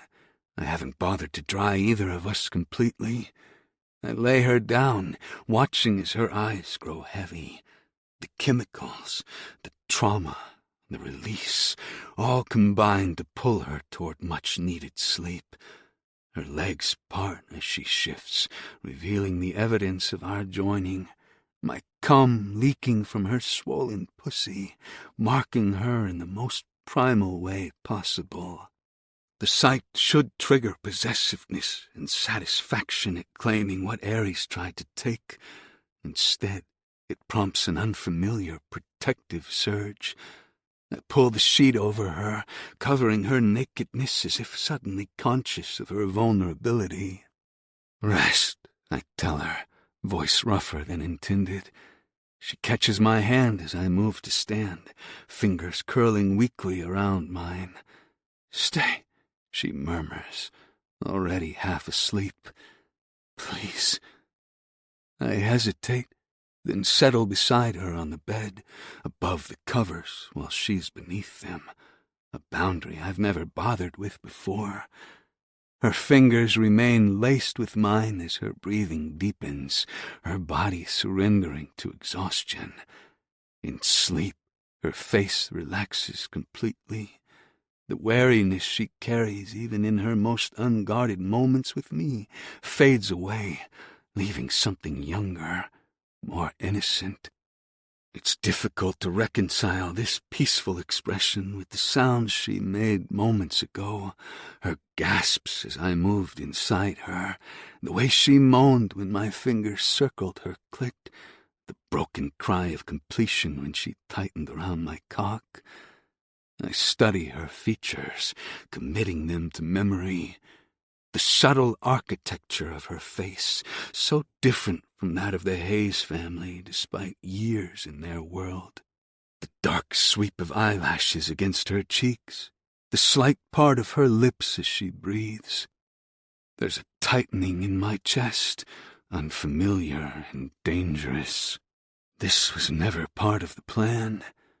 I traced the line of her cheekbone with my free hand, my touch feather-light, to avoid waking her. The tenderness of the gesture startles me, foreign to everything I've become since the institution. Dangerous, this softness. Dangerous, this care.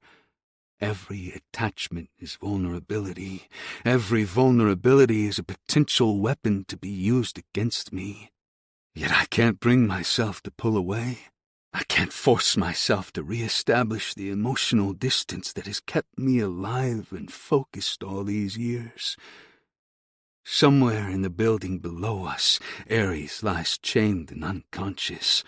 The revenge I've planned for years is finally within reach. I should be savoring this victory, planning the next phase, ensuring nothing interferes with what I've worked toward for so long. Instead, I'm watching a girl sleep, wondering what it would be like to be someone worthy of her trust, someone capable of more than destruction. Chapter 28. Lillian. I slowly return to consciousness. There's a dull throb of pain between my thighs and in my lower back. I can feel it across my shoulders where someone's teeth marked my skin. Then, sensation. Soft sheets against naked skin, the weight of a blanket, the press of a mattress beneath me. Finally, memory.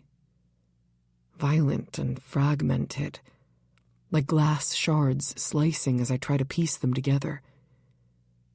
Ares, arson, the flood, the chemical mist, their hands on me, inside me, taking, claiming, using. I should feel violated, should feel broken, should feel ashamed. I feel none of those things. The realization is startling enough to make me open my eyes, blinking against the soft light of a bedside lamp. I'm no longer in the basement. I'm in Arson's bed. The night comes back to me in flashes. The shower, his unexpected gentleness, the way he filled me so differently than Ares had. Not taking, not claiming. Something else entirely. I shift slightly, cataloging the damage. There's a tenderness between my legs that's bearable but persistent. Finger-shaped bruises on my hips where I was held too hard. A tender spot on my shoulder where teeth broke skin. Not just one set, both. Matching marks from identical mouths. The physical evidence of what happened should horrify me. It should make me curl into myself with shame at the trauma of being caught between twin brutalities. Instead, I feel strangely powerful. I survived them both, took everything they had to give, the violence and the tenderness, and I'm still here, still myself. Is this what it means to be truly seen? Not as the fragile Hayes daughter, the girl with the heart condition, the precious invalid to be protected and controlled, but as a woman, capable of withstanding darkness, of containing multitudes, I examine a bruise on my wrist, pressing it lightly to feel the ache. Proof that it happened.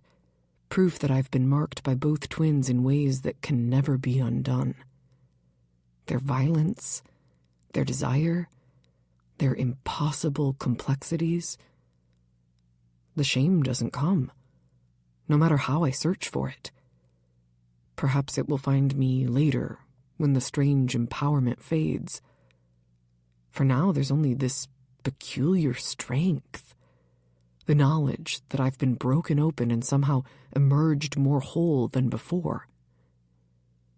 I am not what the Hayes family made me. Not what Ares imagined, not even what Arson thought he was using. I am something else entirely. Something born in floodwaters and fucking. Something that survived twin hungers and emerged changed but undiminished. I look away and find Arson standing near the dresser, his back to me, as he arranges something with methodical precision. Medical supplies, I realize. Bandages, antiseptics, and painkillers are neatly lined up on the wooden surface. The care these preparations imply contrasts sharply with the careful distance he maintains. He senses my wakefulness without turning. There's water beside you. Painkillers if you need them. Gone is the tenderness from last night. There's none of the raw connection we forged in the shower and beneath the sheets. He's clinical now, detached, as if building walls between us with each passing second. Thank you, I say, voice raspy. He nods once but doesn't turn to look at me.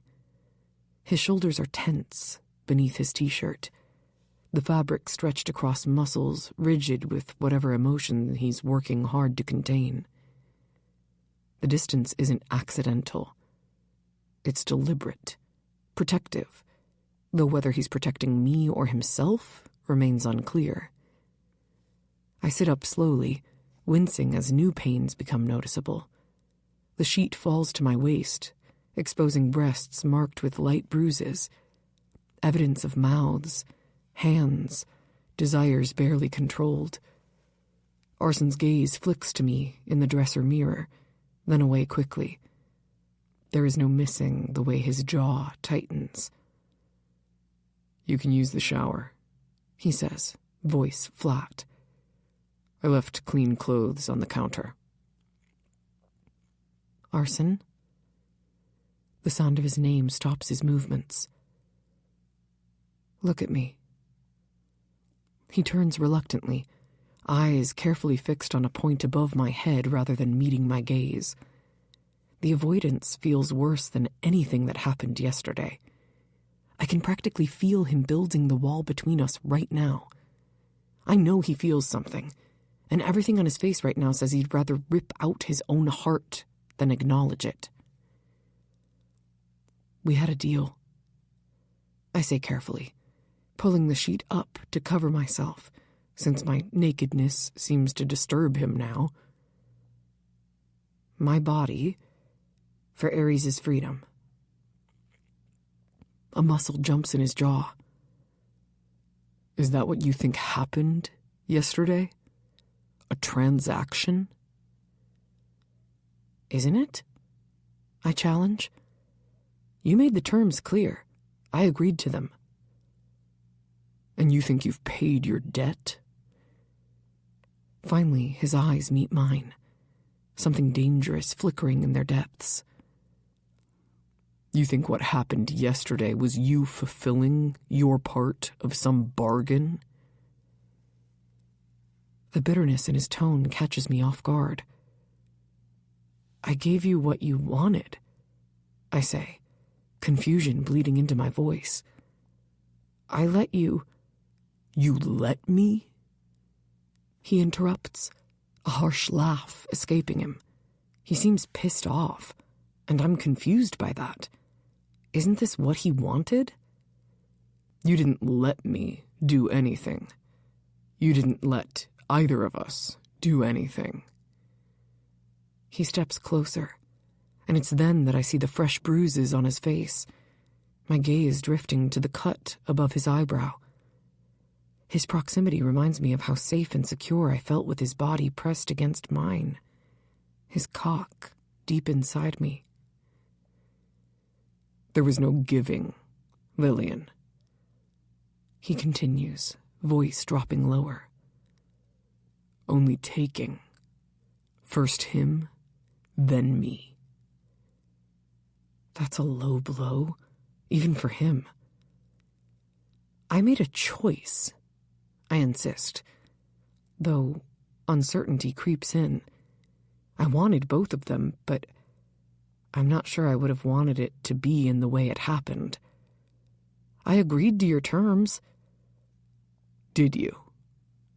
His hazel eyes burned into mine. Or did the adrenaline and drugs make the choice for you? The chemicals lowered my inhibitions, I argue, gripping the sheet tighter. But they didn't create desires that weren't already there. No matter what you think, I wanted it. He laughs, the sound so cold it feels foreign coming from the same lips that left fire trails on my body. Is that what you tell yourself to lessen the trauma? That you wanted to be taken on a concrete floor while you were drugged? The crude description makes me flinch, but I hold his gaze. How it happened no longer matters. I wanted it, wanted both of you. I have for longer than I'd care to admit. The way his jaw tightens, his fists clenched tight at his sides. He's acting like he gives a shit, like he cares about my well-being. Either that or he's pissed that I'm making him follow through with his part of the deal. Even after. His voice tightens, turning brittle with restraint. Even after what? His upper lip curls into a sneer. It doesn't matter. So now you assume the agreement is done? That spreading your legs means Ares goes free? You said... I know what I said. He cuts me off and begins to pace the small space in front of me. I also know what actually happened. I didn't take anything from you that you didn't beg for in that shower. It was Ares who took from you without asking. Confusion tangles my thoughts. Yes, Ares had been rough. Desperate, even. But he didn't take anything from me that I hadn't given him. They both wanted to use me to hurt each other. You're just as much at fault as he is. A twisted smile appears on his lips, sending a rush of cold dread slithering down my spine. Catching up finally. Realizing that I'm the monster I told you I was all along. Nothing you do will ever make me believe you're a monster. You're hurt. You want retribution. You want to make them feel the same pain you felt. I understand that. I want to help you. That's why I'm here. But we had a deal. I gave you what you wanted. He rolls his eyes. The virgin sacrifice balances the scales? Something in his tone sets alarm bells ringing. What are you saying? I'm saying. He moves closer, eyes never leaving mine. That Ares got far more out of this bargain than I did. I recoil slightly, mind racing to decode his meaning. I don't understand. He didn't just take your virginity, Lillian. Arson's voice drops lower, an edge of pain beneath the anger. He took what he wanted and left you unconscious on the wet floor. Used you as a distraction to escape. Would have been halfway to freedom if I hadn't stopped him. The revelation hits hard, pieces clicking into place. The soreness, the abandonment. The way Arson had been the one to carry me to safety, to clean me up and care for me afterward. You're lying, I whisper, but doubt has already started to take root. He wouldn't just leave me there. Wouldn't he? Arson laughs humorlessly. I know it's hard to believe that your precious Ares, the one you've been pining after for years, the same one who kept you at arm's length, would do such a terrible thing. That he would use you as a weapon against me when the occasion came. Unwelcome tears prick at my eyes. Stop it. You want to know who Ares is and how much you matter to him? He continues relentlessly. Here it is. He fucked you, got what he wanted, and walked away without a backward glance. He left you bleeding and unconscious on the cold concrete. There's not a doubt in my mind that he would have let you die there if it meant gaining his freedom. Each word chips away at something fundamental inside me. The years of fantasy built around Ares, the noble stepbrother who kept his distance to protect me. Strong, dependent, fierce in loyalty. The reality Arson presents is too painful to accept, yet too specific to dismiss. I don't believe you, I whisper, though I can hear the uncertainty in my voice. I don't need you to believe me. I know what I saw. Or did you forget it was me who showered you, who fed you, who tended to your wounds, who held you in their fucking arms? I hate what he's telling me. Hate that it leads me to doubt Ares and his intentions. That it makes me believe I might not know him at all. Why are you doing this? I demand, pushing aside the sheets to stand despite my nakedness and the pain that shoots through various parts of my body. You're not innocent either. You used me to hurt him, to torture him. And you still fucked me, even after he claimed me.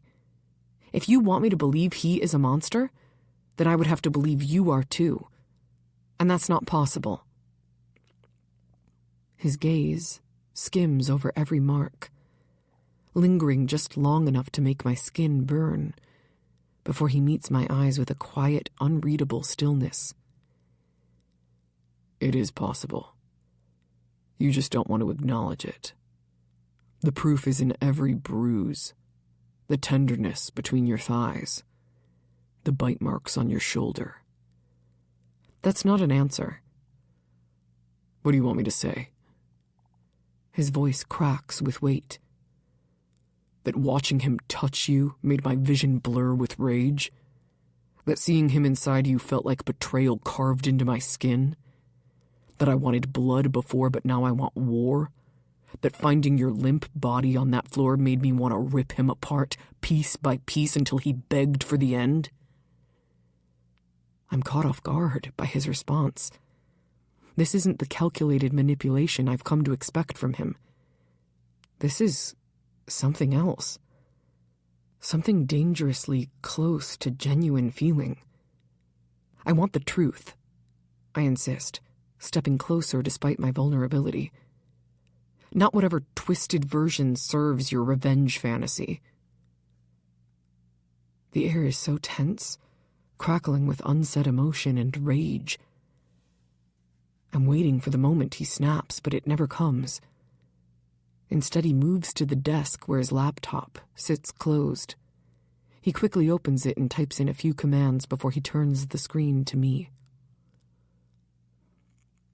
Don't believe me? He asks, voice flat. Take a look for yourself. The security footage is grainy but clear enough. The timestamp shows yesterday's events during the flood. The camera angle captures the corridor outside Ares' cell. I watch with growing horror as the events unfold on screen.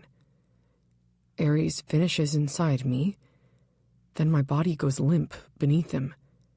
He pulls out and pushes up off the floor. There's no hesitation, no moment of concern or care for me. He simply stands, gathers his soaked pants, and walks away. The camera follows his retreat down the corridor, and not once does he look back at my unconscious form.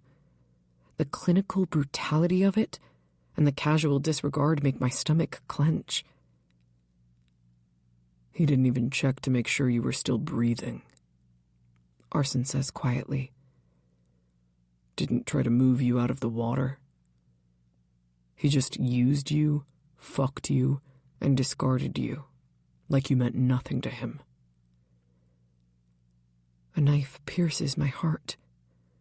I want to deny it, to claim the footage is manipulated. But the evidence is too raw and too real to be anything else. The timestamps continue, showing minutes passing with me lying there on the floor. Then Arson appears, regaining consciousness. The rage on his face as he pushes himself up is unmistakable. Not calculated, not performed for cameras he might not have remembered were there. He wears a mask of pure, protective fury as he first checks me, then follows his brother. "Please stop," I whisper, unable to watch more. "I've seen enough." He closes the laptop with a soft click that seems to echo in the silent room. I stand motionless, trying to process everything, trying to reconcile the Aries from my fantasies with the man who left me like discarded trash. I want to see him. I finally speak, my voice steadier than I feel. Arson's head snaps up. "I don't think that's a good idea." I didn't ask if it was a good idea. I move toward the pile of clothes he left out for me. T-shirt and sweatpants. All his, all too big, but at least they're clean and dry. I pull them on, my hands trembling. I need to hear him say it. "What exactly do you think he's going to say?" Arson questions warily. That he's sorry? That it was a mistake? That deep down he actually gives a fuck? I don't bother confirming that those are, in fact, the things I hope he says, so I ignore them and focus on getting dressed. Once fully clothed, I turn to him. "You can't stop me," I tell him, though we both know that's not true. He could lock me in this room if he wanted, could restrain me as easily as he has Aries. I don't doubt that he would do just that, but I'm too invested in understanding what happened to give a shit. With a sigh, he runs a hand through his hair in a gesture that is so reminiscent of his twin, it makes my chest ache. "If that's what you want, then fine. I'm coming with you, though." I expected that. The walk to Aries' cell is silent, tension building with each step. Every muscle screams in protest of the movement, my muscles sore and joints stiff from yesterday's violence. I do my best to ignore the discomfort, focusing on the confrontation ahead. Aries is awake when we reach the observation window. He sits on the edge of his cot, wrists and ankles bound by chains that allow limited movement and zero chance of escape. The evidence of the fight with Arson is reflected on his face. He has a split lip, a bruised cheek, and a cut above his eyebrow that probably needs stitches. No matter what, he's still beautiful, and still the man I dreamed of for so many years, even if it feels like I don't know him right now. "Well, isn't this touching?" He greets us, his mocking voice carrying clearly through the intercom Arson activates. "The happy couple comes to visit." Everything inside me says this is wrong. This isn't the man I longed for and lusted after for 2 years. I step closer to the glass, aware that Arson watches us carefully. "Why?" The single word holds all my confusion, all my hurt. Aries' eyes, identical to Arson's but somehow colder, meet mine with casual indifference. What is it that you're asking? Why did I fuck you? Because you were there. Because I knew it would hurt him. He nods toward Arson. Plus, you've been begging for my dick since you were 16. A man can only resist for so long. How could he talk like that? It hurts. It hurts so fucking bad. I press my palms against the glass, needing its solidity to keep myself upright. Stop trying to make me hate you. Stop with the games. Why did you leave me there? My voice cracks as all my emotions threaten to break free. Unconscious. Hurt. He merely shrugs, the chains rattling with the movement. I don't recall you complaining when you came all over my cock. It's not like I left you unsatisfied. You served your purpose and I was done. I didn't count on my brother showing such attachment to you. So in the end, you were the distraction I needed to get out of here. Cruelty seeps from his pores. Its stench so heavy I can barely breathe. This isn't the Ares I thought I knew. No. This is the man he was all along. The man hidden behind careful distance and polite rejection. This is the real him. The one without a mask. Oh, come on. What did you expect? Ares asks, leaning forward as far as his chains allow. I can see the disappointment on your face, Lil. What did you think would happen? That I would announce my love for you? That I would sweep you into my arms and care for you? I blink back tears, trying to hold my emotions in. A mockery of a smile appears on his lips, clear satisfaction at the pain riddling my features. You spent years tempting me, begging me to fuck you. And now that you got what you wanted, you aren't happy? That's not it. Then what is?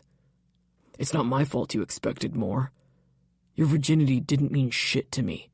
I don't do gentle. I don't do slow. I fuck. And that's what you got. Fucked. I don't know how much longer I can stand here and let him cut me with his words. I struggle to reconcile this man with the stepbrother who always seemed so careful, in control, and noble in his distance. I thought... I begin, but he cuts me off with a harsh laugh. I know what you thought. That I kept my distance because I cared too much, right? That I didn't fuck you earlier because I wanted to protect you. He shakes his head, and his eyes, the same eyes I've dreamed about, pierce mine with a blistering cold that I feel in my bones. I kept my distance because you were another obligation. My father's new wife's damaged daughter. Another Hayes family burden. And I didn't want to be responsible for breaking you. Arson steps closer to the glass, tension radiating off him. And I know he wants to step in. He wants to stick up for me. But this is my confrontation, my illusions to lose. Then why? I press harder, desperate for some explanation that might hurt less than this brutal dismissal. Why did you warn me about him? I gesture toward Arson. Why tell me he was dangerous if you didn't care about me?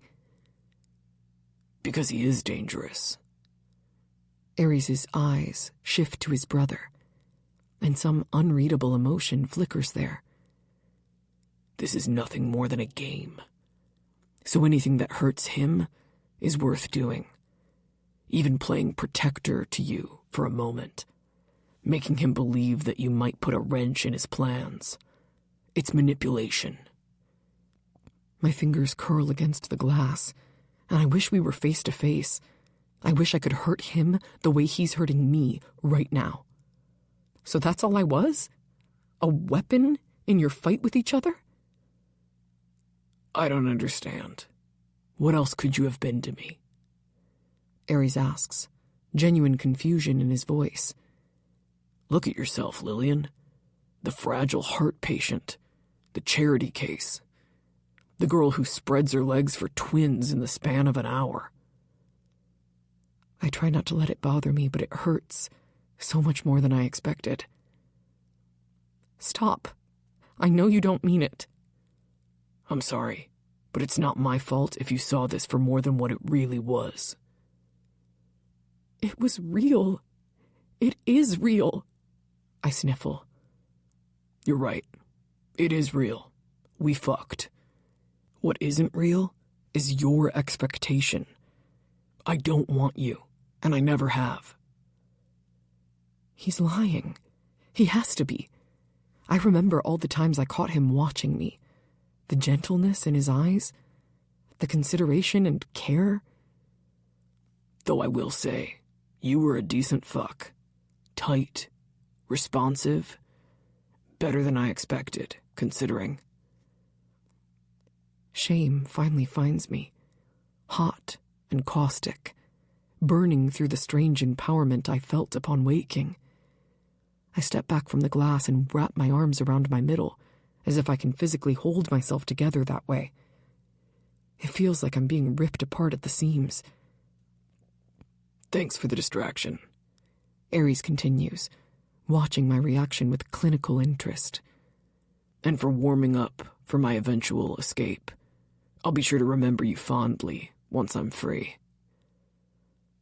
The words are a dismissal, casual and complete. Years of fantasy crumble in seconds. The noble stepbrother replaced by this cold, calculating stranger who sees me as nothing more than a convenient tool. All that's left to do is walk away. I turn, unable to look at him anymore, unable to bear the sight of a face I loved, twisted with such casual cruelty. My legs feel unsteady. The world tilting on its axis as everything I thought I knew rearranges itself into painful new configurations. Arson's hand catches my elbow, steadying me, but I flinch away from his touch. Too much. All of it. Too much. Are you satisfied now? He asks quietly. Do you believe me? Or do you need him to continue? I shake my head, unable to form words through the tightness in my throat and burning behind my eyes. Every memory of Aries, every moment I treasured, every glance I interpreted as a hidden feeling, was now poisoned by the reality of his indifference. He never really cared, never really wanted me. I've seen enough, I manage, voice breaking despite my effort to control it. I want to leave. Arson nods once, sharp and precise, but makes no move to touch me again. The careful distance he maintains feels like both kindness and punishment. As I turn to leave, his voice stops me. Go ahead. I'll be up in a minute. Something in his tone, a dangerous undercurrent I've come to recognize, makes me hesitate. I glance back to see him step closer to the observation window, his posture shifting from the controlled presence beside me to something more predatory. Look at her, Arson says to Aries, voice pitched to carry through the intercom. Really look at what you've done. Aries rolls his eyes, chains clinking as he shifts on the cot. Spare me the moral outrage. We both know you're not any more innocent than me. That's just it. I never pretended to be. Arson's hand presses flat against the glass, a mirror image of how I stood moments ago. And I never left her to die on a concrete floor. She's still breathing, isn't she? Aries shrugs. Besides, you should thank me. I broke her in for you. Made it easier to play your little savior act. I should leave.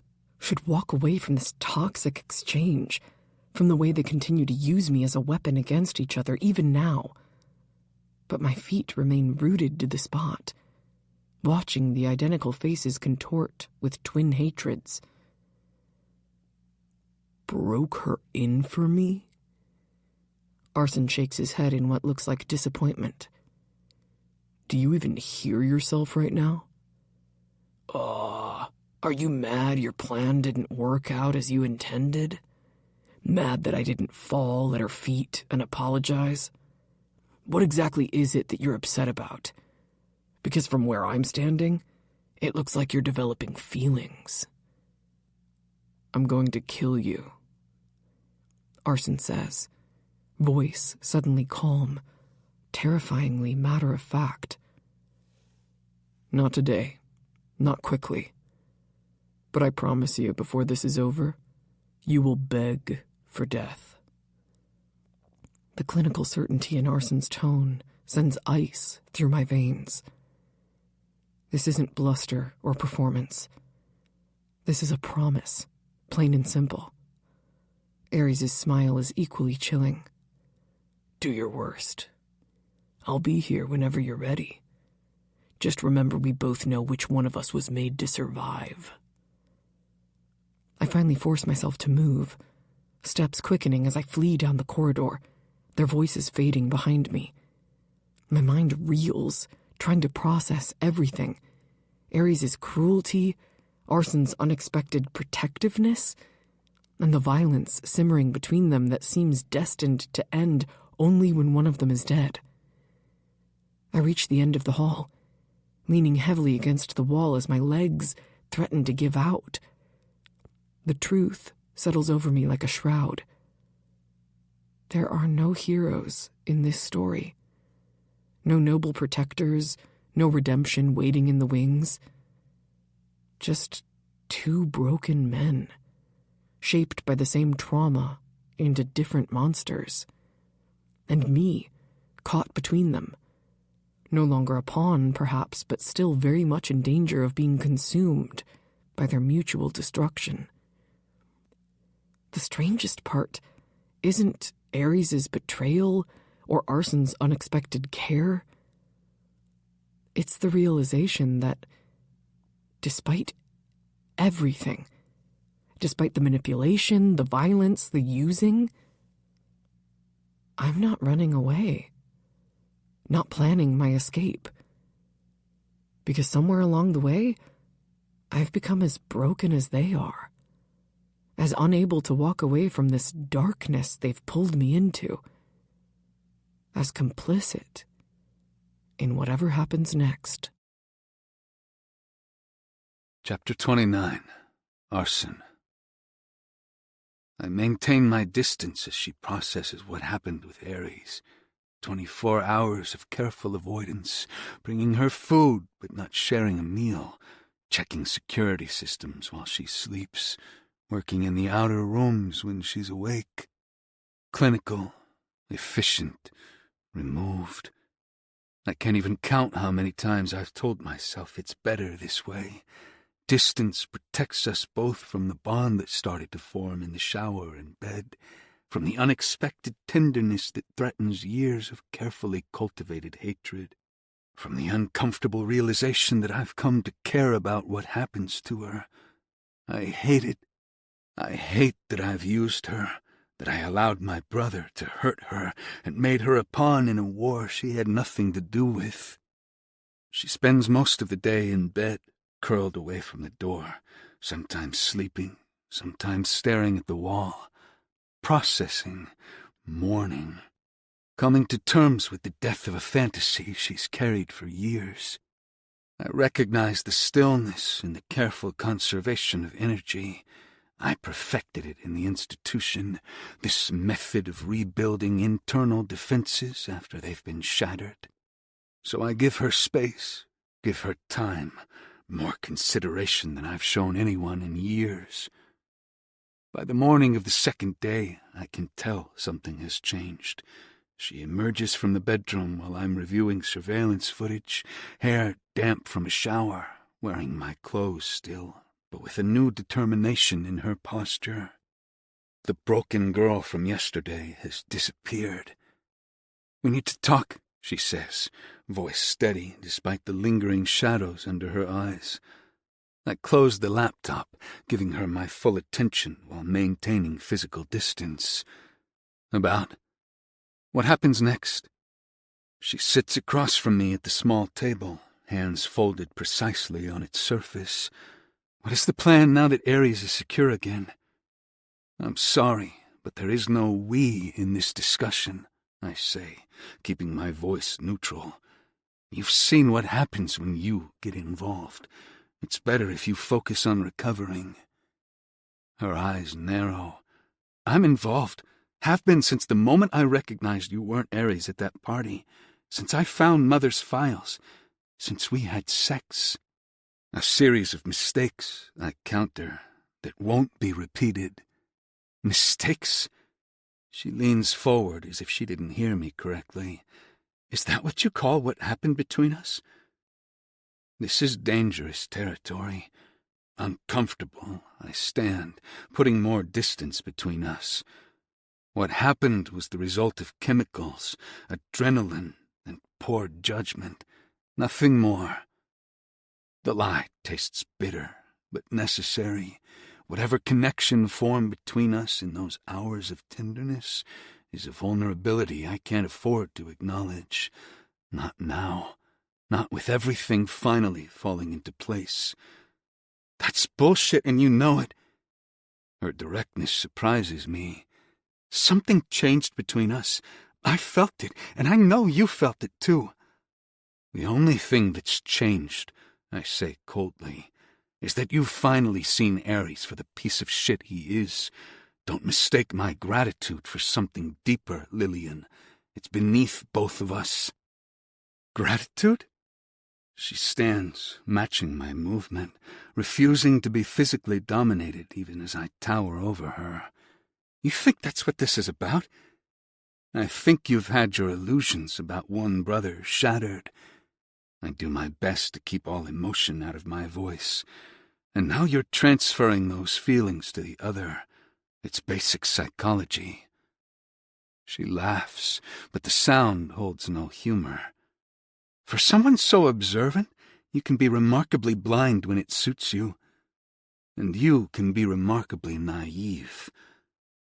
I move to the security monitors, checking them more as a distraction than necessity. Anything to avoid the intensity in her eyes. "This isn't your fight. Never was. You were a complication I should have handled differently from the start." "A complication?" She follows me, refusing to be dismissed. "Is that what you call someone who helped you? Who offered you information about the family you didn't have? Who gave you—" "Gave me what?" I turned sharply, cutting her off. "Your body? Is that what you were about to say? Because my experience was a bit different from yours. Nothing was given. You didn't give anyone anything. We took it." Color flushes her cheeks, but she doesn't back down. "I was going to say who gave you trust, who believed in your right to justice even while questioning your methods." The unexpected response throws me off balance. I recalibrate, reinforcing my emotional walls. "Then you're even more naive than I thought. There's no justice to be had, Lillian. Only revenge. Only making them pay for what they did to me, for what they took from me." "And what about what they did to the others?" She challenges me. "The files I found show dozens of victims, children who disappeared into institutions like you did, families that were destroyed. Don't they deserve justice too?" "They do, but not at the cost of my revenge. They're not my concern." "They could be." She steps closer, close enough now that I can smell the shampoo she used. My shampoo. "We could expose them, not just what they did to you, but the whole operation. We could make it impossible for them to hurt anyone else." Again, I repeat, infusing the word with all the contempt I can muster. There is no we in any of this. You were always meant to be leveraged, a way to hurt Ares. Nothing more. The lie cuts deep. I see it in the brief flash of pain that flickers across her features, but she rallies quickly, anger replacing hurt. That's a fucking lie, she says again with even more conviction. You promised me, said we had a deal, my body for his freedom, remember? I held up my end, and look how well that turned out for you, I snap, patience fracturing. Nearly raped on a concrete floor and left for dead. Is that the kind of involvement you're so eager to continue forward with? That's not fair. Fair? I laugh harshly. Nothing about this is fair. Nothing about what they did to me was fair. Nothing about what Ares did to you was fair. Welcome to reality, little sister. It's uglier than your fantasies. She flinches at the cruelty, but stands her ground. That's not what this is. This isn't about fairness. This is you pushing me away because you're afraid of getting attached. I'm not afraid. Liar, she says softly. You're terrified of caring about me, of letting someone in. I don't respond, mainly because I don't have a response. I'm not ready to talk about my feelings for her, let alone face or put to name what we are or could be. Why is it so hard to admit? She presses, stepping closer, eliminating the careful distance I've maintained. Why can't you acknowledge that something changed between us, that for a moment you actually let someone see the real you? Because there is no real me, I snarl, backing away. There's only what they created in that place, only what the family made me. Our family, she corrects. They hurt me, too. Different methods, same control. It's not the same, I insist, anger building at her persistent attempts to create equivalence between her comfortable captivity and my institutional hell. You have no idea what I endured, what they took from me. Then tell me. Her voice softens, almost pleading. Let me understand. Let me help, Ares. Ares. The name hangs in the air between us, a simple slip of the tongue with the impact of detonation.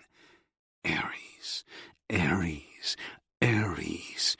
It's been about him my entire fucking life. The golden boy who let me take the blame, who let me fall between the cracks. Lillian sees where this is headed immediately. She blinks once, then twice, and it's like she herself can't believe the mistake she's made. But it's too late. Something inside me snaps, like a bone breaking beneath the pressure. I no longer feel in control of myself, of my body. All I can think to do is make her see me, make her feel me. In an instant, I'm across the room. I grab her by the upper arms, my grip bruising. I know I shouldn't hurt her, that I should be gentle with her, but I can't be bothered by her feelings, not when she continues to call me his name, shredding me to pieces every single fucking time. Say it again, I demand, voice deadly quiet. Say his name again while looking at me. Arson, I'm sorry. It was a mistake. A mistake. A laugh escapes me, the sound harsh and broken. Ever heard of a Freudian slip? It's the mind's way of revealing what's hidden beneath, which means you're still thinking of him, wishing I was still him. I snarl at her, unable to hold my anger in. After everything he did to you, how could she care for him when it's so painfully obvious he doesn't care for her?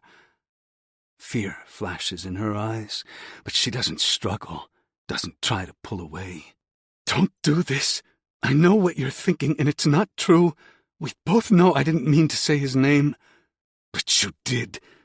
My grip tightens, fury building like a physical force beneath my skin. How can you expect me to think otherwise when you spent years wanting him?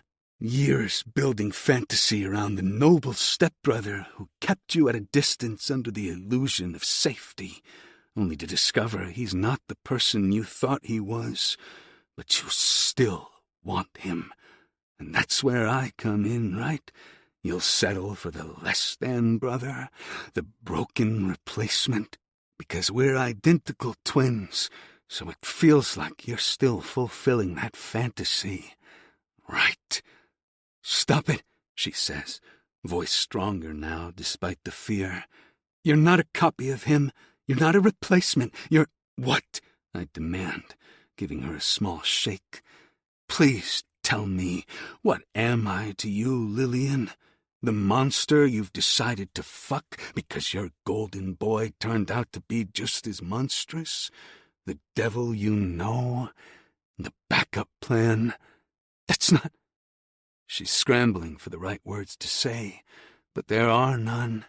There is only the truth, even if she doesn't want to see it. You want to know why I'm pushing you away? My control splinters further with each word. Because I know every time you look at me, you see him. Every time you touch me, you're imagining him. Every single fucking time. That's not true, she insists. Tears gather in her eyes, but don't fall. Not yet. I see you. I've always seen you. From the very beginning, I knew there was something different. Liar. It's a bitter taste on my tongue to call her a liar, because somehow I know she could tell I wasn't Aries. But that doesn't matter. Not right now. If you know, if you can tell us apart so well, then why did you just call me by his name? Her lips part and guilt fills her eyes. All I can do is shake my head, letting the disappointment and anger consume me. After everything he did to you, the way he used you and discarded you, anger burns, threatening to suffocate me. After everything I did for you, I had never cared for someone else, never given a shit about another human like that, and still, his name is the one on your lips. I hate how raw and broken my voice sounds. But more than anything, I hate that I let her do this to me. I'm sorry. It wasn't intentional, I swear. Nothing she says is going to change how I feel. I don't want to hear her voice right now. I don't want to listen to her lies. A plan forms in my mind, not calculated, not strategic, nothing but pure animal rage driving me towards something I'll regret. I start dragging her toward the door, my grip unrelenting despite her struggles and protests. What are you doing? She asks in a rushed voice, not quite afraid, but balancing on the edge of fear. Is it really so hard to tell the difference between us? I ask in a barely contained growl while pulling her down the corridor. I didn't think so, but I suppose if you can't tell yet, then maybe you haven't spent enough time with your beloved hero. Don't! She tries to dig her feet into the ground, but she's half my size. Her efforts to stop me are futile at best. Oh, sweet Lillian, I tried to help you, tried to show you how different we are, but I should have realized sometimes the easiest way to learn something is to experience it firsthand. I drag her down the hall, my grip unyielding despite her attempts to break free. I didn't mean it, she protests, her voice echoing off the concrete. I refuse to listen, refuse to accept her excuses.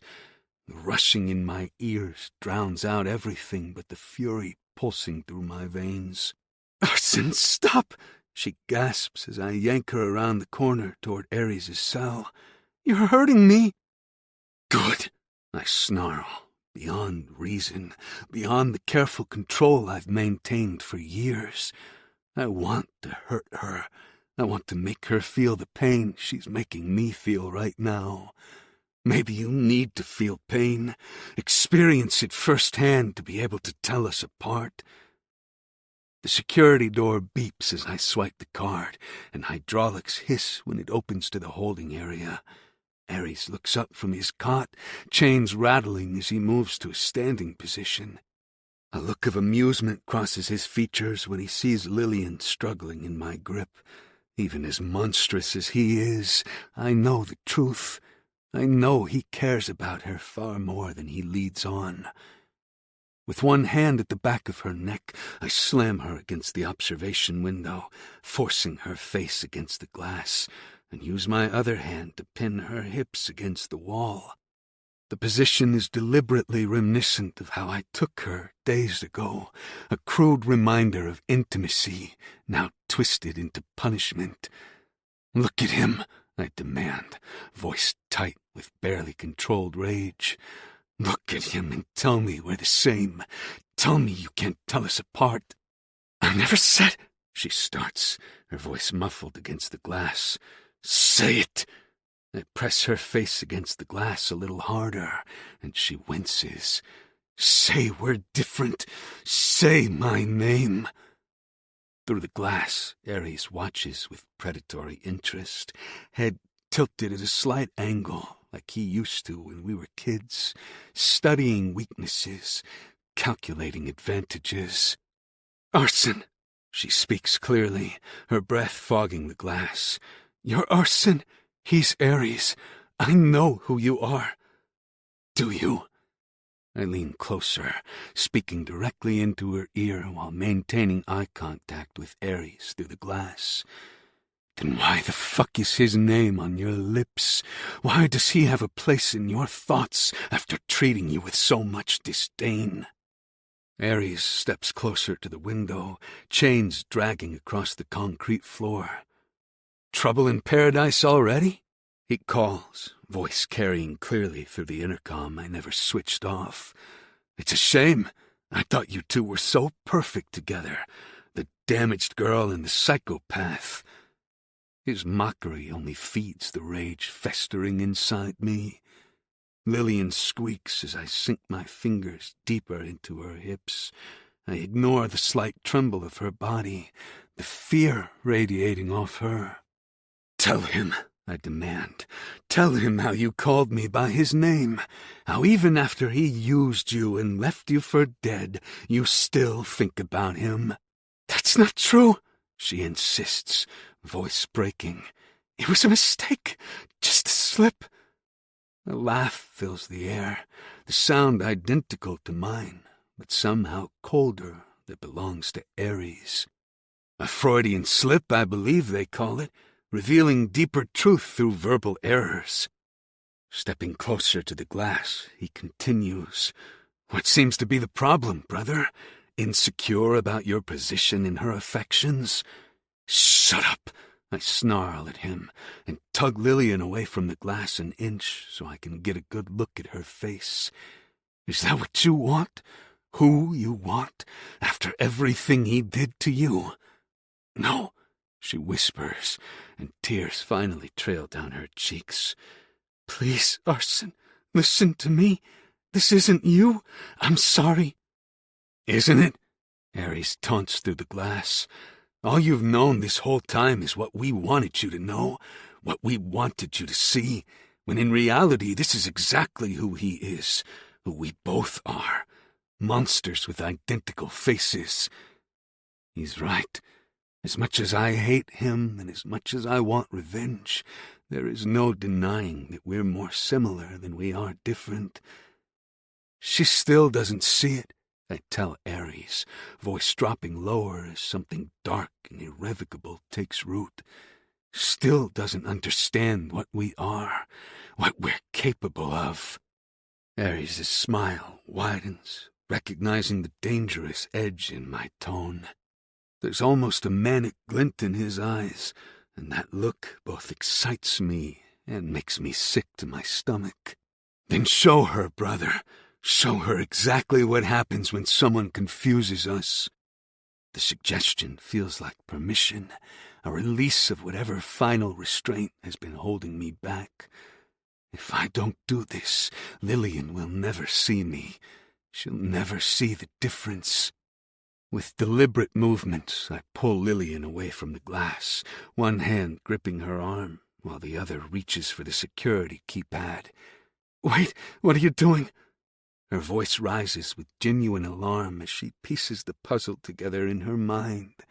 "Arson, don't—" I punch in the security code, and the door to Ares' cell slides open with a pneumatic hiss.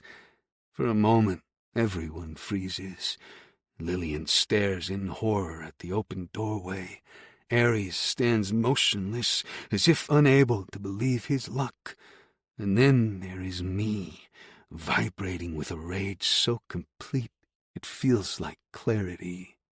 "If you want him so bad," I tell Lillian, voice eerily calm now, "then you can have him." I don't give her the chance to respond. I shove her forward with enough force that she stumbles into the cell, catching herself against the far wall. Ares' gaze follows her movements with precision, watching as she regains her balance. She shakes her head slowly, as if she can't believe what's happening. "What are you doing?" she repeats, panic edging her voice. Like a mouse caught in a trap, she tries to escape, but I block her path, maintaining my position in the doorway. "Giving you what you want, what you've always wanted." "No, I don't want this," she insists, her fearful eyes darting between Ares and me, who remains strategically still, chains limiting his movement, but not eliminating it entirely. "Arson, please, this isn't funny." "Do I look amused?" I ask coldly, crossing my arms over my chest. Ares shifts, and his chains clink with the movement. The sound makes her flinch, a tension divided between the twin threats. "If your goal is for him to hurt me, then you're going to be really disappointed." Her voice wobbles, giving her away. Not even she believes the words she's saying. "I guess we'll find out, won't we?" I step backward through the doorway, and if he does, then you'll remember who is who next time. "That's not fair." She lunges forward, trying to reach the door, but I'm already activating the closing mechanism. The hydraulics engage, the heavy door beginning its inevitable slide shut. Her chest starts to rise and fall rapidly, and clear panic contours her face. "Arson, don't do this, please." The desperation in her voice should satisfy me, should soothe the raw wound of hearing my brother's name on her lips. Instead, it lodges like a shard of glass in my chest, painful and impossible to ignore. It didn't have to be this way. It hurts like hell, but I maintain course. My pride demands it, the rage I'm feeling. I can't turn back now. "If you want Ares so badly," I say as the door closes between us, "you can fucking have him." Her face in that final moment, terror mixed with betrayal, with confusion, with hurt, burns itself into my memory as the lock engages with a definitive click. "Enjoy your time together," I call through the intercom, voice steady despite the storm raging inside me. "Isn't this what you've wanted since you were 16? Your precious Ares all to yourself?" It's obvious this isn't what she wants. Painfully obvious. Through the observation window, she presses herself against the far wall, putting as much distance between herself and Ares as she can.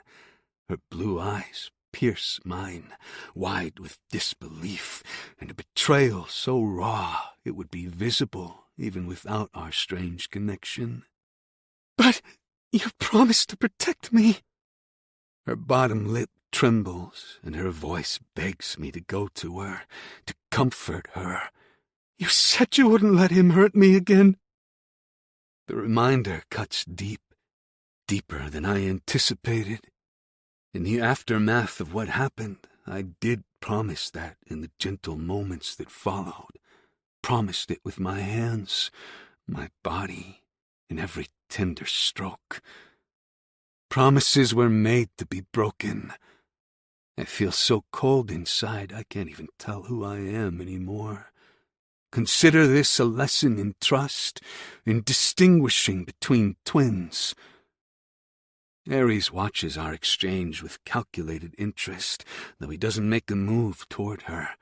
The chains limit his range, but not enough to keep her truly safe if he decides to act. We both know this. She knows this, and it's a risk I'm willing to take. Please don't leave me here, she says, a final appeal that lands with surprising accuracy. This isn't you. This is what they made you, what they wanted you to become. Part of me knows that to be true, and for a moment I see myself as she does, acting exactly as the institution programmed me to act. Violent, reactive, using others as weapons without regard for collateral damage. I'm becoming the very thing I hate.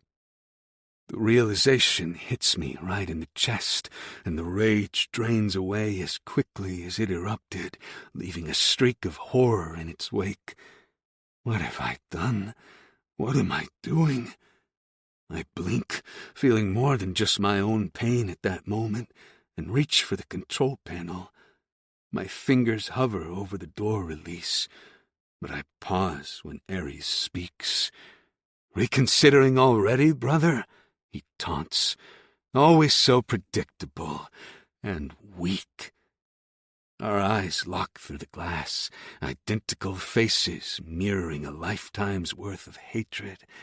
Opening that door now means admitting my mistake. It means proving him right by showing my one and only weakness, her.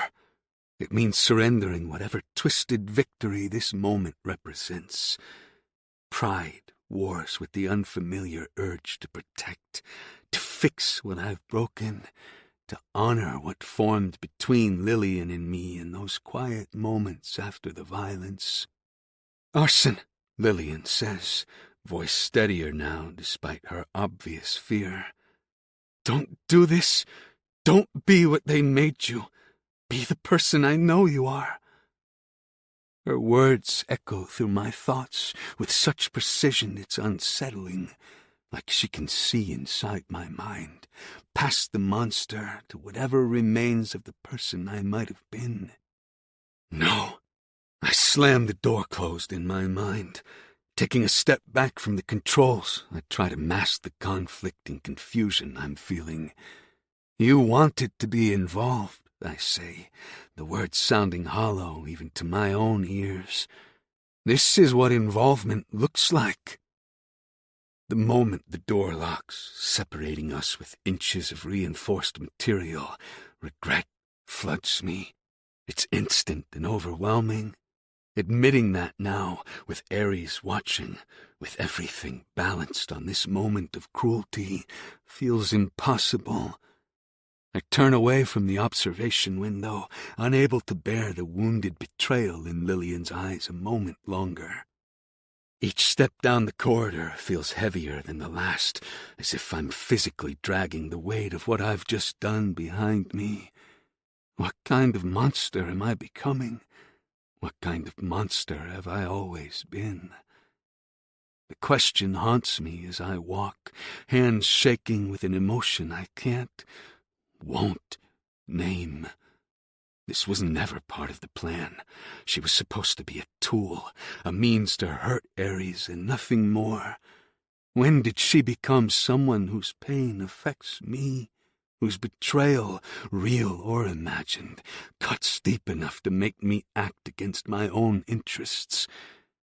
I pause at the end of the hall, torn between returning to fix my mistake and continuing forward to preserve what's left of my pride. The war between these impulses paralyzes me, foreign in its intensity. I've spent a decade calculating every move, controlling every reaction. This reckless, emotional response is dangerous, unpredictable. Just like locking her in that cell was dangerous, unpredictable, potentially deadly. The thought of what Ares might do to her hurts like a physical wound. He's restrained, yes, but not completely immobilized. I might as well have handed him a loaded gun to use against me. Lillian, someone I've shown I care about, however reluctantly. Fuck, I mutter, raking both hands through my hair. The rage has evaporated completely, leaving only cold, clear horror in its wake. I need to get her out of there, now, before what? Before Ares hurts her? Before he says something to turn her against me permanently? Before he convinces her that he's the lesser evil between identical monsters? Maybe that's what I'm afraid of, that given enough time alone with him, she'll recognize something in Ares worth salvaging, something familiar from years of watching him and wanting him, that she'll realize her slip of the tongue wasn't a mistake, but a deeper truth about where her heart truly lies. Fuck me. I change direction, moving toward the security room instead of returning to the cell. If I can't admit my mistake face to face, I can at least monitor the situation. Make sure Ares doesn't hurt her again, and intervene if necessary. The bank of monitors flickers to life as I enter the security codes, cameras activating to show multiple angles of the cell. Lillian still stands pressed against the far wall. Ares watches her with interest from his limited radius. I sink into the chair, eyes fixed on the screen, fingers hovering over the emergency release that would open the cell door instantly if need be. I won't leave her in there for long. It won't take long to prove my point, to make her see the difference between us once and for all. I need to see where her loyalties are when faced with both versions of the same face, to prove to myself that I can still control the situation, that emotions haven't completely compromised 10 years of careful planning. But even as I form the justification, I know it's a lie. This isn't a strategy. This is jealousy, pure and simple, ugly, human, and terrifyingly new. Chapter 30. Ares. The door locks with a definitive click, leaving Lillian trapped with me in this concrete cage. Through the observation window, I watch Arson's retreating back, shoulders tight with fury, hands clenched into fists. Predictable. Always so predictably reactive. Lillian remains pressed against the far wall, as distant from me as the cell allows. Fear radiates from her in palpable waves, and her blue eyes dart between me and the door as if calculating her chances of survival. The bruises from our last encounter have faded to yellowish shadows on her skin, but new ones mark her upper arms where Arson gripped her. How can he make me out to be the villain when he leaves bruises on her skin? Well, I say, keeping my voice deliberately casual, chains clinking as I settle back onto the cot. This is certainly unexpected. She says nothing, her body tense as a drawn bow, ready to flee despite having nowhere to go. After the cruel way I claimed her, she has a right to be afraid. As terrible as it is, and as much as I wish I could explain myself, I need her to see me as the monster I portrayed myself to be, now more than ever. The surveillance cameras in the corners of the cell blink their red lights steadily. Arson is watching, analyzing, waiting for me to make a move that confirms his worst suspicions. I won't give him the satisfaction. Not yet. I won't lie. I didn't expect there to be problems so soon, I continue, gesturing to the door with mock sympathy. Guess that means the honeymoon phase is over. Her slight flinch confirms it. So predictable, both of them. So easy to manipulate when you understand their wounds. While my mouth forms cruel words designed for watching cameras, my mind travels a different path. For the first time, I truly saw her, not as my father's new wife's daughter, but as Lillian. 16, fierce despite her supposed fragility, cornering me in the library with trembling determination. "I know you feel it too," she'd said, voice stronger than her shaking hands suggested. "This thing between us, I'm not a child, Aries. I know what I want." What she couldn't know was how right she was, how precisely her words landed, how much restraint it took to push her away, to watch her expression fill with hurt as I coldly suggested therapy for inappropriate fixation. I knew I had made the right decision to keep her at arm's length, to protect her from becoming a pawn in the Hayes family's games. My father had already gotten accustomed to using the slightest rare attachment against me too many times. I wouldn't give him Lillian as another weapon, wouldn't let her become collateral damage in the toxic game of control that defined our family. In turn, I buried my feelings for her beneath a carefully constructed distance. Slowly, I became the cold, unattainable stepbrother she both yearned for and resented. It hurt like hell, but I knew it would hurt far less than watching her get destroyed from nothing more than her proximity to me. It's almost funny how the one thing I tried to protect her from is inevitably the one thing that will hurt her. Would I have made the same choice then if I had known this would be the outcome? To have her trapped with the monster I've pretended to be, while my twin watches to see which of us will draw first blood? I'm not sure. Lillian is the only person I've ever been selfish with, the only person I've ever actually wanted to protect. The cell offers limited tactical advantages: 8 by 10 feet of concrete, a single cot, and a toilet and sink in the corner. The chains restrict my movement to a 7-foot radius from the wall anchor, allowing access to most of the space, but not quite reaching the door. Arson designed it that way deliberately. Always the careful strategist. What he doesn't know is that I've already compromised the chains. 3 days of methodical work while pretending to sleep. Metal links weakened just enough that a sudden jerk will break them. Not freedom yet, but an advantage he isn't expecting. My mind is reeling as I try to devise a plan to escape. Lillian's position against the far wall puts her just at the edge of my reach, a calculation on her part that I respect. I watch her chest rise and fall with rapid breaths, fear mixed with determination. I bet her heart is beating out of her chest. Her blue eyes remain clear, assessing the space. Not just afraid, planning, thinking. The cameras cover 3 angles, one with a blind spot near the sink, information I've stored for when I need it.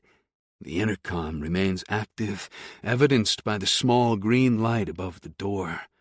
Arson will hear everything we say. Perfect. Let him listen. I already know what needs to happen. Arson's jealousy, his fear of being confused with me, and his unexpected attachment to Lillian are all vulnerabilities I can exploit. The one thing I have against me is time. I need her to lower her guard, just enough to allow me to get close to her. They'll be back eventually, I say, voice conversational as I lean back against the wall. I bet he's watching right now, finger hovering over the release button, wondering if he's signed your death warrant or not. Lips pressed together, she remains silent and distrustful. Smart girl. I'm a little shocked at how easily you got under his skin. I continue, chains rattling as I adjust my position. I haven't seen him lose control like that since we were kids. Interesting, considering how little time you've spent together. There's a slight shift in her posture, curiosity warring with caution. Good. Keep her distracted. What did you do? I ask, cocking my head to study her. Besides calling him by my name, which was admittedly a tactical error of epic proportions. Why do you care? She breaks the silence, her voice steady despite her obvious fear. Another reminder of the strength she hides beneath forced fragility. I shrug, deliberately casual. Professional curiosity. It's not every day someone breaks through my brother's carefully constructed walls, especially not someone he intended to use as a weapon against me. I was never a weapon. Her response has an edge of defiance, and my heart swells when she lifts her chin. No? Then what were you? A convenient body? A willing participant in his revenge fantasy? The virgin sacrifice? Each question is designed to provoke, to distract her from the slight adjustments I'm making to my position. Each movement brings me incrementally closer to the optimal striking distance, which will inevitably bring Arson's return. Stop with the bullshit. Don't act like you know anything, because you don't. Anger coats her words, overcoming her fear. Perfection. Anger makes people careless, makes them miss details they'd otherwise notice. I know more than you think. I soften my voice just enough to introduce doubt. We're twins, remember? I know him better than anyone. I know exactly what he's capable of, and all the terrible things he's done. A calculated approach, simultaneously undermining her trust in Arson while positioning myself as the one with answers, the one who understands. All while my fingers continue their barely perceptible work on the weakened chain links. Don't fret. Like I said, he'll come back for you, I say, watching her closely. The question is whether you'll leave this room in the same condition he left you in. The threat hangs between us, deliberate in its ambiguity. I watch as her pulse visibly quickens in her neck, her eyes widen only slightly before she blinks and gains control of her expression. Are you going to hurt me? The directness of her question catches me off guard. No hysteria, no begging, just a clear request for information. Would I?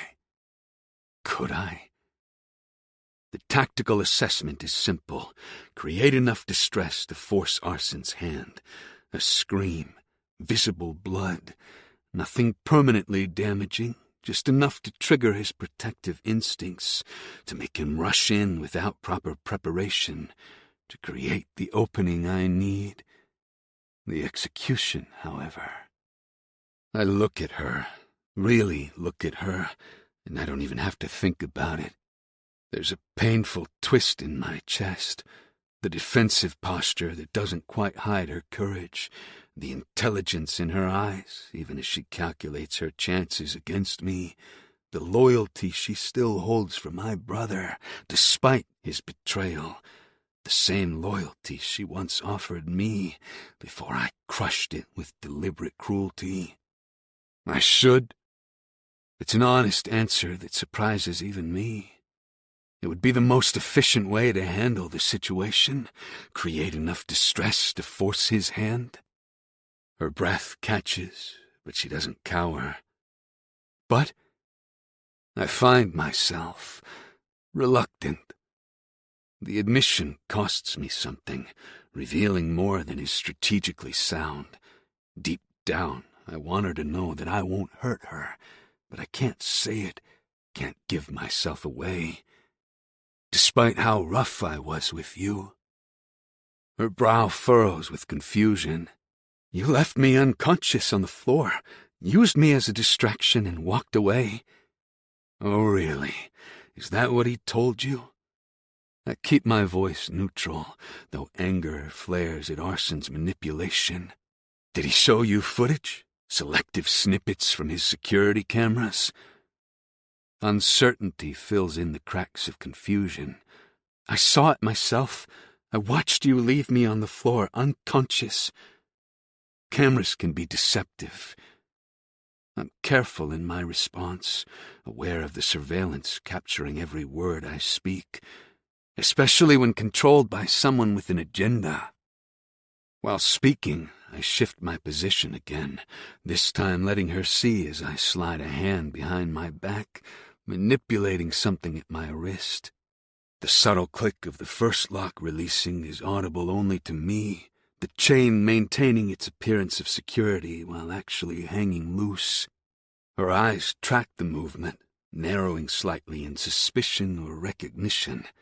She's observant, more so than either of us initially gave her credit for. "What are you doing?" she asks quietly. "Creating options," I reply, equally soft. "The question is whether you want to be a part of them." The second lock clicks open against my ankle, the sound concealed by a deliberate cough. The chains still appear secure, draped across my body in the same restrictive pattern. The difference is I could shed them at any given second. "Why would I trust you?" she asks, the fear in her voice tempered with something else. Curiosity, perhaps, or maybe hope. "You shouldn't." My reply is honest. "But you might want to consider which twin has more reason to lie to you right now." I lean forward, the chains arranged to appear secure, while actually hanging loose around my limbs. The cameras capture this movement, but from their fixed angles, the subtle deception remains hidden. "I need your help," I whisper low enough that the intercom might not catch it clearly.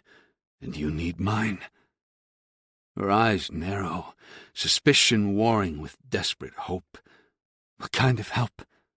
"I'm going to get us both out of here," I explain, maintaining casual body language for the cameras while infusing my words with urgent sincerity.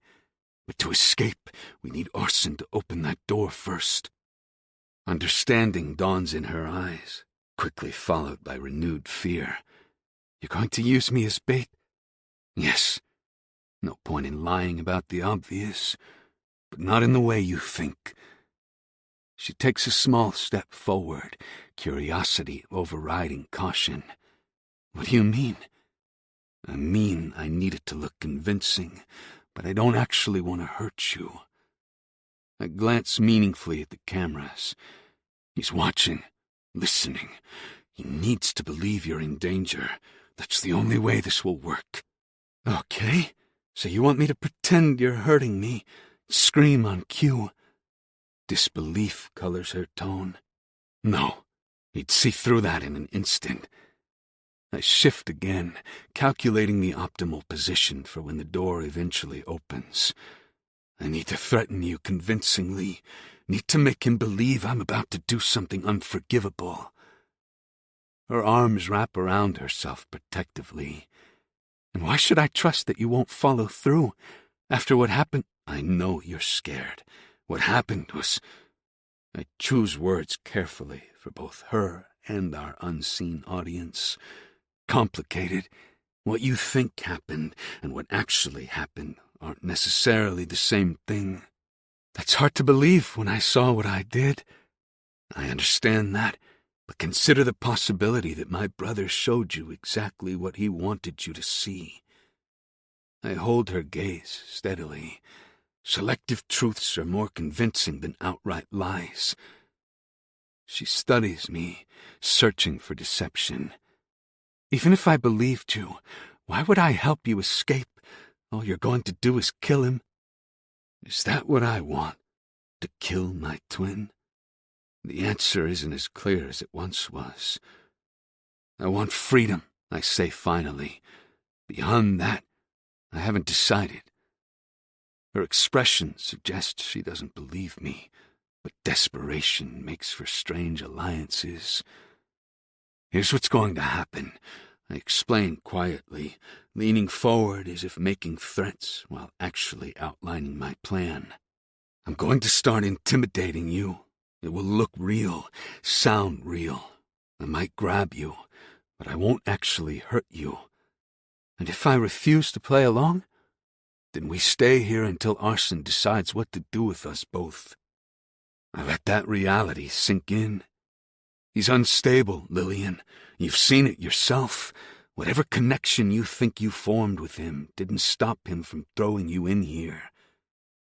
She flinches at the reminder of Arson's betrayal, a flash of hurt crossing her features before she masks it. I promise, I add, the sincerity in my voice surprising even me. I won't hurt you. I need you to be with me on what happens next. Okay? She doesn't say anything, but I can see from the look in her eyes that she's in. After a moment, I slip the mask of cruelty into place. Time's up, I announce loudly, straightening from my position on the cot. The sudden shift in tone makes Lillian flinch. I'm done playing nice.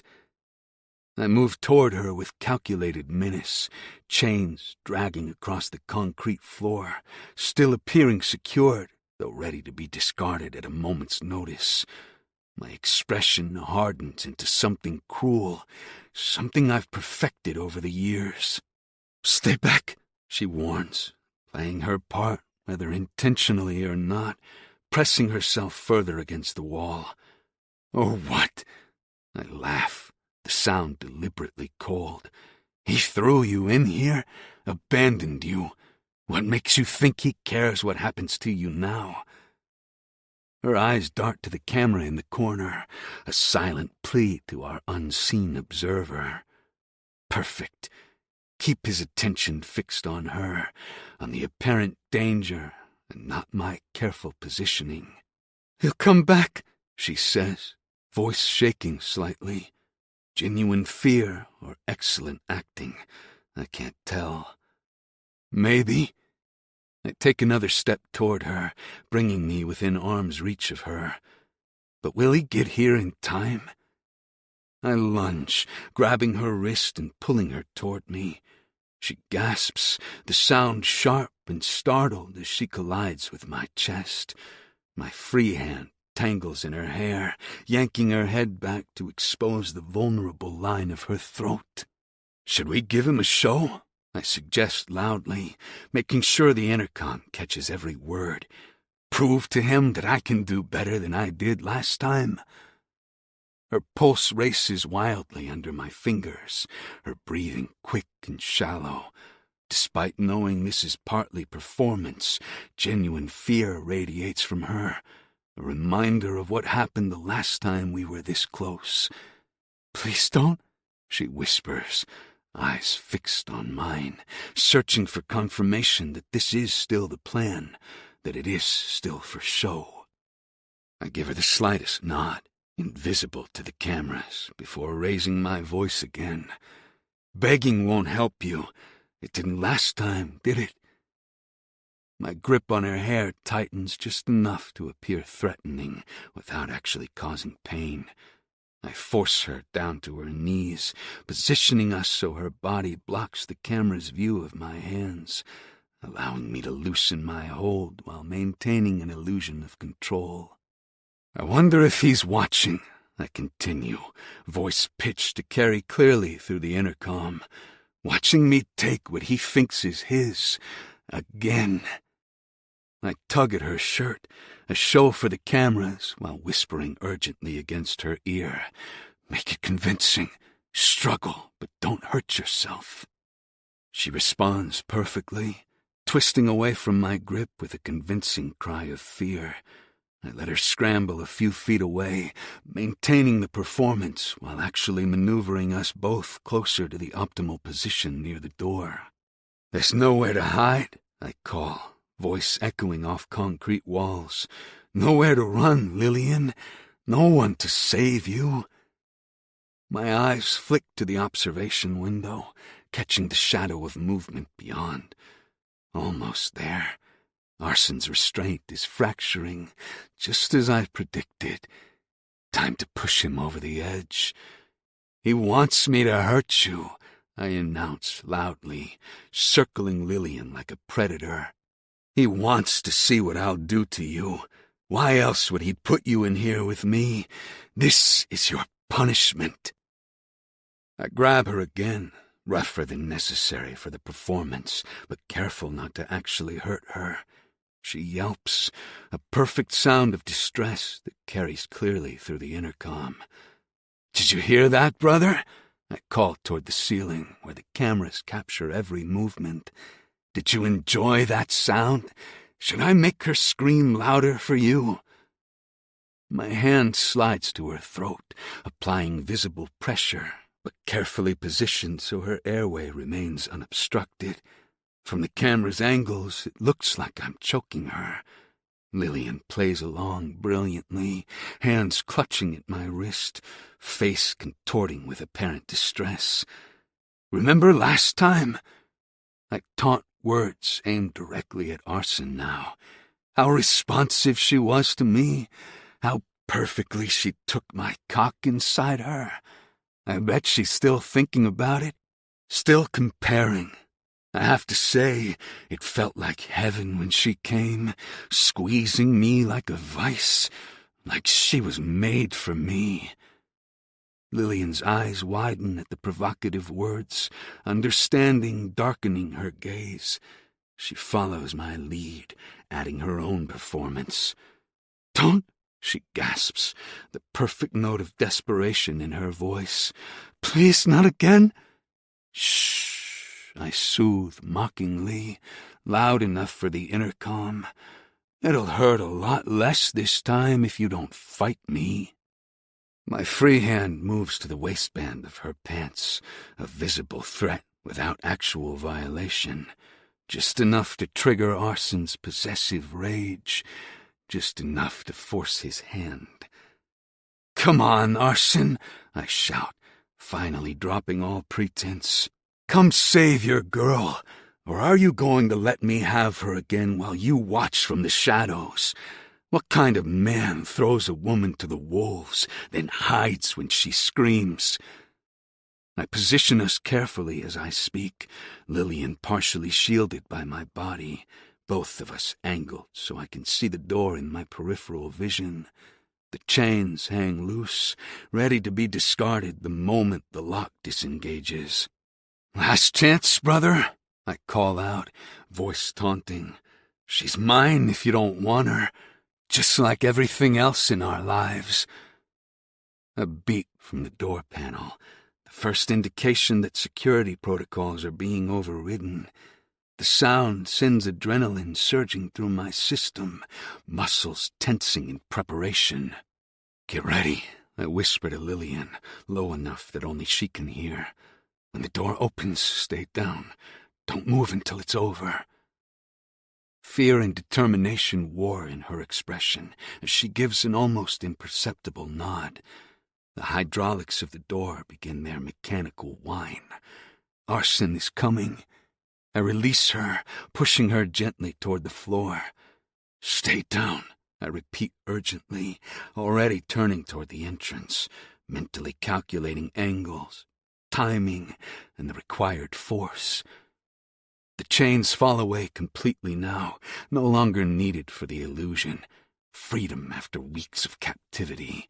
The sensation is almost dizzying in its intensity. The door slides open, revealing Arson's silhouette. His expression is cold fury, body coiled and ready for violence. The moment of truth arrives with the sound of the door locking into its fully open position. Everything narrows to this single point in time.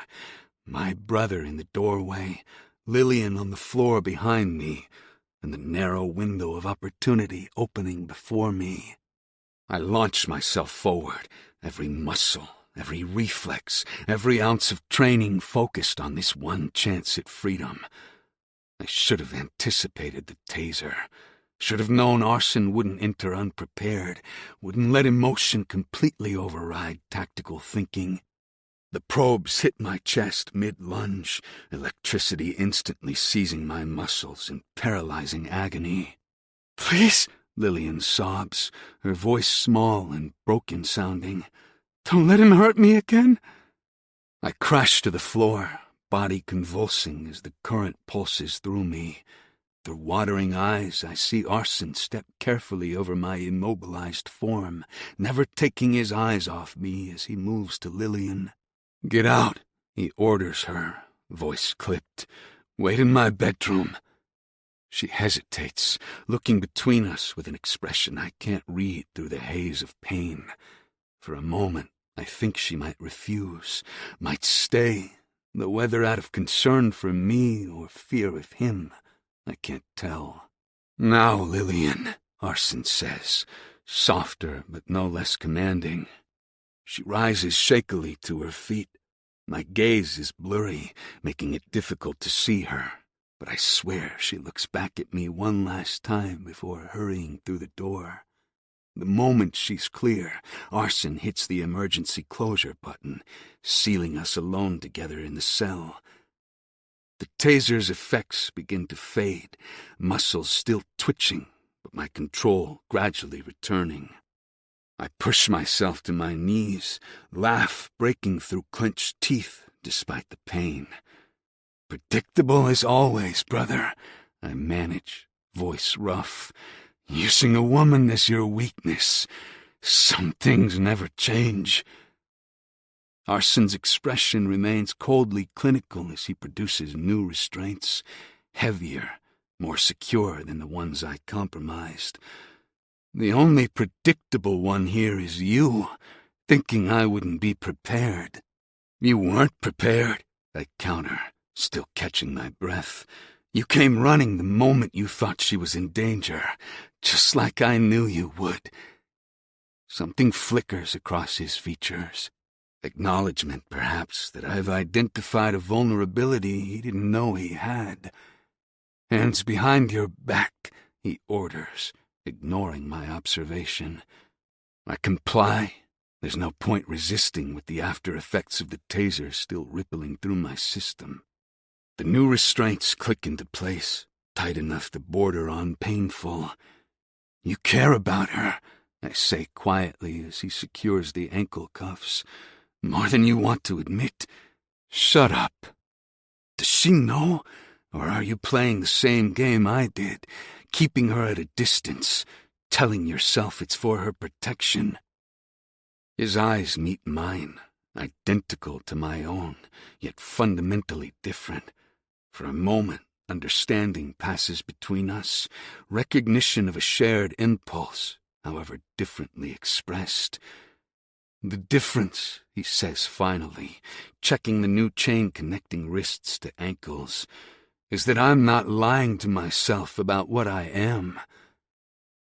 The words hit with unexpected precision, striking a truth I've buried beneath years of justification. I've told myself the distance was protection for her from the family's manipulations. But perhaps it was also protection from me, from vulnerability, from the possibility of caring for someone enough to be destroyed by losing them. As Arson performs a final check of the restraints, I find myself watching him with new perspective. We are reflections, identical yet reversed, both keeping Lillian at arm's length through different methods, his through possession, mine through rejection, both perhaps equally destructive. "She deserves better than either of us," I say as he moves toward the door, words offered not as a weapon, but as a simple truth. He pauses, back to me, shoulders tense.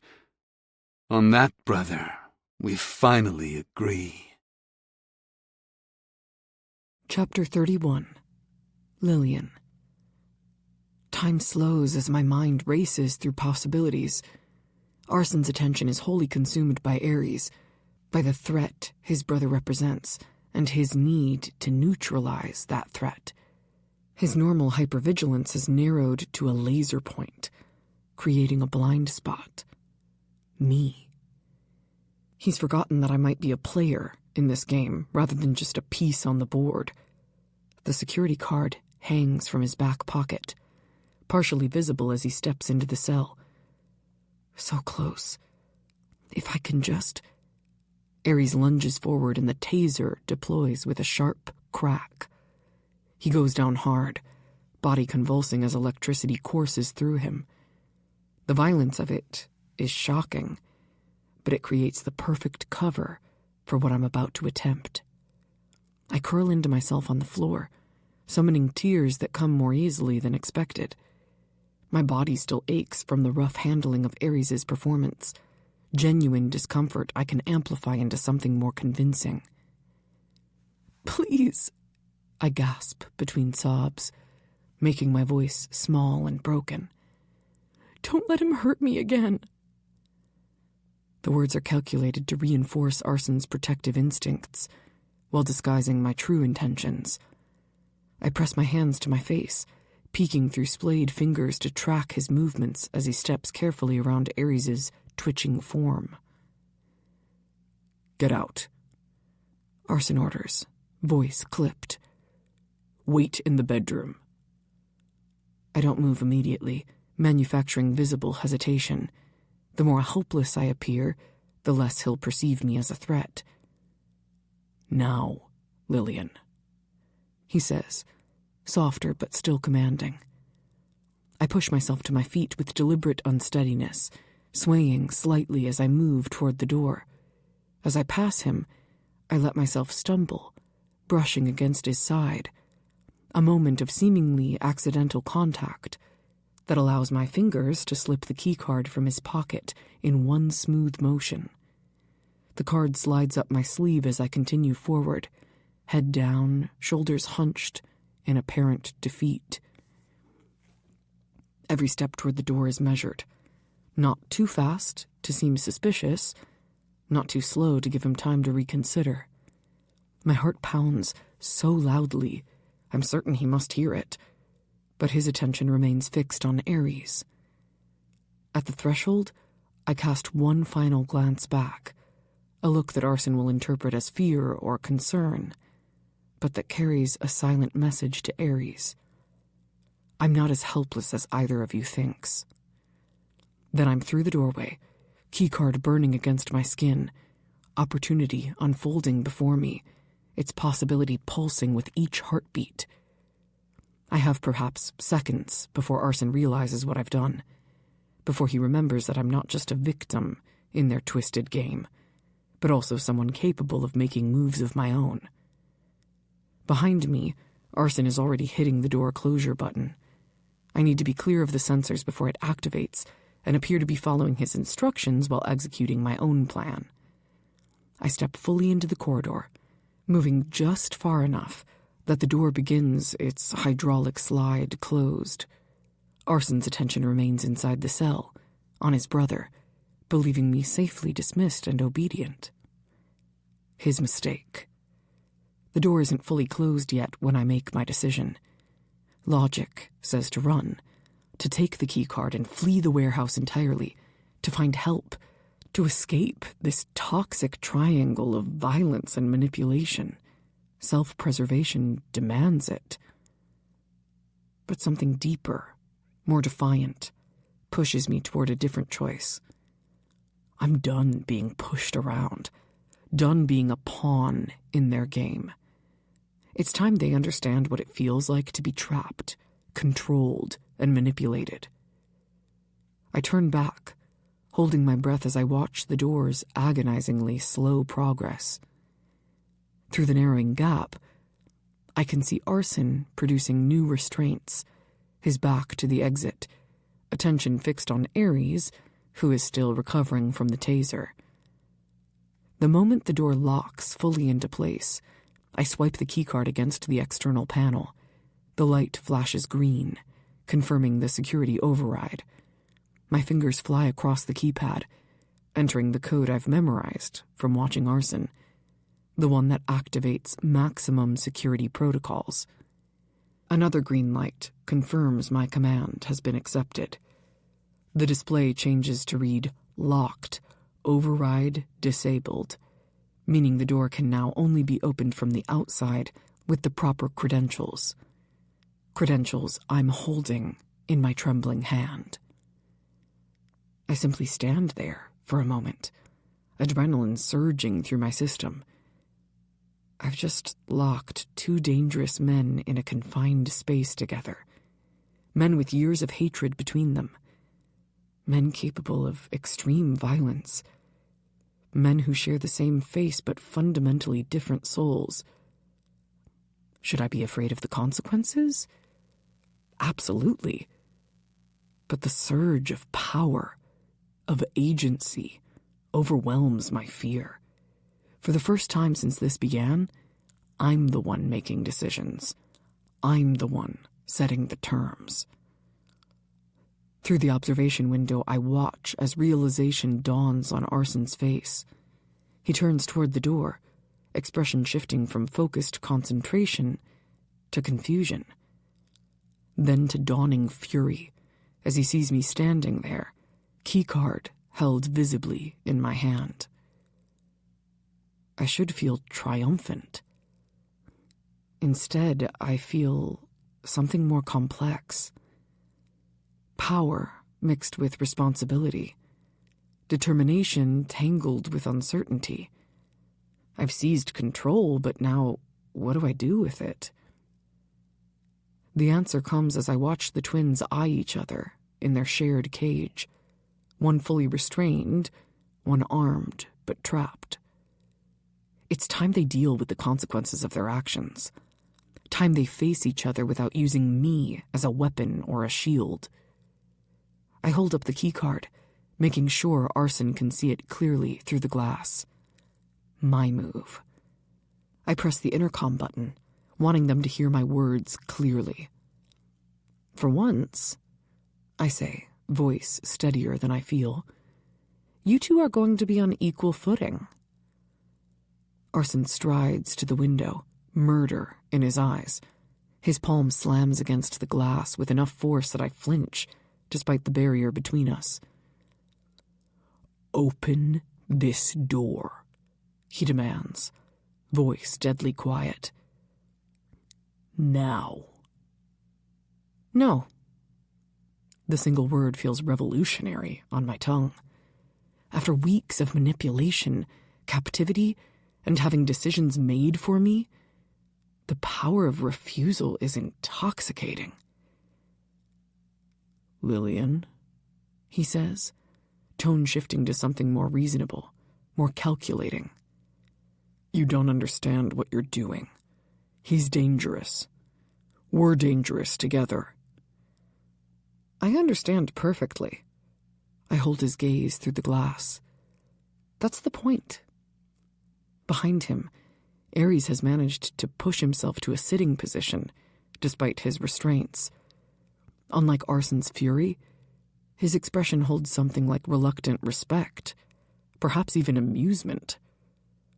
Well played, he calls past his brother, though I'm not sure you've thought through to the end game here. For once I agree with him, Arson says, never taking his eyes off me. What exactly do you think is going to happen next? We kill each other and you watch? What do I think is going to happen? What do I want to come of this? The question gives me pause. Justice? Revenge? Resolution? The answer crystallizes with surprising clarity. Resolution. You're forced to face each other by being in this cell together. You can't use me or anyone else as a weapon. Arson's laugh is disbelieving. So what? Psychological therapy? Lock the twins together until they work through their issues? Think of it as one of those get-along t-shirts. I step back from the glass, the key card still prominently displayed. For longer than I care to admit, I let you both manipulate me, use me, and hurt me in different ways. Now you get to deal with each other directly. And if we refuse? Ares asks, shifting slightly to test his new restraints. Hope you like looking at the same four walls. I shrug, projecting a confidence I don't entirely feel. I have food, shelter, and all the security controls. I've also got a lot of patience. Arson's expression darkens further, if that's even possible, and when he speaks, his voice drops to that dangerous register I've come to recognize as true rage rather than tactical intimidation. When I get out of here, and I will get out, you're going to regret this little game you're playing. Maybe. I match his stare. Or maybe not. Guess we'll find out then. But right now, you're not in any position to be making threats. I hold all the power, and the only way of either of you getting out is if you fix your shit. The role reversal isn't lost on either of them. The captive becoming captor, the manipulated becoming manipulator. Arson's hands are clenched into fists that he rests against the glass, while Ares' smile grows more pronounced behind him. She's got you there, brother, Ares retorts. Seems your little pet has sharper teeth than you realized. Arson whirls to face him, momentarily distracted by his twin's taunt. The movement is all aggression and tightly controlled violence ready to explode at any second. Shut up, he snarls. This is your fault. My fault? Ares laughs. I'm not the one who threw her in here or pushed her into taking control of the situation. As they face each other, the air between them practically crackles with years of hatred. I've achieved my immediate goal, forcing them to confront each other directly. All I can do now is hope they don't kill each other in the process. The transition from words to violence happens in an instant. Something in Ares' smirk, some particular angle of his mouth or glint in his eye, triggers Arson's already tenuous control. He lunges forward, crossing the small cell in 2 strides, and throws a punch, his fist connecting with his brother's jaw before he can fully prepare. Despite his restraints, Ares manages to roll with the impact, using the momentum to drive his shoulder into Arson's midsection. They crash into the cot, the metal frame screeching against the concrete as it slides several inches. "Stop it!" I shout through the intercom. Nothing I say matters, not when they're beyond hearing, locked in the physical manifestation of years of hatred. Arson recovers quickly, driving his knee up into Ares' ribs with brutal efficiency. The chains connecting Ares' wrists to his ankles limit his defensive options, but he compensates by headbutting Arson. Blood instantly starts to flow from Ares' nose, and the sight makes my stomach churn. Enough! My words echo uselessly as they grapple on the floor, identical faces twisted with identical rage, blood smearing between them until it's impossible to tell whose is whose. I back away from the observation window, panic rising, as I realize I may have miscalculated. They might actually kill each other, trapped in that cell with years of resentment, finally finding physical expression. Think, Lillian, think. My eyes scan the corridor, landing on a control panel farther down, more sophisticated than the simple door lock. The security hub Arson showed me once, explaining how the entire facility could be managed from multiple access points. I rush to it, keycard swiping across the scanner with trembling fingers. The screen illuminates, displaying a complex array of options: surveillance, environmental controls, communications. Behind me, the sounds of violence continue. Grunts of pain, the thud of fists on flesh, the rattle of chains as Ares fights despite his disadvantage. I need to interrupt them somehow, and break through the fog of rage that's consumed them both. Communications. There. The speaker system. I tap the icon, opening a sub-menu of options. Internal speakers, volume control, pre-recorded messages for emergencies. I hit the emergency alarm button without hesitation. A klaxon blares through the entire facility, the sound amplified to painful levels inside the cell. Through the observation window, I watch both brothers recoil, hands instinctively moving to cover their ears. Then I press the microphone button, activating the direct communication channel. Stop fighting! My voice booms through the speakers, distorted but unmistakable. Both of you just stop! The alarm continues its ear-splitting wail as I search frantically for the volume control. Finding it, I dial it down to a more manageable level, but leave it running, an auditory barrier between them, preventing the resumption of violence. I swear to God, I continue, voice carrying clearly through the speaker system now. If you don't stop acting like animals, I'll leave you both in here to starve to death. An empty threat, perhaps, but the sheer exasperation in my tone seems to reach them. They separate, bloody and panting, identical glares now directed at the speakers rather than at each other. At least they're no longer actively trying to kill each other. Progress, of a sort. Here's how this is going to work, I announce, while silencing the alarm but maintaining control of the communication channel. You two are going to talk. Actually talk. Not fight, not manipulate, not threaten. Talk. Arson wipes blood from his nose with the back of his hand, eyes narrowed at the speaker. Ares shifts to sit with his back against the wall, chains rattling with the movement. This is ridiculous, he snaps. We're not children you can put in a timeout. No, you're grown men acting like children, I counter. Worse than children. At least children eventually learn better. Ares laughs, the sound genuinely amused, despite his split lip. She's got a point, brother. Shut up. Arson paces the small cell like a caged predator. This isn't a game, Lillian. Let me out and we can discuss this rationally. No. The refusal comes easier each time I say it. The only way you're getting out of that cell is together, after you've figured out how to exist in the same space without trying to kill each other. That's never going to happen, Arson says flatly. Don't care. That's the only way you're getting out. Be reasonable, he tries again, voice modulating to something more persuasive. You know what he did to you, what he's capable of. He's dangerous. Oh, and you're not? I interrupt. You threw me in there with him.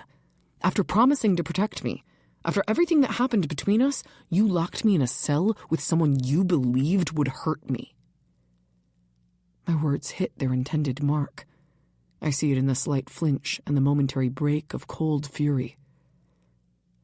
That was different, he argues. I was angry. I didn't mean... Save it. I cut him off. I'm not interested in hearing excuses from either of you. Ares shifts forward, chains clinking with the movement. While I appreciate the sentiment, this isn't exactly a productive environment for conflict resolution. Perhaps if you removed these restraints... Nice try, I say. The restraints stay. Consider them an assurance that this remains a conversation rather than a death match. This is insane, Arson mutters, turning away from the window to glare at his brother. This is your fault. You got inside her head somehow. My fault? Ares raises an eyebrow. I'm not the one who threw her in here. Not the one who betrayed her trust. Stop it, both of you. I interject as I see Arson's posture tensing again, ready to resume the fight. This is exactly what I'm talking about. You immediately blame each other instead of taking responsibility for your own actions. What do you want from us? Arson demands, turning back to the window. Some tearful reconciliation? Brotherhood restored? That's never going to happen. Not after what he did. Not after what was done to me. I don't expect miracles, I reply, and consider my next words, only to realize nothing I say to either of them is going to help them settle this. They need to work it out alone, together, as a team. You know what? I step back from the control panel. Keep hating each other. Keep fighting. Keep destroying everything and everyone around you with this toxic obsession you call revenge. Their identical faces watch me through the glass, expressions, for once, almost matching. Surprise at my outburst, mixed with something like wariness. I thought there was something worth saving in both of you. I continue, my voice rising despite my attempts to maintain control. Some core of the people you might have been if the world hadn't broken you, if you hadn't let it break you. Lillian. Arson starts, but I cut him off. No! I'm done listening to justifications and excuses. The emotions I've been suppressing for weeks come pouring out, raw and unfiltered. You want to know the truth? You're both cowards, both hiding behind your trauma instead of facing it, both using what happened to you as an excuse to keep hurting other people, to keep hurting each other. I slam my palm against the glass, mimicking Arson's earlier gesture. Well, congratulations. You've succeeded in becoming exactly what they wanted you to be. Two sides of the same damaged coin. The monster who embraces what he is, and the monster who pretends he's better. Tears threaten to fall, but I refuse to let them. Refuse to give either twin the satisfaction of seeing how deeply they've affected me. Do whatever you want. Talk, fight, kill each other for all I care. I step back, keycard clutched tightly in my hand. I'm done being your audience. Done being the prize you fight over. Done with all of it. I turn away, unable to bear the sight of them any longer.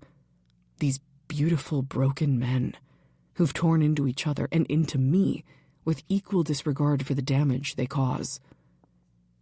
Lillian, wait. It's Aries this time, voice holding something almost like genuine concern. For what? I ask, without turning back.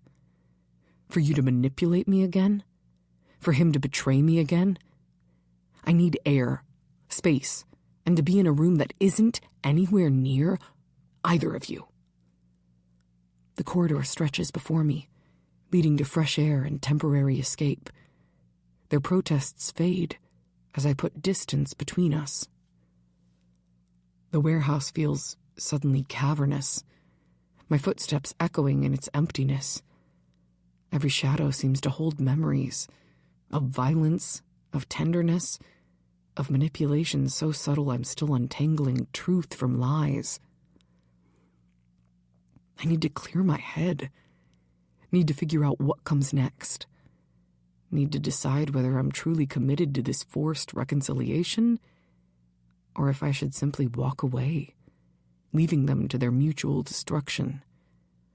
The side entrance beckons, a heavy door leading to the loading dock, to outside, to normal air, not saturated with twin hatreds. I push it open, the keycard still clutched in my hand like a talisman. Fresh air hits my face, cool and clarifying, after the stale tension inside. I step out into the fading afternoon light, drawing deep breaths that gradually slow my racing heart. Just 5 minutes. Just 5 minutes of peace to clear my head, to make a plan that doesn't involve being caught between their toxic gravitational pulls. 5 minutes to remember who I am, without them defining me. The industrial district stretches around me, abandoned buildings and empty lots, creating an eerie stillness. I lean against the warehouse wall, letting the rough brick ground me, as my thoughts gradually slow from their chaotic spin. For the first time in weeks, I'm not being watched, manipulated, or controlled. The sensation is both liberating and disorienting. Freedom without direction, agency without certainty. What now? I could call the police, but what would I tell them? That I've locked identical twins in a cell while I decide their fate? That I've been complicit in kidnapping, imprisonment, assault? That somewhere in the tangled web of manipulation and revenge I lost the clear distinction between victim and participant? My fingers trace the keycard's edges, the small piece of plastic representing the tenuous control I've seized. The twins remain safely contained, their violent impulses temporarily neutralized by walls they can't breach, without my intervention. False security, perhaps. They're resourceful, determined, and I've essentially caged two predators together. But for this moment, this breath of peace, I allow myself to believe I've created a stalemate they can't escape. The setting sun casts long shadows across the cracked pavement, painting the industrial wasteland in hues of orange and gold. Despite everything, there's beauty here. A reminder that the world continues beyond the claustrophobic drama inside the warehouse. I close my eyes briefly, letting the cool breeze wash over me. 5 minutes. That's all I need. 5 minutes to... The sound registers first. Tires on gravel. An engine purring with expensive precision. My eyes snap open as a black SUV rounds the corner, moving with deliberate purpose toward the warehouse, toward me. Recognition hits like a physical blow. The same vehicle from before. The same tinted windows hide whoever sits inside. The same air of corporate menace masquerading as legitimate business. I should run. Should get back inside the warehouse, lock the door, and return to the twins who, for all their violence, at least represent a danger I understand. I can't, though. My muscles freeze. My body refusing to follow my mind's desperate commands. The SUV stops directly before me. The passenger door opening with synchronized precision. Miss Hayes. The well-dressed man from before steps out, adjusting his cufflinks, as if this is a scheduled business meeting. I believe it's time we had a proper conversation. I back against the wall, keycard clutched in a white-knuckled grip. Stay away from me. His smile never reaches his eyes. I'm afraid that's not an option. 2 more men emerge from the vehicle, moving with practiced efficiency to flank me. Professional, methodical, inescapable. The brothers appear to be indisposed at the moment, the first man observes casually. A situation we find concerning for our investment. They're fine, I insist, eyes darting between the men, seeking an escape route that doesn't exist. Just talking. Indeed. He gestures toward the SUV. And now you'll be coming with us. I'm going nowhere with you. I lift my chin, channeling the defiance I showed the twins. His smile widens fractionally. Oh, but you are. Even if we have to tie you up and gag you. Before I can respond, the men move in perfect tandem, grasping my arms with firm but impersonal force. The keycard falls from my fingers, clattering to the pavement as they guide me inexorably toward the waiting vehicle. Inside the warehouse, the twins remain locked in their standoff, unaware that their most valuable piece has just been removed from the board. Chapter 32. Arson. 6 steps forward, 6 steps back. The cell's dimensions have become intimately familiar over the past hour. Concrete walls that absorb nothing, harsh fluorescent lighting that leaves no shadows, and my brother watching my every move with calculated amusement. "You're going to wear a trench in the floor," Ares observes from his seated position on the cot. Despite the restraints, despite the blood drying on his split lip, he maintains an infuriating air of ease, as if his captivity is a minor inconvenience rather than the culmination of my decade-long plan. I ignore him, continuing my measured pacing. 6 steps, turn. 6 steps, turn. Mentally reviewing security protocols, calculating possibilities, searching for weaknesses in a system I designed to be impenetrable. "She really got under your skin, didn't she?" Ares continues, voice deliberately conversational. "Can't say I blame you. She has a certain quality that's hard to resist. I should know." My jaw tightens, but I refuse to respond. Won't give him the satisfaction of seeing how effectively his words land. Though I have to wonder, he presses, chains clinking as he adjusts his position. "What exactly happened between you two? She seems remarkably attached despite your charming personality." "Shut up," I finally snap, stopping my pacing to glare at him. His smile widens fractionally. "Hit a nerve, have I? Interesting. I thought you were just using her to get to me, but it's more than that, isn't it? You don't know what you're talking about. Don't I?" He leans forward slightly, eyes identical to mine, gleaming with the particular satisfaction of finding a weak point. "I know what desire looks like, brother.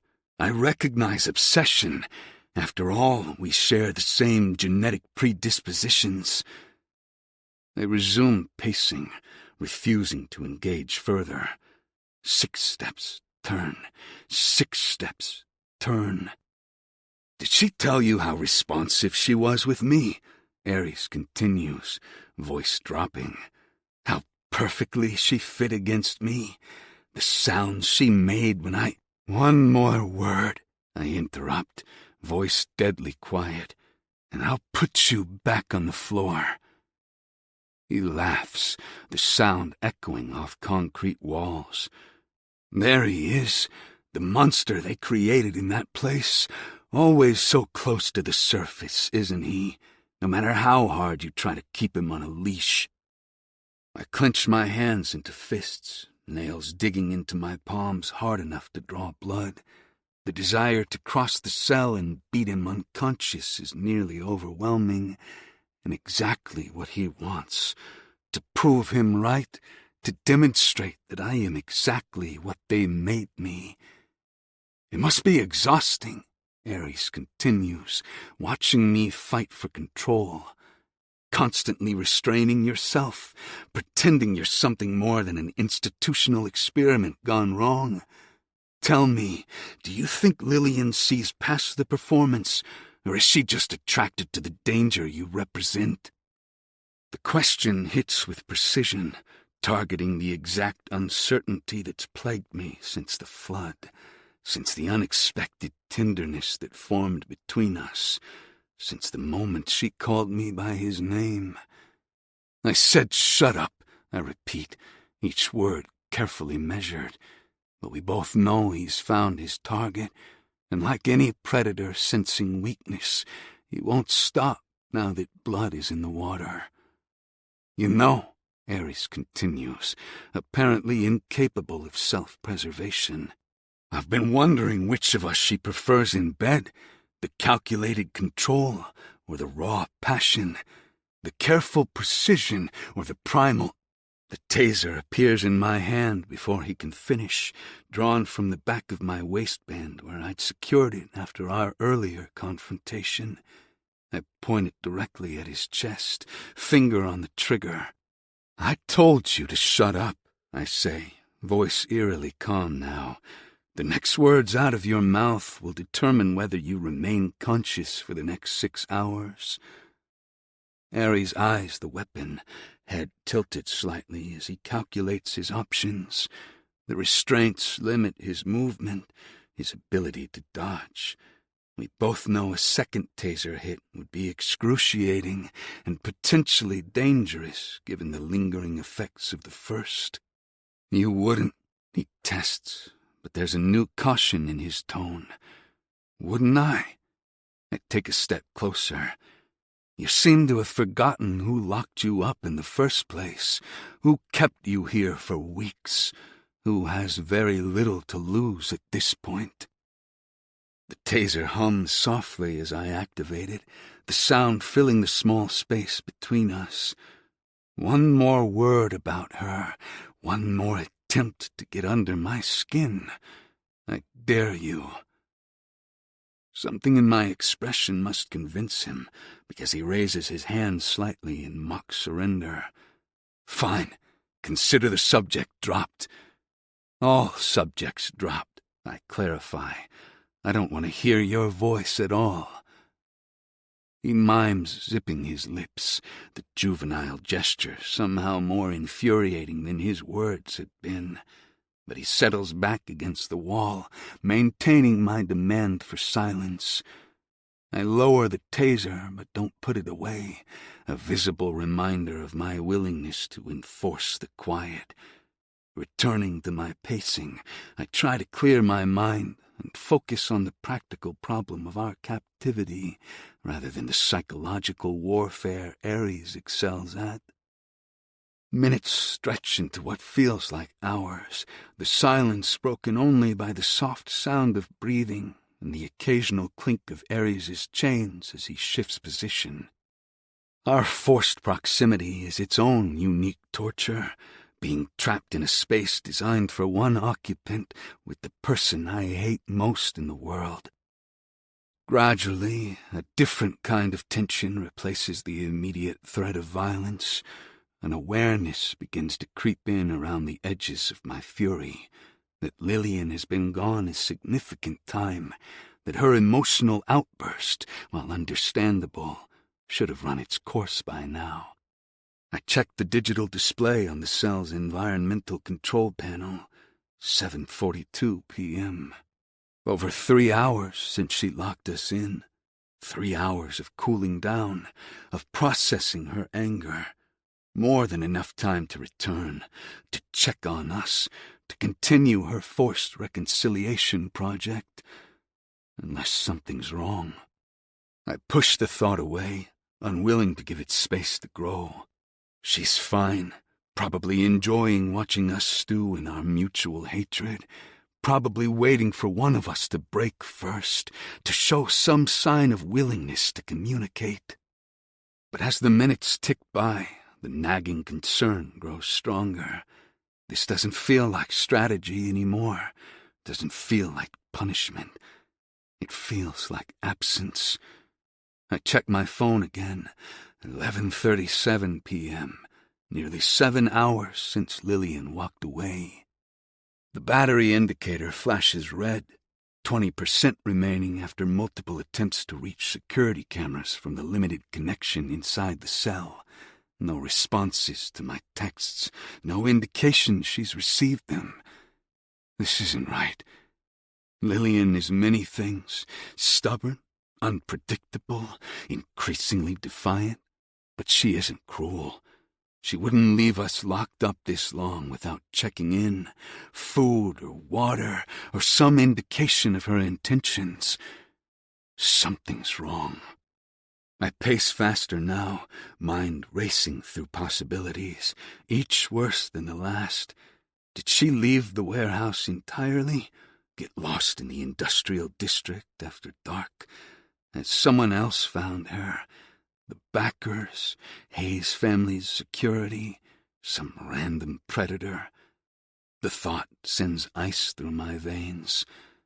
Across the cell, Ares watches me with growing attention, sensing the shift in my concern. He's maintained his silence for hours, retreating into whatever internal world he occupies during captivity. But now his eyes track my movements with renewed focus, noting the increasing frequency with which I check my phone. Something's wrong, I finally say aloud, breaking the hours-long silence.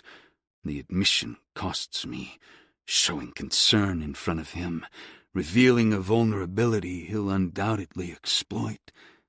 But concern for Lillian outweighs tactical considerations, outweighs pride, outweighs the careful walls I've built between myself and anything resembling human attachment. Ares straightens, chains shifting with the movement. What do you mean? Lillian. I gesture toward the door, the world beyond our shared cage. She should have come back by now. It's been almost 7 hours. Maybe she left, he suggests, but without the mocking edge from earlier. Decided we weren't worth the trouble. I shake my head. She wouldn't leave like that. Not without. I trail off, realizing I'm about to reveal too much. Not without saying goodbye, Ares finishes, voice uncharacteristically subdued. Not without making sure we weren't going to kill each other.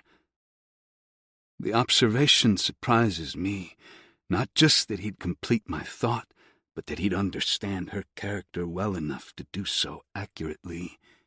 It shouldn't surprise me, though. He's known her for years, has watched her grow from adolescence to adulthood, has been the object of her affection far longer than I've been in the picture. She has the keycard, I say, more to myself than to him. The only access point to this cell. If something happened to her, we're stuck, Ares concludes, the implication settling heavily between us.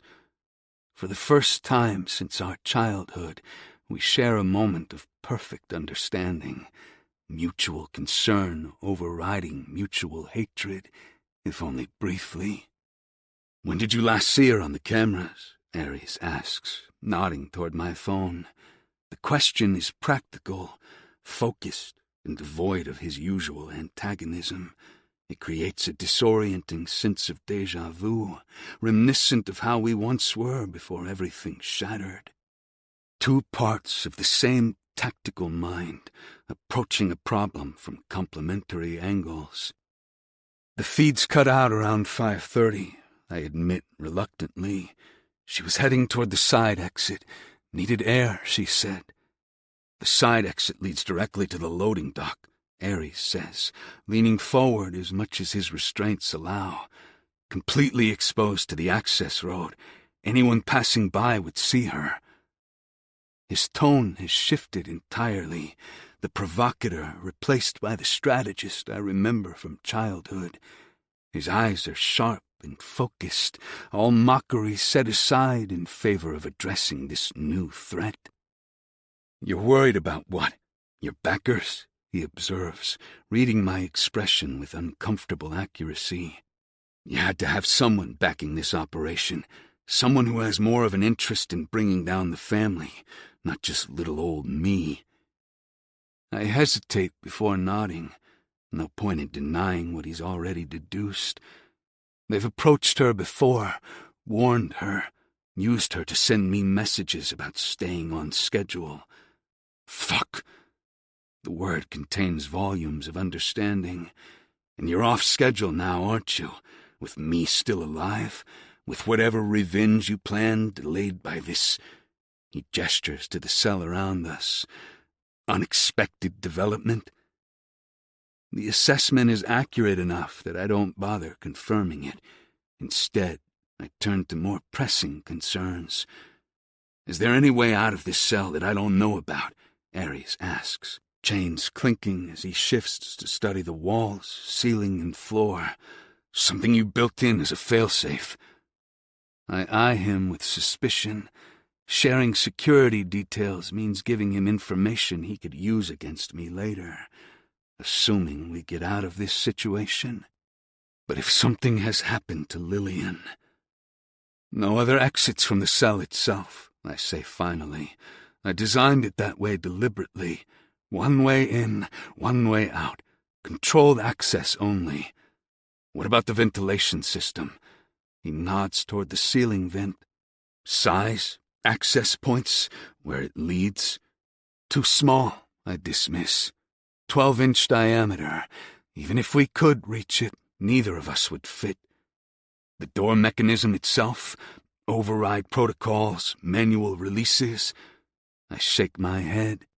Only from the outside, or from the main security station, which we can't access because we're in here, he concludes, frustration evident in his voice. What about your phone? Can you call someone? Get help? Again, I hesitate. Bringing in outside help means exposing my operation, means potential interference with my carefully constructed plans, means explaining why I have my twin brother chained in a cell in an abandoned warehouse. But the alternative, remaining trapped while Lillian might be in danger, is unacceptable. Signal is weak in here, I say, checking the phone again. 1 bar at most, not enough to maintain a call. Texts? I've tried. No response. Ares is silent for a moment, thinking. What about the security system itself? You said it's connected to your phone. Can you override it remotely? Trigger an emergency protocol? Only from the main security hub, I explain. The cell's isolation is a feature, not a bug. It's designed to be secure even if the main systems are compromised. Smart for a prison, Ares acknowledges grudgingly. Not so smart when the warden gets locked inside. The observation would sting more if it weren't so accurate. The irony isn't lost on me, trapped by my own perfect security, potentially at the cost of Lillian's safety. What about outside connections? Ares presses. Friends, allies, someone who might come looking when you don't check in. I laugh harshly. You think I have friends after what they did to me in that place? Everyone has someone, he insists. There must be someone who'd notice if both Lillian and you, well, me, disappeared.